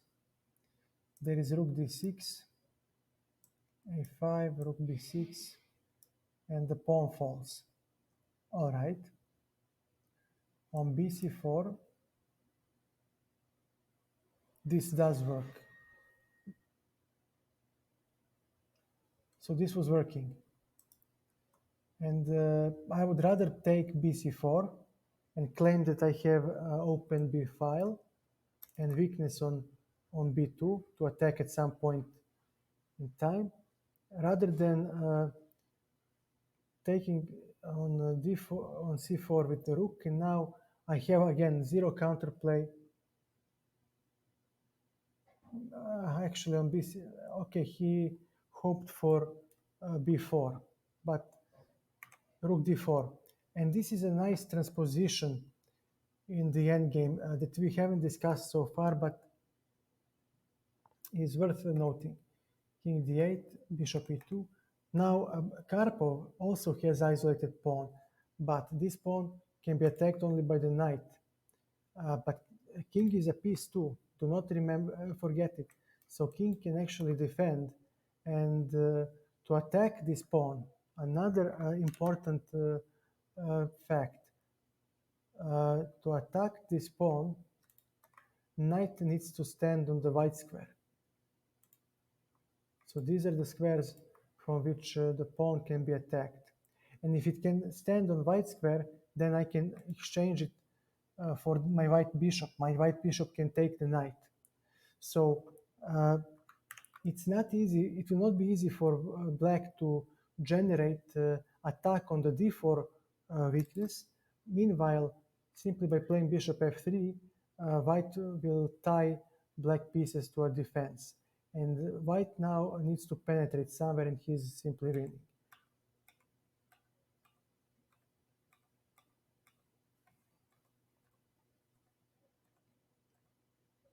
g5, fantastic move. Fantastic move that generates counterplay. Now after takes, takes, he will have h4, creating a passed pawn. Let me illustrate it. And let's say now h pawn will move down the board, and this is enough counterplay for black to maintain balance. So Karpov took on f5, and again we have knight versus bishop endgame, b4, fixing the weaknesses on the queen side. And again, notice the engine evaluation. 0, 11, 0, 10, look, 0, 0. White has nothing. White has nothing. And this was analyzed extensively by so many experts, and white had nothing. Now think about this. Think about this real hard. What else do you need as white to win a chess game in a professional grandmaster game? I mean, what do I have to do for white here to win a game? Do I have to put him two queens, couple of rooks? I mean, what else do you want as white? I mean, look at this. He has horrible pawns. You have a better minor piece. What else do you need to win the game? But that's the superiority of the bishop. And look, no matter how statically weak black is, bishop is that much stronger than the knight that he can hold the balance. And this is why I'm saying that we should embrace the isolated pawn position, pawn structure, because even if things go south, look how much side fighting the isolated pawn requires in order to capitalize. I mean, this is like, I mean, I don't know, man. What else do you want to say? I mean, this is a weakness too, pardon. So what else do you need to win the game? And still, white shouldn't win this with proper play. And this is the moment where Kasparov made a mistake. I think that simple king e6 should hold. Yeah, it holds. And here, uh, give me a second.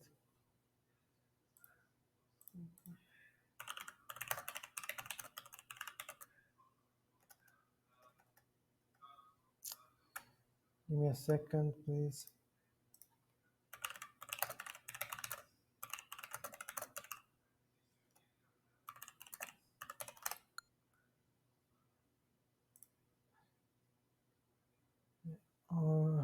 Here, he made a mistake with uh, g takes. What is going on? Pardon. With g takes h4, because Kasparov didn't count on white's phenomenal move that introduced this game into history, practically. And that's knight g2, a temporary pawn sacrifice.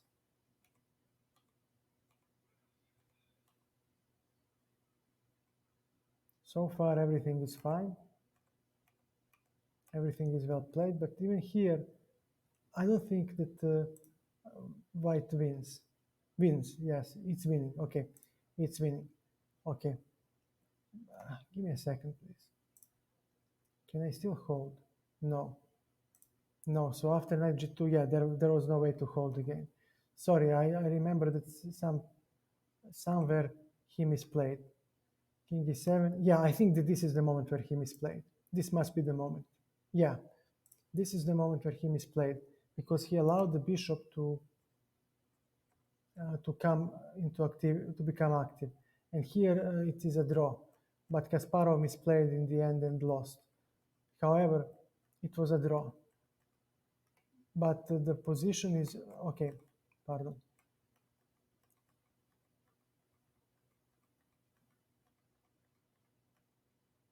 Yeah, he just collected everything. But from here, uh-huh.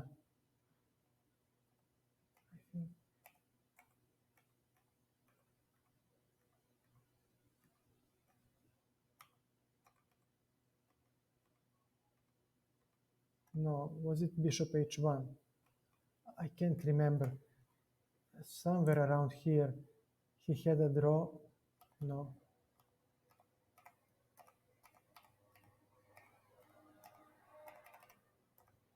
Somewhere around here, he had a draw.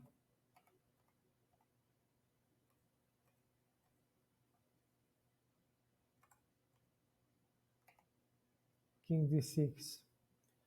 Yeah, he misplayed, and after the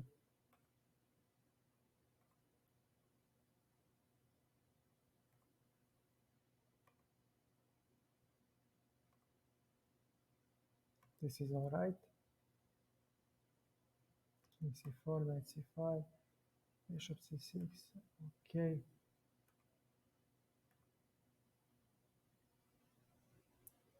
King c3. Okay.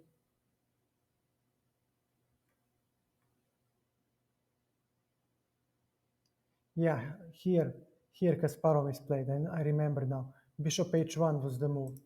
Bishop h1 was the move that the commentator said would draw the game. So here,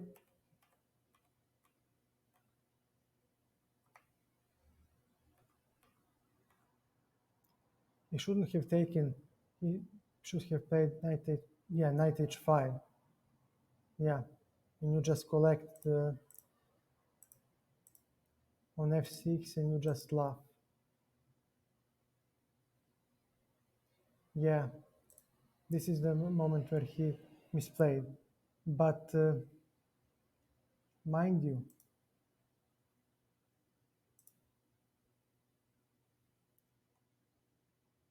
bishop d3, I just keep my mouth shut, draws. You see? Draw. So let me conclude.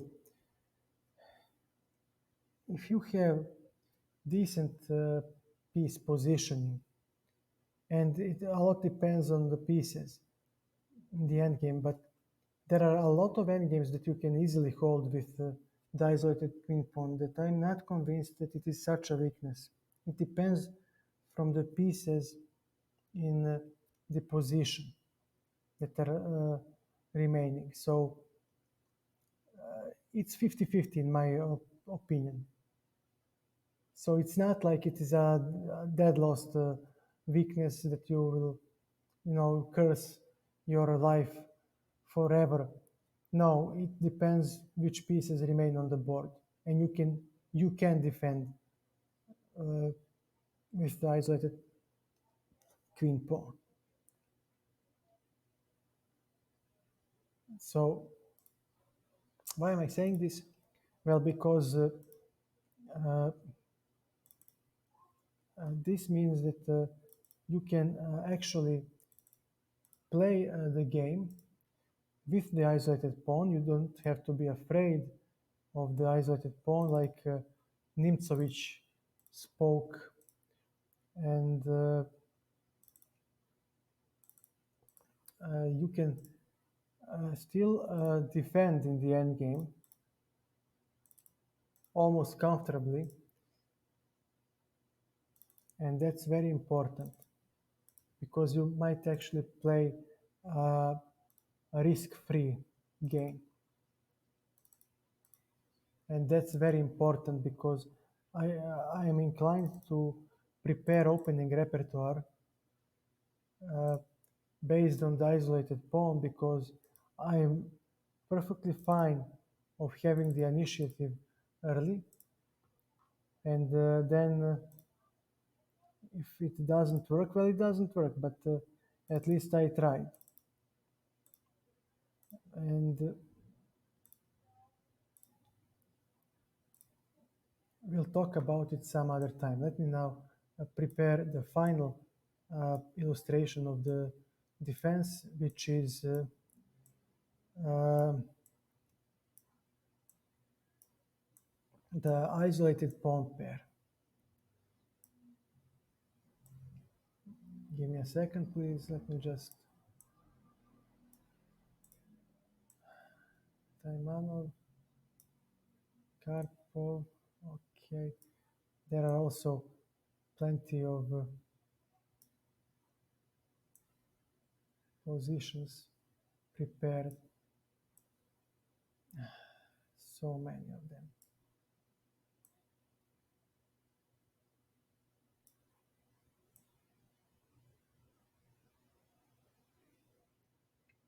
Okay.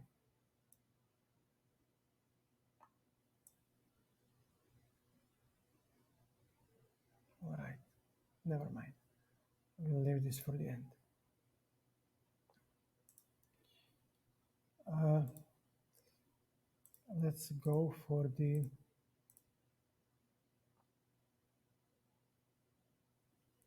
where is it now? Okay, so we're talking about isolated pawn pair. And we'll go through the textbook game shown in every manual about isolated queen pawn. Sorry, and that's the game between Zukertort and William Steinitz, played in the first World Championship match. So again, with Queen's Gambit, and we have isolated pawn position, and okay, Steinitz develops bishop e8. Sometimes you will have to put the bishop here. So remember this bishop d7, bishop e8 maneuver. It can come useful because now knight f7 tactics do not work. Knight f7 tactics do not work, but bishop doesn't do much. However, it can go to c6 or b5. So it's not the biggest problem in life, but yeah, although passive at the moment, he does a quite useful defensive job, and make sure that f8 rook goes to d8. So your piece coordination doesn't get obstructed. h4, knight c3. Steinitz decided to figured out that he cannot attack the d4 weakness. There is no way this knight is blocking the rooks. So he decided to exchange, saying, all right, this is a weakness now. And if I grab control over c4, I will have typical pawn attack on these hanging pawns, on this backward pawn, especially on c3, and I will stand well. And with bishop on e8, your knight f7 shenanigans do not work. Your bishop on b3 is slightly misplaced. You would like to have it on c2 and queen on d3 in order for this bishop to have some influence with bishop takes on f6. So now black plays queen c7, queen d3, knight d5, exchanging, and I don't like this move. Zukertort mishandles the position completely now. There is no more attack on the king. c4 hanging pawns. Yes, these are hanging pawns. They give space advantage to white. They give ability to launch kingside attack, but there is not much left for white. Not many pieces to launch the attack, and he tries. he does try, but with every move he gets pushed back and simply doesn't make any progress. Bishop a4, nice move. Queen f3, queen d6. Now the first rank is weak. Pardon. Weak. Now the king is weak because of the back rank mate. These pawns block his escape. So bishop c6, hitting the rook, bishop g3, f5, again f4 fork threatens. I mean, this rook is so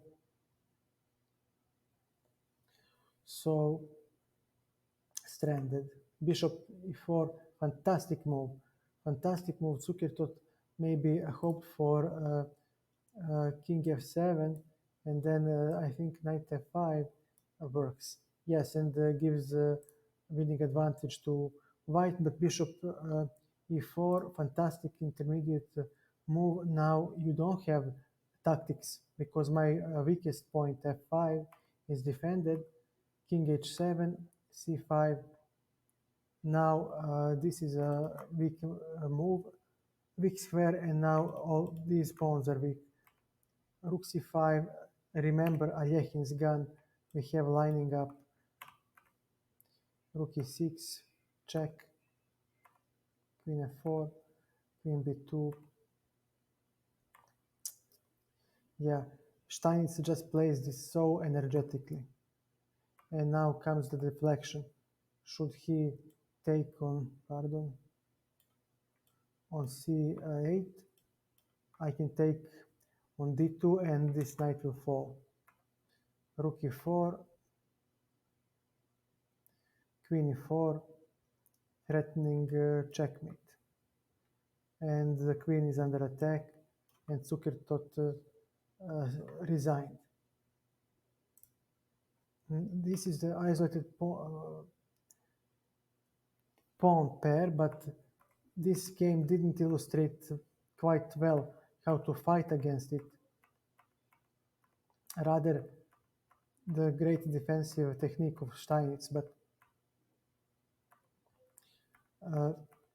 still a game that is worth investigating when you see how to play against the isolated pawn and against these hanging pawns, because this rook c5 tactic is very, very thematic, something that happens all the time.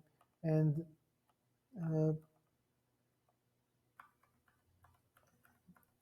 we'll see the rest in the games that follow, how to fight the isolated pawn pair. And we'll see, let me see, Mark Taimanov. I think the next game will illustrate this well. Mark Taimanov played against Anatoly Karpov, Soviet tournament 1973. This is Nimzo, Indian defense. And now, okay, b6, queen e2.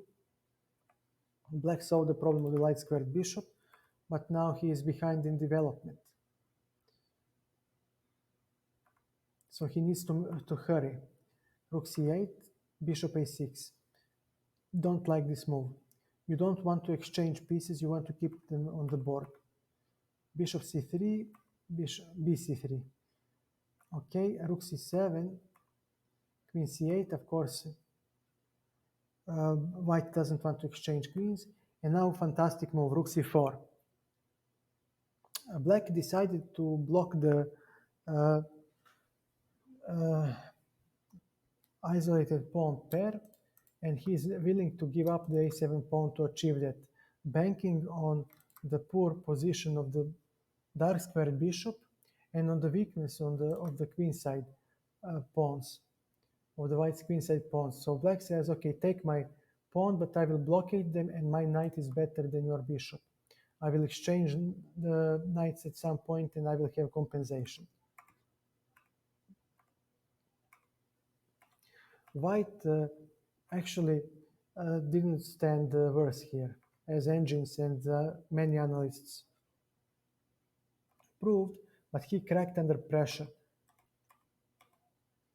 rook b2 because he has no counterplay here, and black will play b5, b4 at some point, or e5 takes, and he might not be able to retake. So black waits for a suitable moment to conduct his plans. Rook b2, f6, rook e1, king f7. Still, his pieces are horribly placed. White's pieces are, and they are not coordinating well, but white is still defending.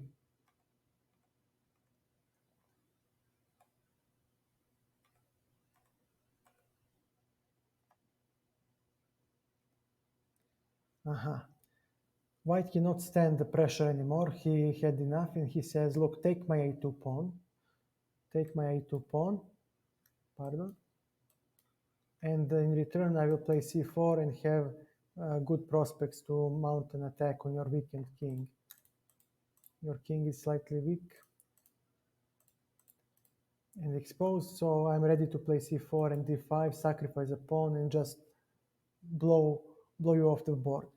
Of course, Karpov doesn't care because the extra material does nothing in this position. Knight c3, queen d3. Yeah, knight e2 is a threat. And it does happen. So, okay, Karpov returned the pawn. And after this move,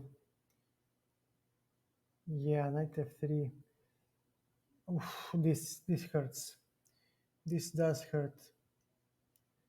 Because if he moves the queen off the f1 square, queen f1 is little.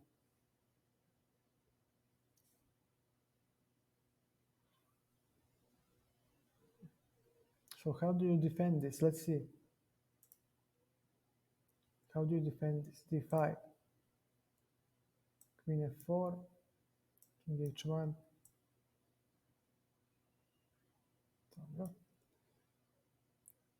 And this is a perpetual. Okay, e d5, queen to f5, king.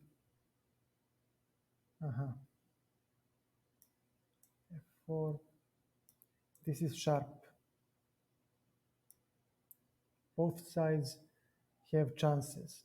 Both sides. So even to the very end, did he ever had anything? Yes, he did. Before rook f3, he had queen c7, but only slight advantage. Only slight advantage.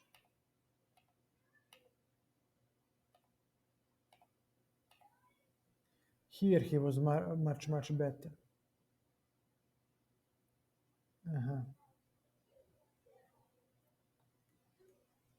And this is the move. Why? Knight c3. Ah, that's it. Yeah, because this doesn't work. There is a 92. Yep.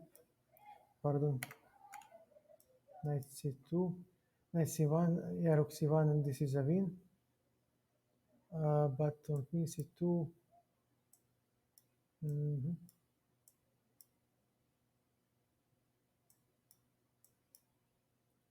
And he is better.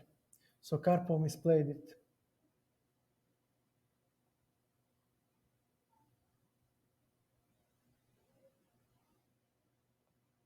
Okay.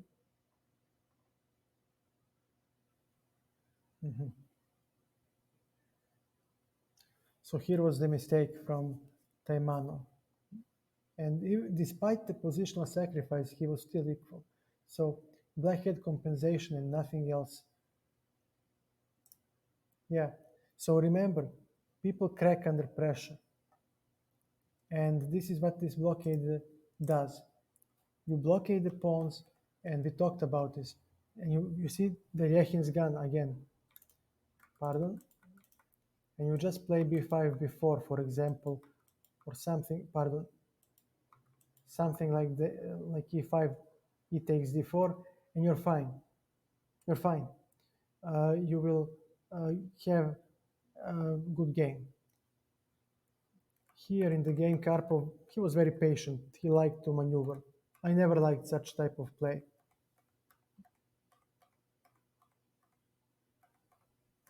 Yeah, he does siege them, but he cannot make anything out of it. Yeah, okay. So remember, block them, triple on the file, b5, b4. Next game. Uh,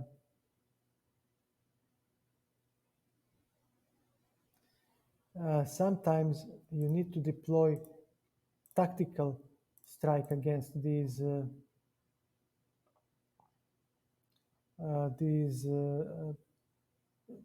pawns, isolated pawns.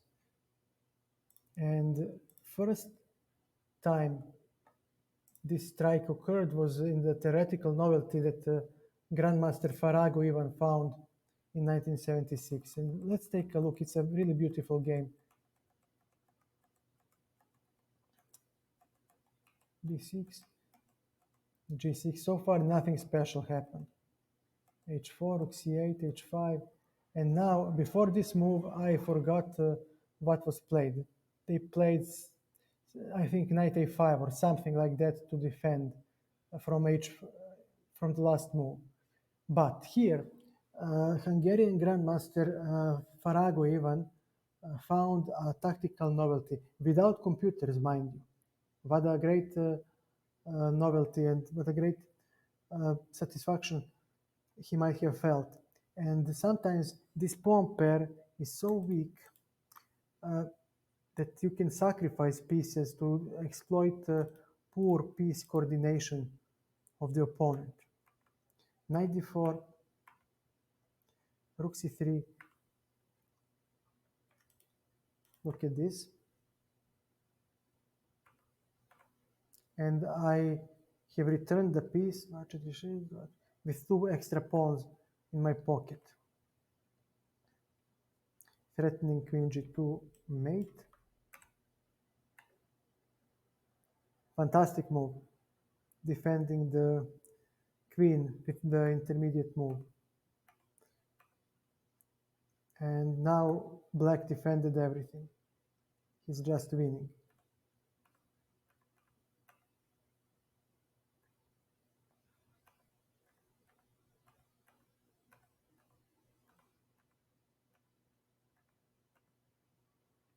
Double attack. And he won. Maybe there was a Zeitnot, time scramble involved, but to find this without engines, I mean, that requires some skill. I mean, huge respect for the guy.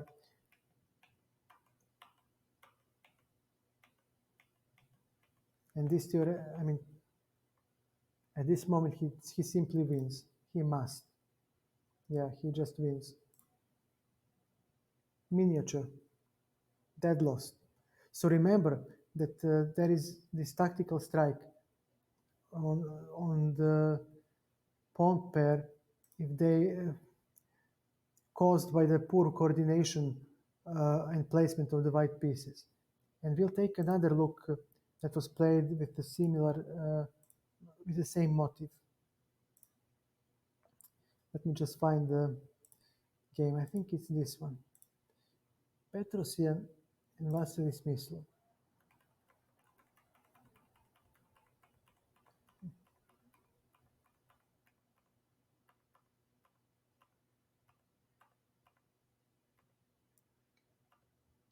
Again, white pieces are somehow clogged up and poorly placed. So black now performs a combination.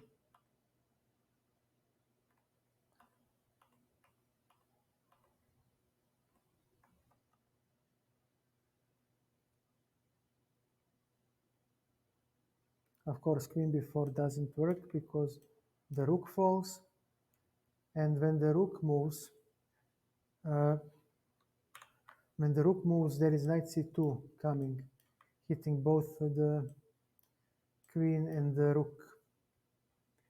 So rook e6.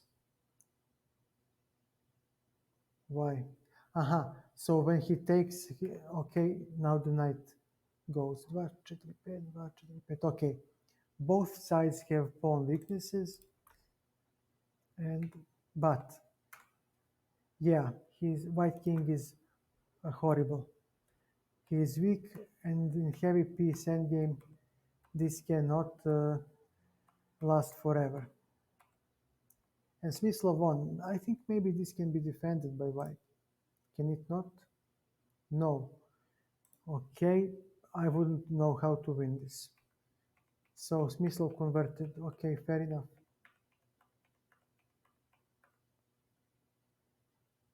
So remember that, give me a second. You see how this rook, he has nowhere to go. Pardon. He is clogged up. Bishop is poor. These are poor. Remember that you might have a tactical strike against these weak pawns. Just remember that they can be a target of tactical strike themselves. Let's take a look at another game.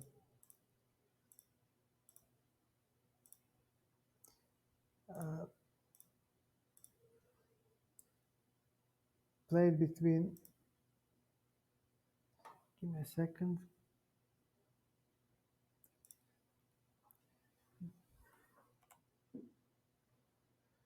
Between Juraj Nikolac and John Nunn in Dortmund.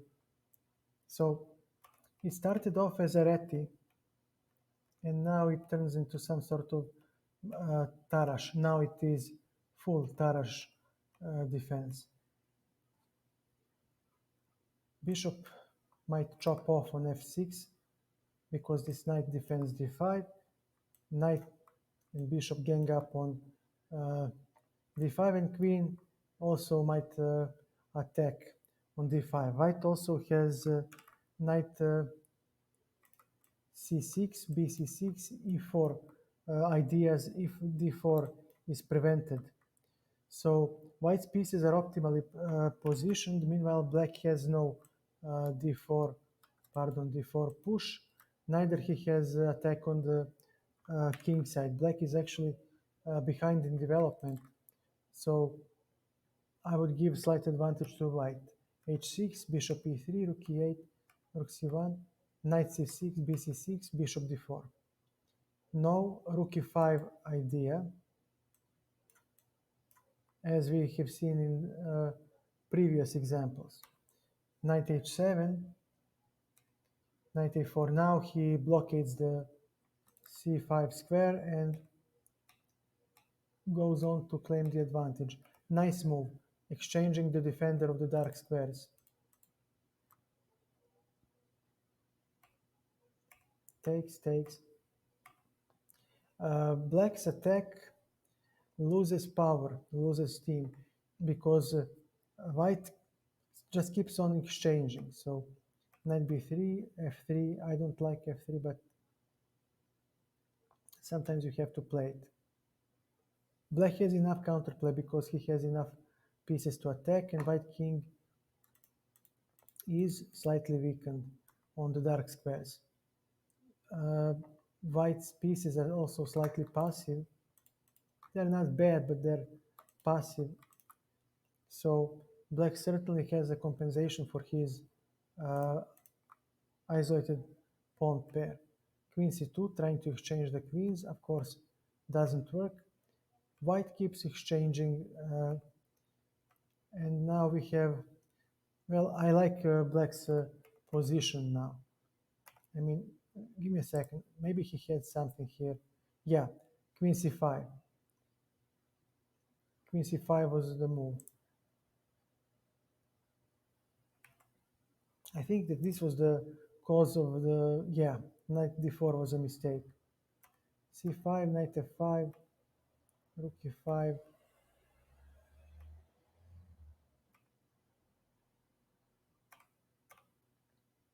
Okay, now both sides have chances. This is extremely sharp, and it's about what did I do? Pardon? Sorry.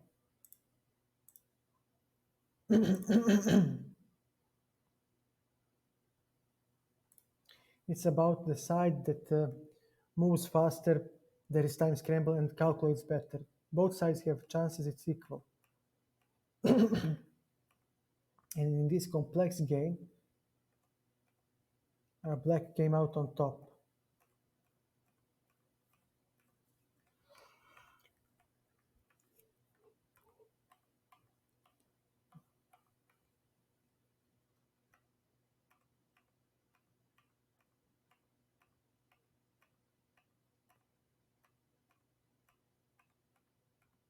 Yeah, now he cannot stop the passed pawn.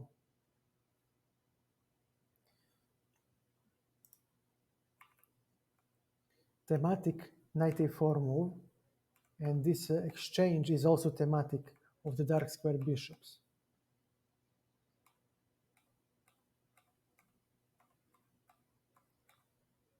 But here he made a mistake. You never allow c5, because now these are hanging pawns. It's a completely different pawn structure, giving giving black ability to steamroll them and create a pass pawn, or to create a kingside attack. Remember when there is a Grigorich Talberg game that we illustrative game in the materials when we talked about backward pawn. We talked about it. Knight c5 or queen c5. Maybe I like that, so queen can go to f2 to defend, should need arise. That was his mistake. And now it's any man's game. This was sharp and he simply lost. God knows why. Maybe he was low on time, maybe he miscalculated. It doesn't matter. The point of this game was to remember to remember the knight f4, bishop c5 maneuver. Pardon.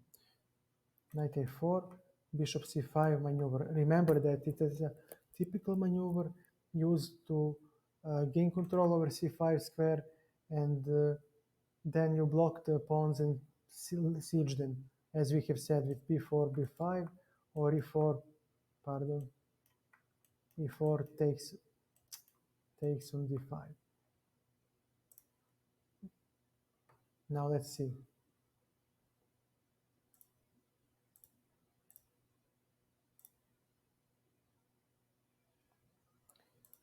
Okay, this is a game from the newer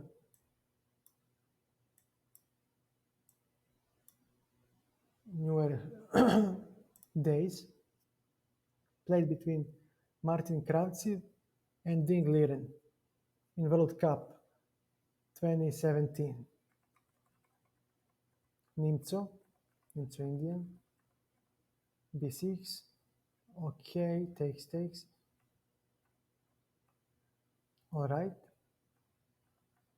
Too many exchanges for my taste. Bishop d5. Now there is no c4 for white, and that will be a problem. Queen c6, nice. Clamp on c4 remains. Bishop c4 again, nice. And now there is an endgame, and I think that white is slightly worse here, but he should be able to hold. Let me see. Yeah, he is worse, definitely, but he should be able to hold.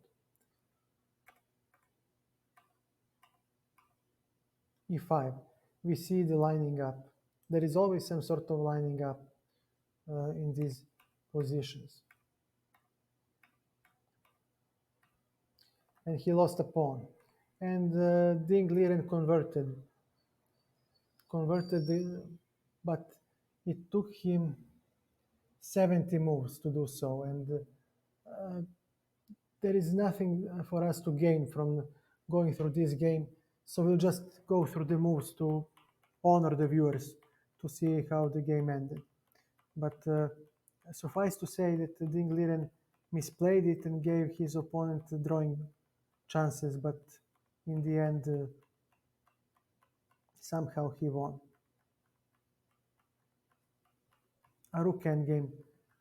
Yeah, and here there is no way to defend anymore. You cannot. I don't know why he didn't resign.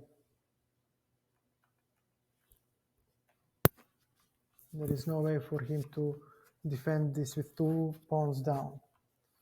Just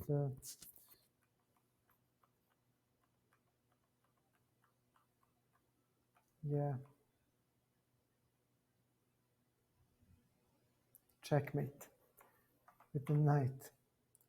Yeah, so from this game, we take this thematic control of the c4 square. And okay, we remember that Karpov had to sacrifice a pawn. Here, Black didn't have to sacrifice anything. He just played b5. b4 would come next. On a3, there is a5 with the same idea. f4, trying to prevent e5. But f6, of course, we insist. And here, e5 simply wins a pawn, and with it, the game. So that's it. Let's see. What else do we have? Yet another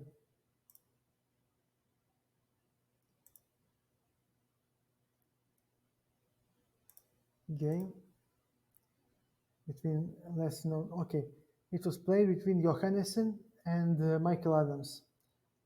Again in 2006. Again, a recent example. Give me a second.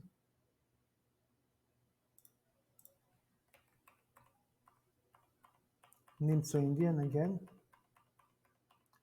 This was okay. Bishop g5, 95. Okay, takes. Now I remember. This move by Mickey Adams really is impressive. It really is a work of a machine. Hitting the bishop. Bishop retreats, and now queen e4 threatens checkmate on g2 and hits the queen. And this exchanges queens.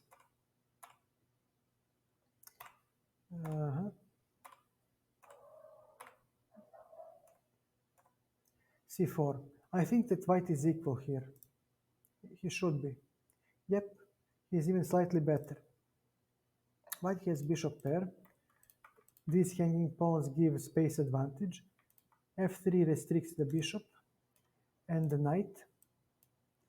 So, and there are plenty of pieces left on the board. Just enough for white to stay slightly better. Black needs to exchange something in order to start to chip away at the white pawn structure. Otherwise, he will get squashed with g4, for example, taking space on the king side at some point. I don't like a4. There was no need for that move.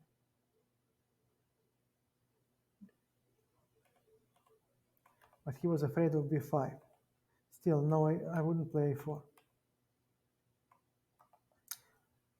This is definitely an imprecise move. There was no reason for him to play like this.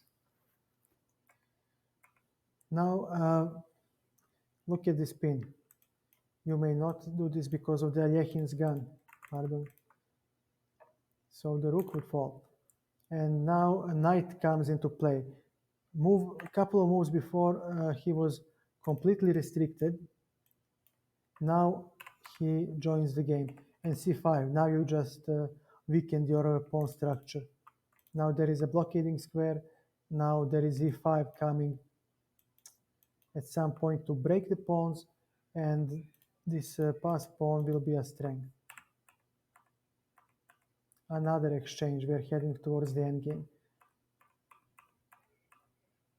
Now, even another instructive mistake. He played c6 instead of keeping the pawn tied to his friend. Now c6 will fall. Yes, it is a passed pawn, but it is safely blockaded by this mighty king. So this pawn will fall. Yeah, now it's time to collect everything. Of course, Mickey doesn't take on a5 because it would result in a drawish rook endgame. He keeps the pieces on the board and converts this, well, not easily, but soundly.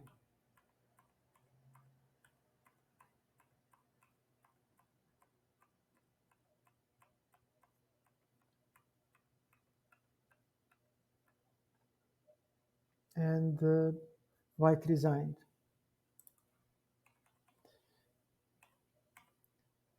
We see how to, I mean, such a precise move. And here, it was a good game for White. He was slightly better, but he just even a4 I can justify, but a5 I cannot. A5 makes no sense.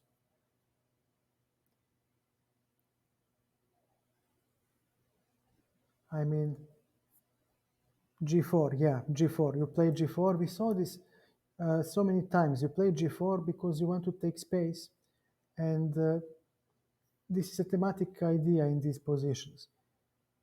After this, well, knight comes into play and he was restricted. Now all of black pieces are working, and then he misplayed the position with c5, c6, a losing mistake. Just horrible. And after this, it is a matter of technique. I mean, okay, Mickey maybe slightly misplayed, but still, it was clean enough to win the game.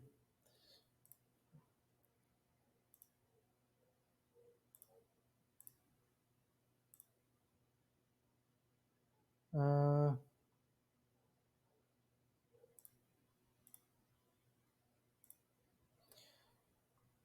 the last game that we are going to consider is played between Sargsyan and Akobian in 1999. Again, some Tarrasch, and again, very instructive maneuver, knight a5, knight a4, bishop c5. Remember this. And the strong blockade of the queen d4, nice. Strong control of the c5 square. That square is vital to maintain the control over white's hanging pawns. f3. This bishop is horrible. These are horrible. But knight is restricted. Bishop is restricted. So yeah, I have one poor piece, but you have two of them. King f2, knight 7 b3, e3. So king will cover the weaknesses, and the bishop goes by f1 somewhere else.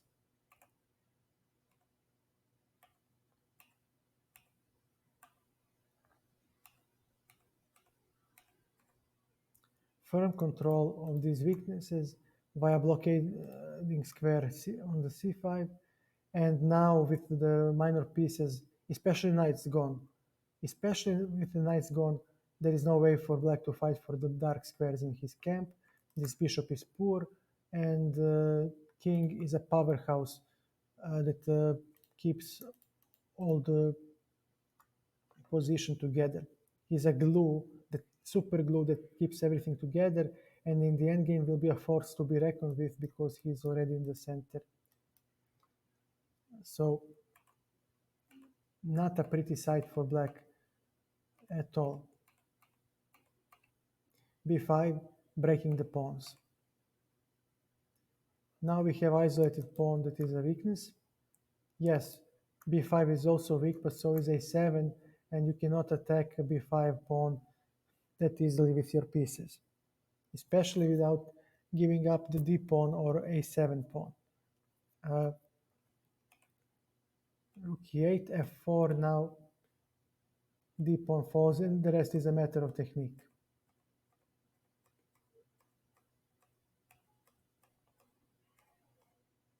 No,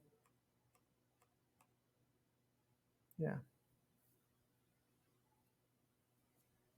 just horrible.